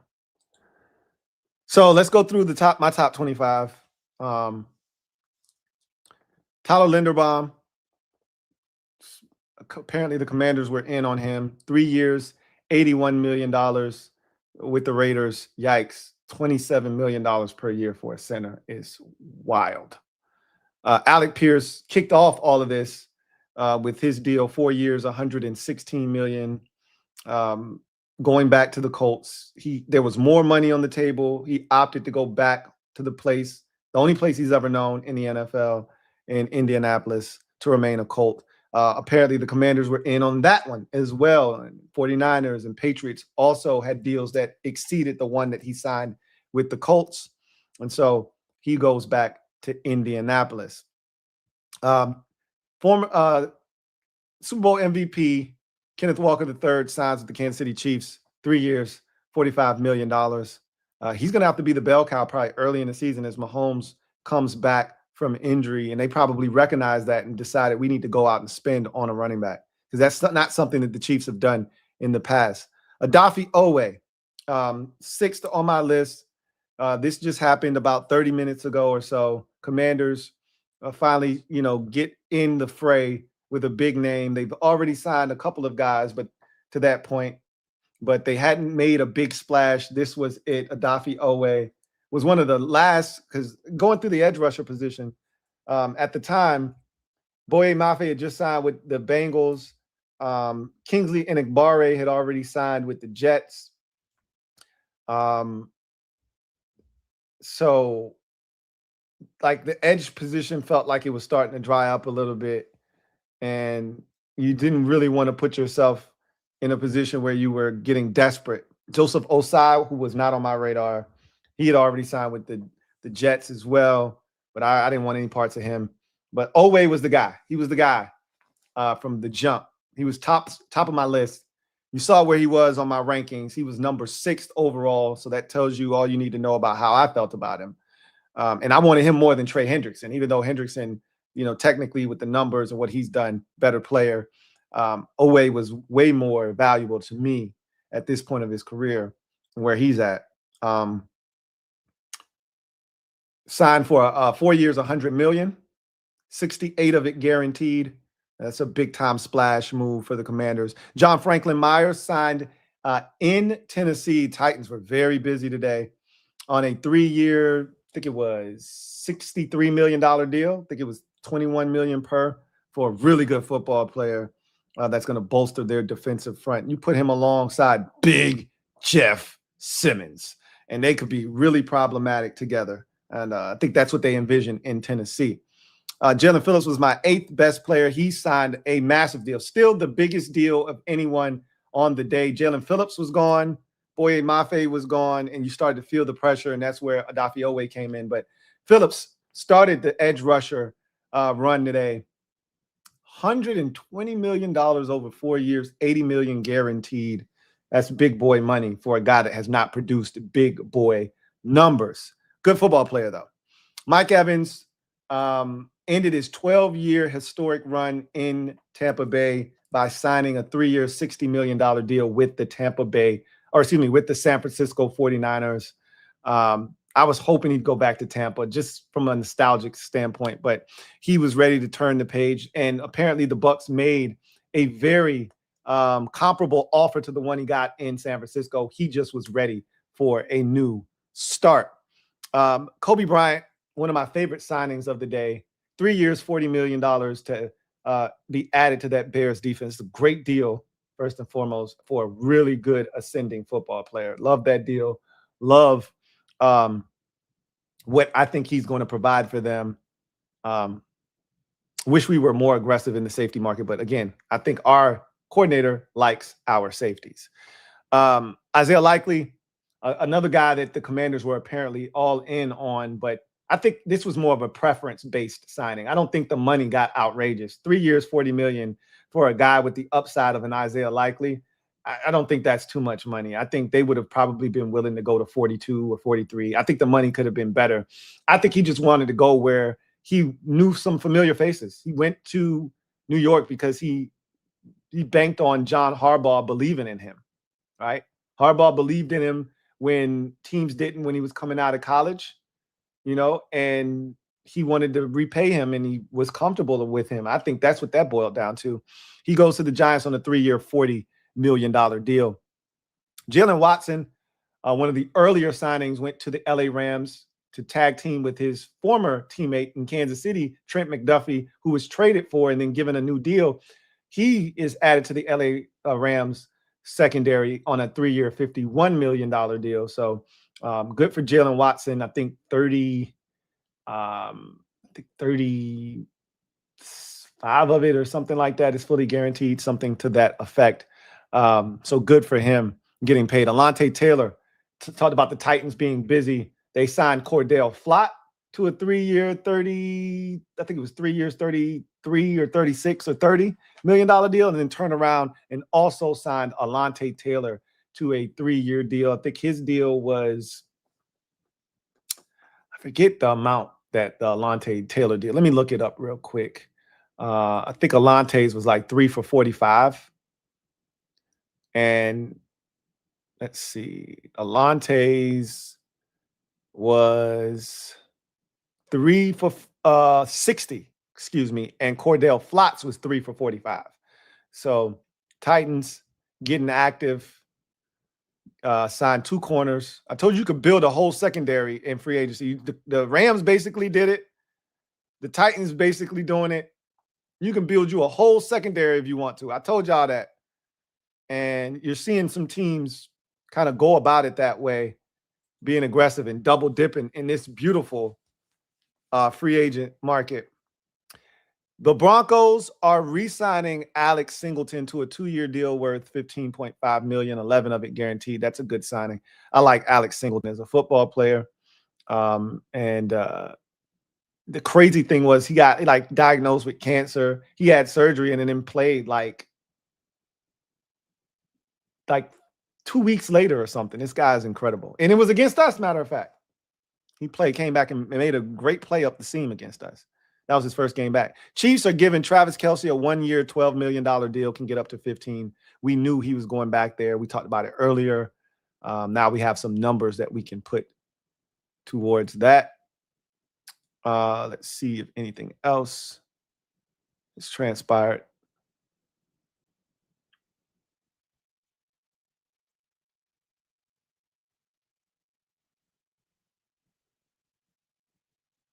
All right. So let me go back down just in case. Yep, nothing else. So we're up to speed now on where everything is. So we go back to what we were talking about. So the Titans, super busy, 3 years, 45 for Cordell Flott, and my number 17th best player, 17 best player, Alontae Taylor, 3 years, $60 million for Alontae Taylor. Malik Willis, no-brainer here, goes to Miami, signs a 3-year, $67.5 million deal to become the starter of the Miami Dolphins. And an unrelated move, Tua Tagovailoa, for those of you just showing up here, signed a 1-year deal with the Atlanta Falcons. So he will be the Falcons' perceived starter. Remember, Michael Penix Jr.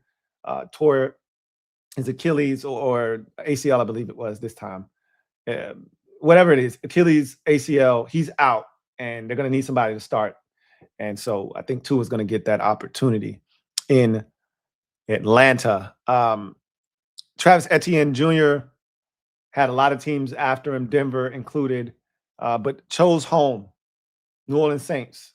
4 years, $52 million for Travis Etienne. So good for him, $13 million a year. Boye Mafe gets a 3-year, $60 million deal from the Cincinnati Bengals. That's when I started to get a little nervous about the edge rushers because you already had Phillips go off the board. Boye Mafe, you didn't want to keep waiting. And Odafe was the guy I wanted all along, and they got him. So, but Boye Mafe would have been a great consolation if you didn't get him. And he was gone already to Cincinnati, 3 years, $60 million. Speaking of Cincinnati, double up for Cincinnati. Brian Cook, who was the 24th best free agent available, according to Ma, the former Kansas City Chiefs safety, also signed with the Cincinnati Bengals on a 3-year deal. I think his was worth $48 million. No, it wasn't that much. It was, I think he ended up getting like 14 a year. I think it was like 3 years, $42 million, something like that. Let me go and track it down. I don't want to give out false numbers here. But I feel like his was like 3 years, 41 and a half or something like that. Titans, while we're on the subject of the Titans, we talked about them spending a bunch of money.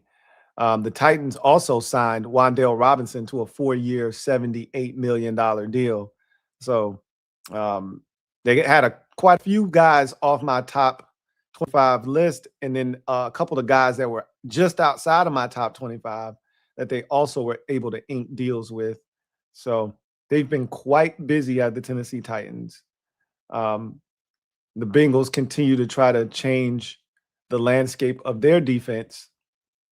As I mentioned, they signed Boye Mafe, 3 years, 60.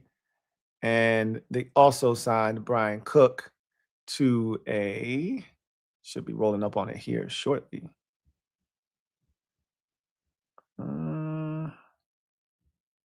It shouldn't be this far down.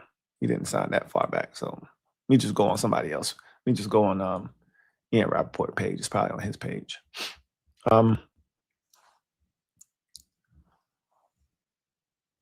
Here it is. 3 years, 40.25. So I was right. I said 41, basically. 3 years, 40 million. That's a good deal for a guy that I think is a very underrated safety in the NFL. He was my 24th best player on my list. And I believe 25 is still available in Juwan Jennings. So 15 guys signed, quite a few fireworks, to say the least, but that's what free agency is all about. Let's go here. MVP Jaylen. Thank you for being a member. Stand up. You are the newest member of the MOBB. MVP Jaylen, welcome to the squad. Glad to have you on board. Mr. Washington, thank you for the super chat. Greatly appreciate you. Mr. Washington writes, shout out to you, Lou. No, shout out to you, Mr. Washington, man. Really, truly do appreciate you.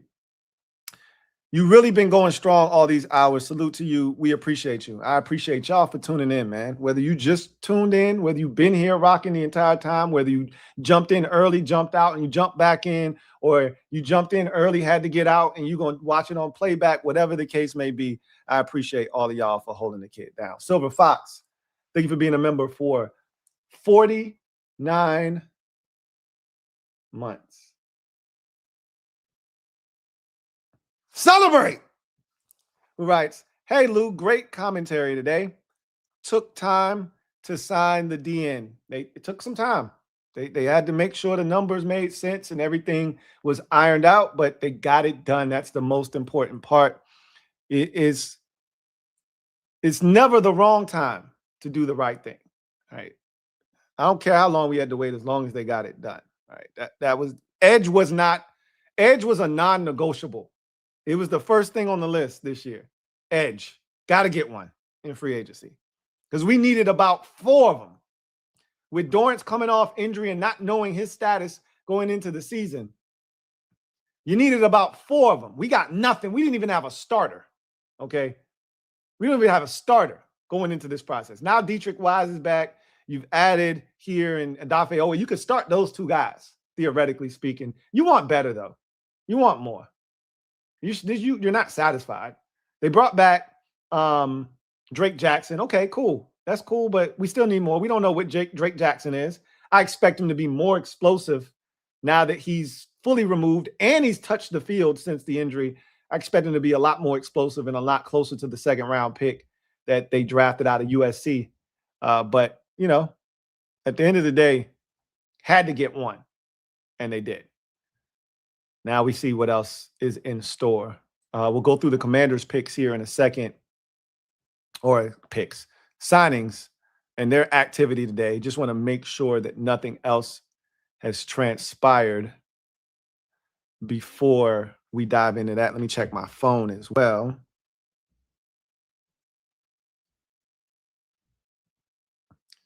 All right.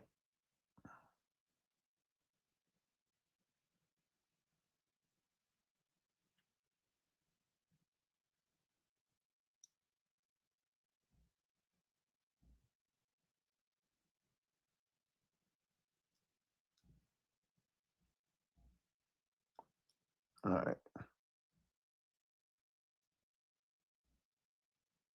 Okay, so nothing else has happened. So let me check Ian Rappaport real quick.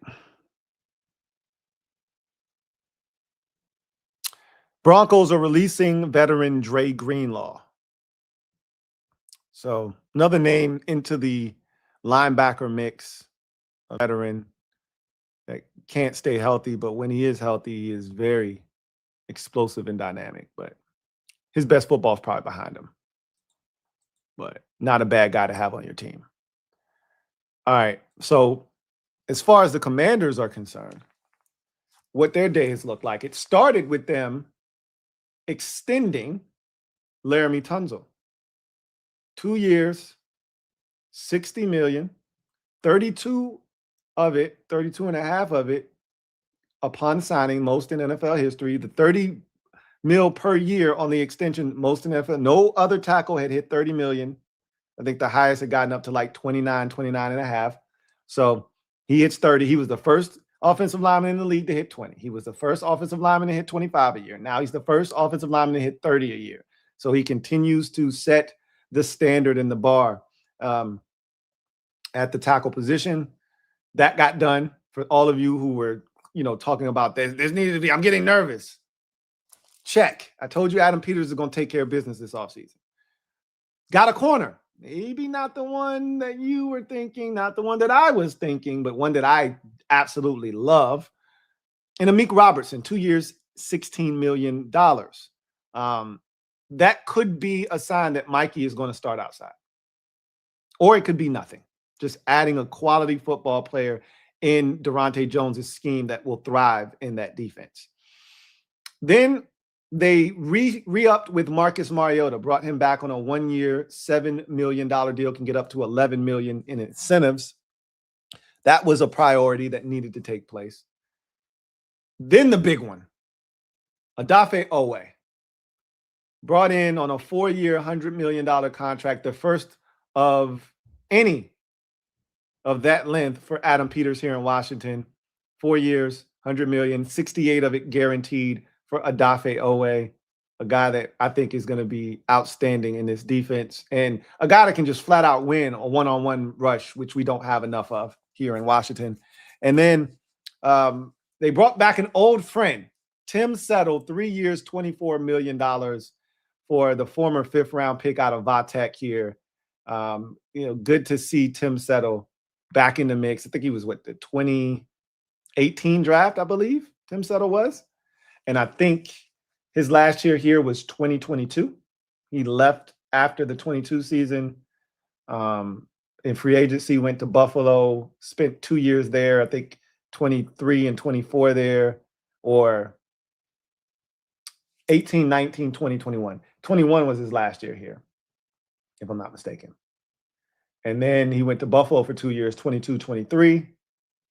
Went to Houston for 2 years, 24, 25, and now he's back in Washington. So I think that's how that went down. But either way, I'm so happy to see Tim. And Tim's still relatively young. I think he's only 28 years old. 18 was his first year. He was so young, 21 years old when he came in the league. That's why he's 28 now, because he was super young when he came in the league. I'm happy to have Tim Settle back. 12 starts for Tim last year. 12 starts. 11 the year before when he had 5 sacks for the Houston Texans. So that's the activity for the Commanders. It's been a very active day for the Commanders, contrary to some out there. Let's see if anything else has taken place. Nothing there. Nothing there. Okay. Tight end Greg Dulcich back to Miami on a 1-year deal worth $3.25 million. He was really good for them. Remember, he was on my list. Like, if you're going to go low end, athletic tight end Greg Dulcich would be it. Miami obviously respected what he was able to do for them. And keep in mind, they brought in a new general manager, new head coach, and they still decided to bring him back. So they definitely respected what Dulcich was able to do last year. Trevor Penning is re-signing with the Chargers on a one-year deal worth $4.5 million. They traded for him at the trade deadline with the Saints and then re-upped with him $4.5 million. So keeping Trevor Penning in-house are the Chargers. Let's see if anything else has taken place. I'm actually shocked at the Eagles not retaining. Now, for that kind of money, I could understand why they didn't. But I'm shocked that they didn't retain. They gave up a third-round pick for I mean, that's bad business. You trade a third-round pick for a guy because your intent is to be able to re-sign him long-term, and they weren't able to do it. You basically gave the Miami Dolphins a third-round pick for, 3 months of service? I think they traded for him in October. So November, December, and January, 3 months of service you traded for? Maybe 2.5 because they were out of the playoffs immediately. Were the Eagles. So you basically paid for 2.5 months of service. A third-round pick, that's pretty steep. Shocked. Shocked. I'll let everybody decide whether or not it was an overpay. They said that Javon Kinlaw was an overpay last year. I'll let everybody else argue about that. That doesn't bother me. The money for him doesn't bother me like the money for, again, you're getting a guy that had double-digit sacks, including the playoffs last year, double-digit sacks each of the last 2 seasons. I think an overpay is when you pay a guy $120 million and 80 of it guaranteed, who's never had more than 8.5 sacks in a season. I think that's a gross overpay. And that 8.5 sack season came in his rookie year. But that's just me. I don't get into all of those debates on whether you overpaid or not. You did what you needed to do and what you thought you had to do to get a guy to sign on the dotted line. So it is what it is. All right, let's get to the comment section. See what you guys have to say. Ree, thank you for the super chat. Greatly appreciate you. My guy Ree writes, Brian Daboll will be like, quote, hey, let's go sign all the players that got me fired, close quote. I mean, some of these dudes got him fired, helped get him fired, but really it was the quarterback position that got him canned. If he had Jackson Dart sooner, he probably doesn't get fired in New York. My guess is. But, I can tell you right now, Wan'Dale Robinson ain't get him fired in New York.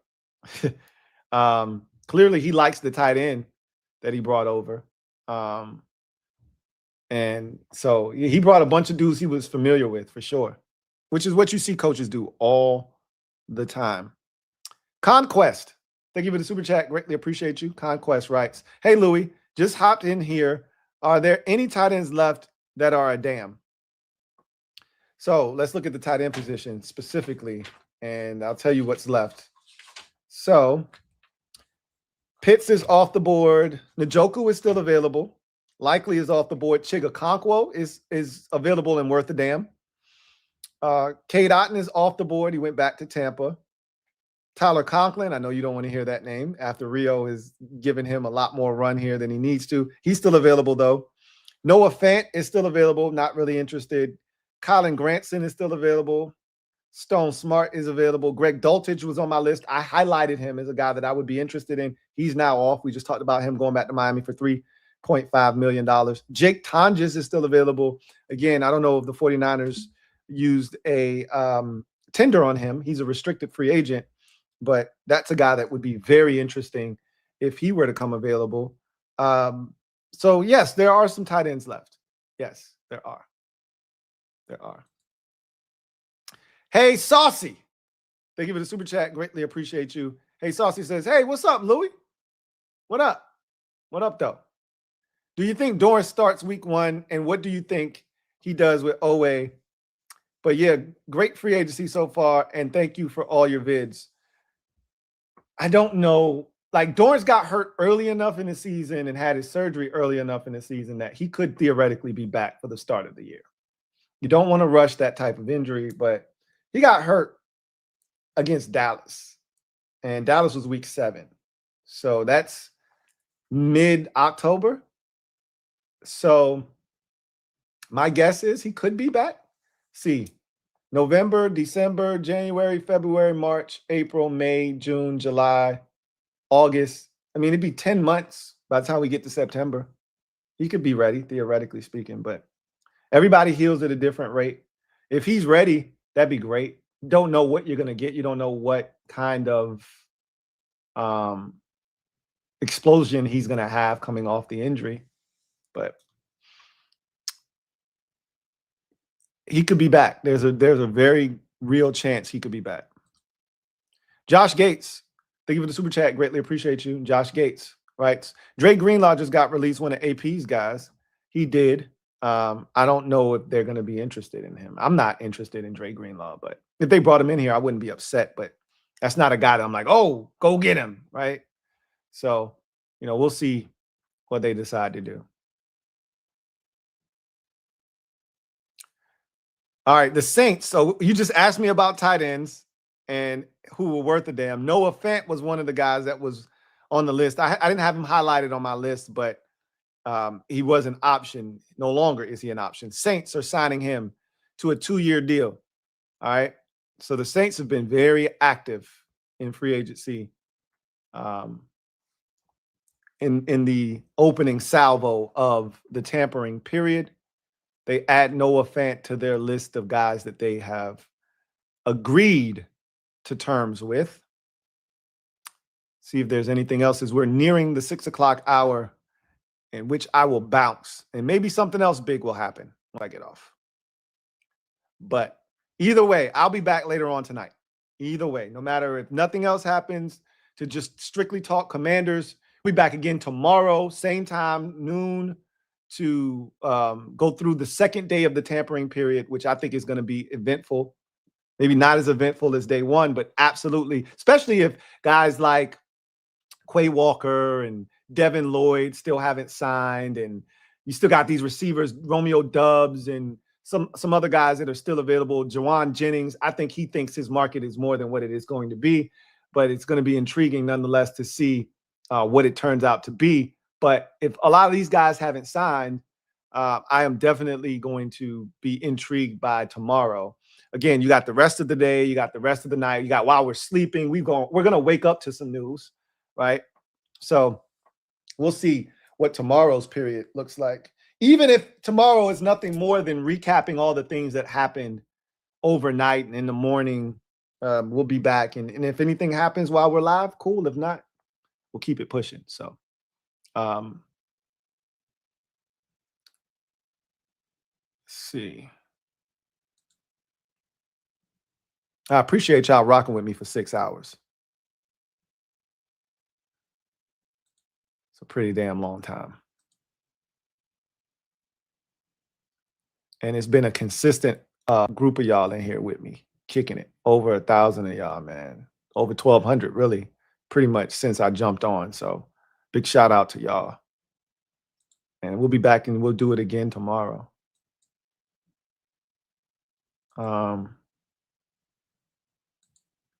Make sure you hit the like button if you haven't already done so. I don't ask you guys to do that very often. But if you're out there, there's no reason this video shouldn't be over 1K on likes. It's the only reason I even mentioned it. It's been pretty much 12 to 1,300, at times 15, 1,600 of you out there, 1,700 even at one point. Hit the like button if you haven't already done so. Really, truly do appreciate that. It does wonders for not only the video, but the channel.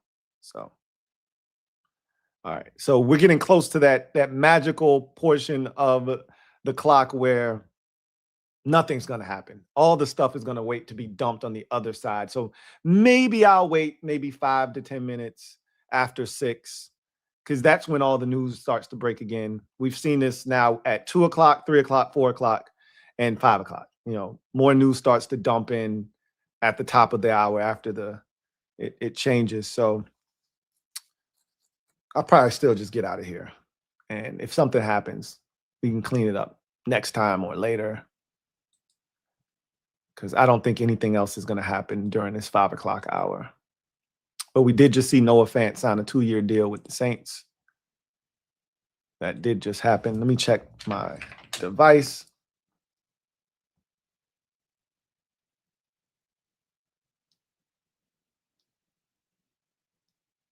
All right, don't see anything there. And let me double check here. All right, so remember I told you the Saints were busy. They signed punter Ryan Wright, 4 years, 14 million. I think that's the most money ever given to a punter in free agency. I think they came and topped the Giants, who had given their punter like 12.5 or 13.5 million.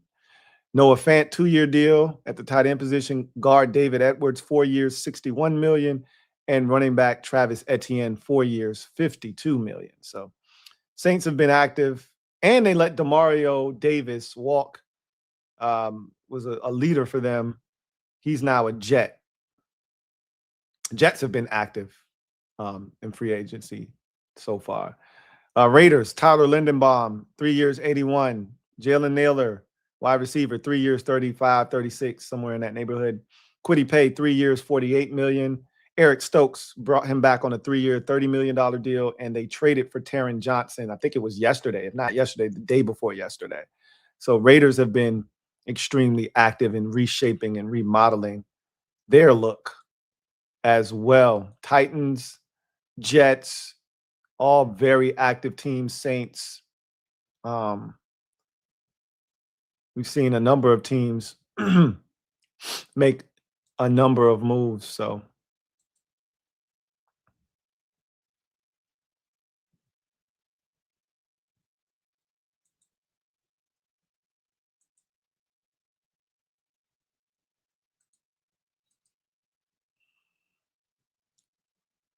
all right, let's go. Stay here.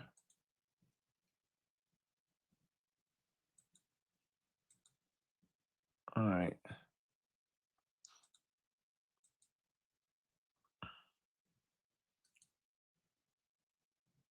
You check and make sure nothing else of note has taken place. So just to recap, before we get out of here, we got about 9 minutes roughly until 6 o'clock. We have let's get to the super chat real quick. Ragnarok. Thank you for the super chat. Greatly appreciate you. Ragnarok writes, Louie, hi from the UK, my guy. Salute to you. Thoughts on the draft now? We taking Love or Styles? I would still take Love. I've told you that if those two were on the board, but I would have no issues whatsoever with them taking Styles. Now, again, we are far from done in free agency. This is just day one of the tampering period. You have tomorrow. You have the actual start of the new league year on Wednesday. You have all of that time between now and the draft. I think they're going to add a running back either today or tomorrow. Rashad White, more likely than not. That's who I think it's going to be. And so they probably want to bring back Jeremy McNichols. Chris Rodriguez is still in the mix if you decide to bring him back. They still have Bill. And so you could make a case for them taking Jeremiah Love. You can make a case for them taking Sonny Styles. It really doesn't matter, honestly. You just want a blue chip player. I could care less. I prefer Jeremiah Love. I've made that abundantly clear, and nothing they've done today changes that, because I already told you what I thought the plan was going to be, and they haven't really deviated from the plan. They haven't deviated one iota from the plan. So if we go, I guess I'll go back to this tonight when I talk about the plan. I don't need to do that right here, but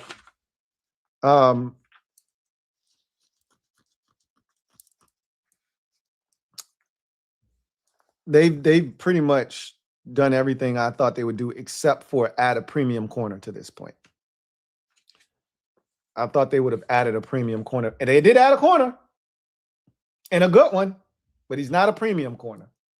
He is not one of the guys that we talked about, the Jaylen Watsons, the Alontae Taylors, even a Josh Jobe to a lesser extent, who are all off the board, but they're still Reek Woolen, there's still Monteric Brown, even Greg Newsome to a lesser extent, that are still available if they wanted to go that route. Feels like the signing of Amequ Robertson is more depth, even though he's a really good football player. I don't think anything they've done has altered what should be their thought process in the draft. Right? Nothing they've done today should alter that. Hey, Sauce! Thank you for the super chat. Greatly appreciate you. Double up. Thank you for doubling up with rights. I just imagine the offense with Terry, Love, and JD. It would be phenomenal. I just, could you envision an offense with those three, Ayuk and Rashid Shaheed? Could you imagine that? That's the type of shit I'm on. Like, we could really turn this shit upside down and really have the league. You know how much speed we would be putting on the field with Jeremiah Love, Rashid Shaheed, Terry McLaurin, and Jaden Daniels all on the field at the same time? Come on, man. Like, I told you, if that's your group, it don't matter what you put out there at tight end. Somebody could thrive in that because you got so many other people you worried about. That tight end is the last guy you worried about. It's the last of your worries. You can't eat in a system that features Jaden Daniels, Jeremiah Love, Terry McLaurin, and Rashid Shaheed and Brandon Ayuk. You can't eat in an offense that features that many playmakers. I got nothing for you. I got nothing for you. Terry Maples, thank you for the super chat. Greatly appreciate you. Thank you for being a member of the MOBB, who writes, Lou, how would you feel about Alvin Kamara? I wouldn't. It wouldn't move the needle for me. Alvin Kamara 4 years ago was a needle mover. At this stage of his career, he's solid, but that ain't what we're looking for. That ain't what we're looking for. All right. If you wanted to add a veteran to the mix, yeah, cool. But that ain't what Alvin Kamara, like, he's not what you would be looking for for what we're asking him to do. Alvin Kamara probably still sees himself as a pseudo starter, maybe not the guy, but he probably still sees himself as a pseudo starter. Last time I checked, I thought he restructured his contract or something, which meant it kind of sent signals to me that he was staying because he don't want to leave New Orleans. But I could have been tripping, and he could be out.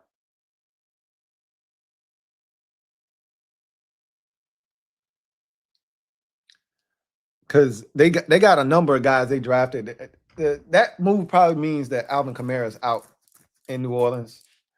And maybe they were just messing around with his contract just in case they couldn't get out of it. Travis Etienne Jr. to sign or to agree, so that they would be in a position to do something else. But they drafted quite a few young guys, have the Saints. So with Travis Etienne added into the mix with the young guys that they've drafted, Devin Neal, and I think they drafted Devin Neal. And I know they drafted the TCU back that actually played well last year.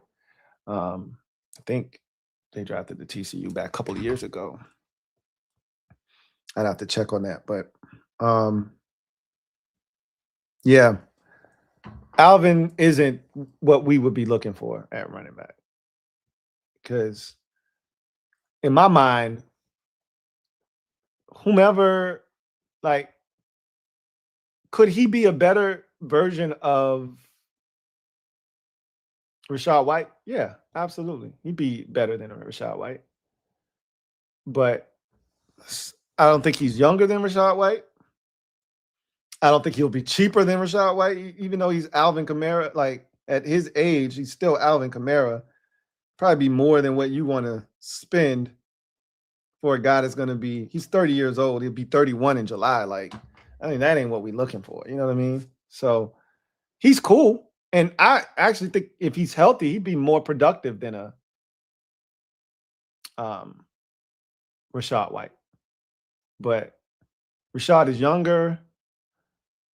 Like, you don't feel any type of way about Rachaad not getting touches. If Kamara's there and he's not getting touches, that's a problem. Right.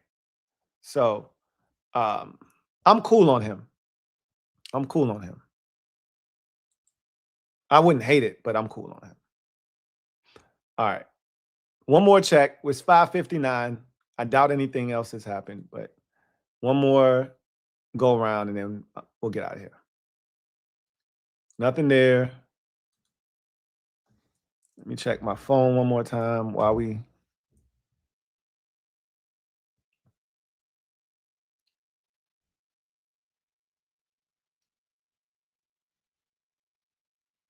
All right, so some James Pierce Jr. more information just came out. He's cooked, bro. In the weeks before, James Pierce Jr. allegedly rammed his vehicle into WNBA player Rakia Jackson's car. At least 7 911 calls indicate heightened fears from his unidentified girlfriend that she was being stalked and harassed. He's cooked, bro. He is cooked.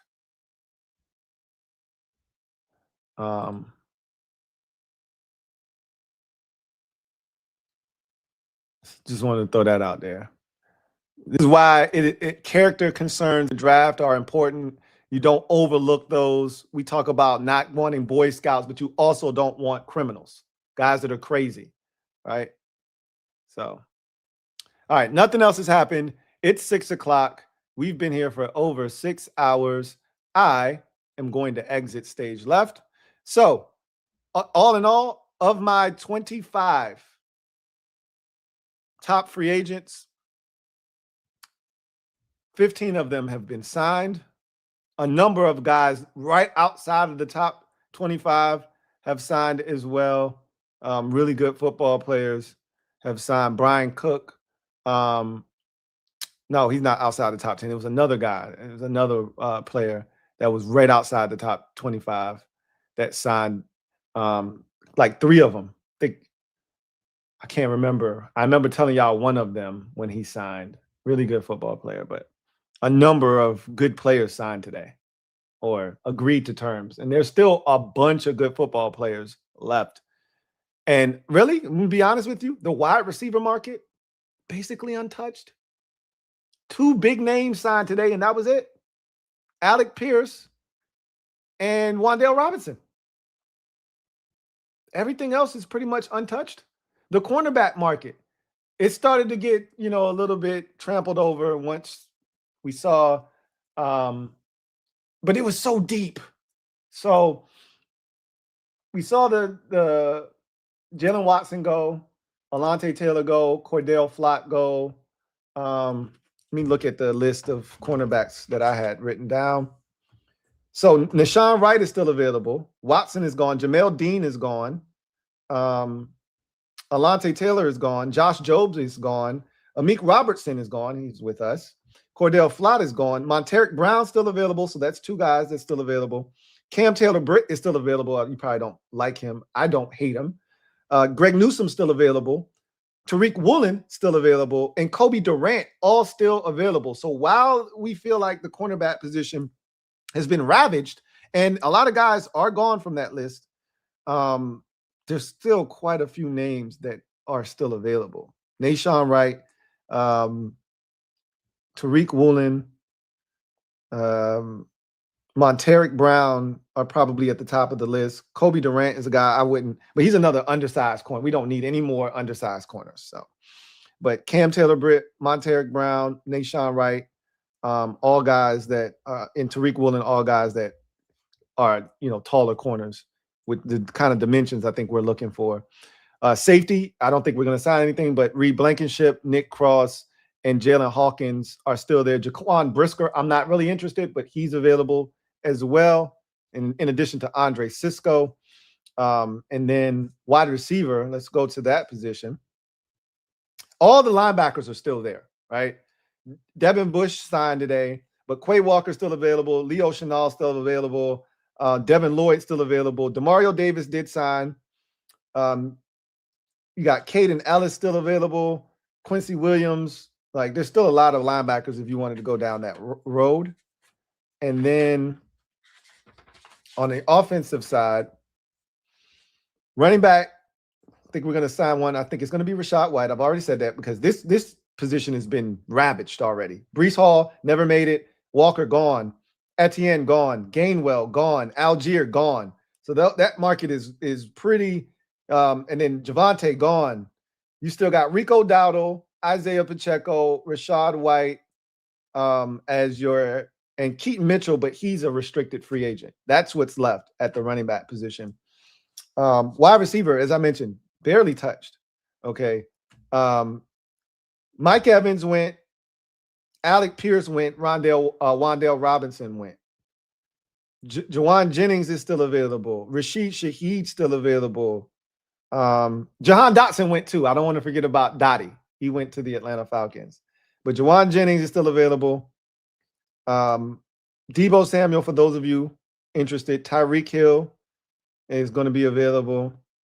Romeo Doubs is still available. Tyquan Thornton available.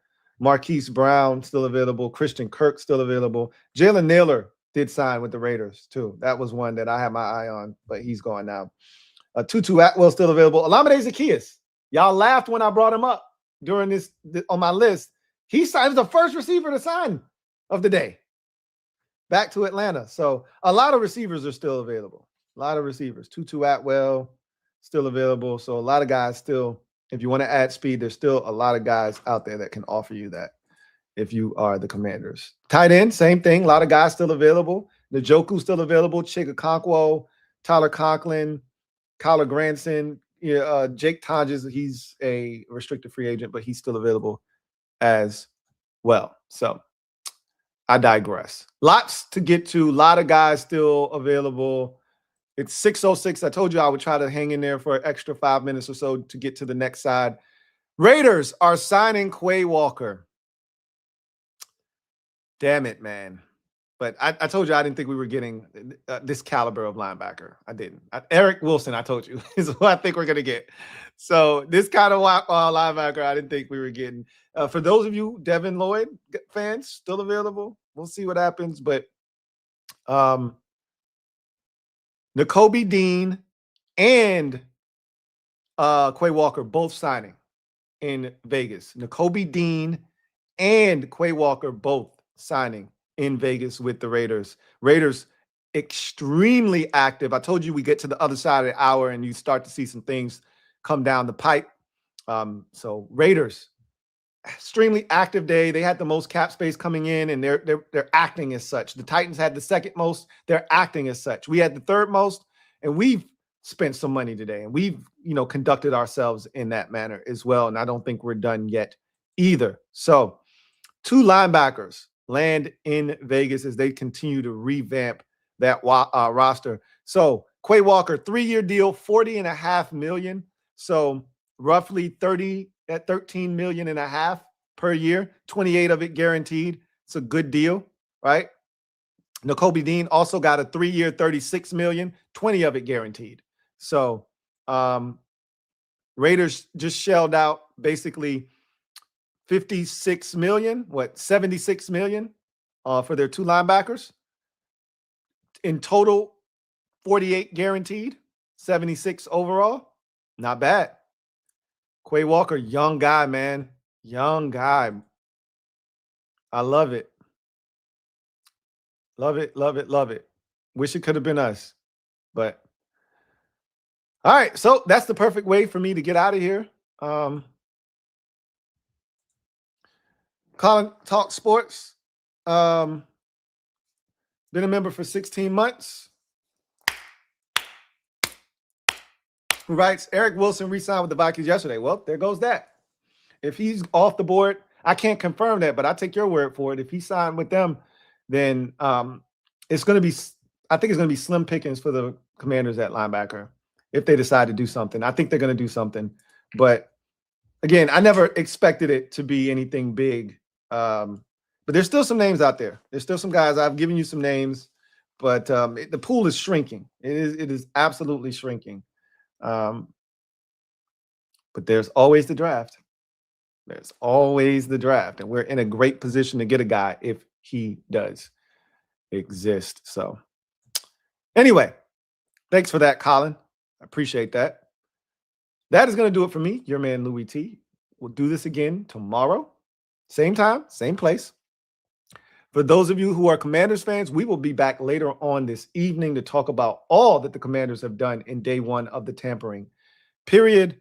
And we will talk about what is next for the Commanders, if nothing else is to transpire. That's going to do it for me, your man, Louie T. You guys have a good one. Take care. Peace.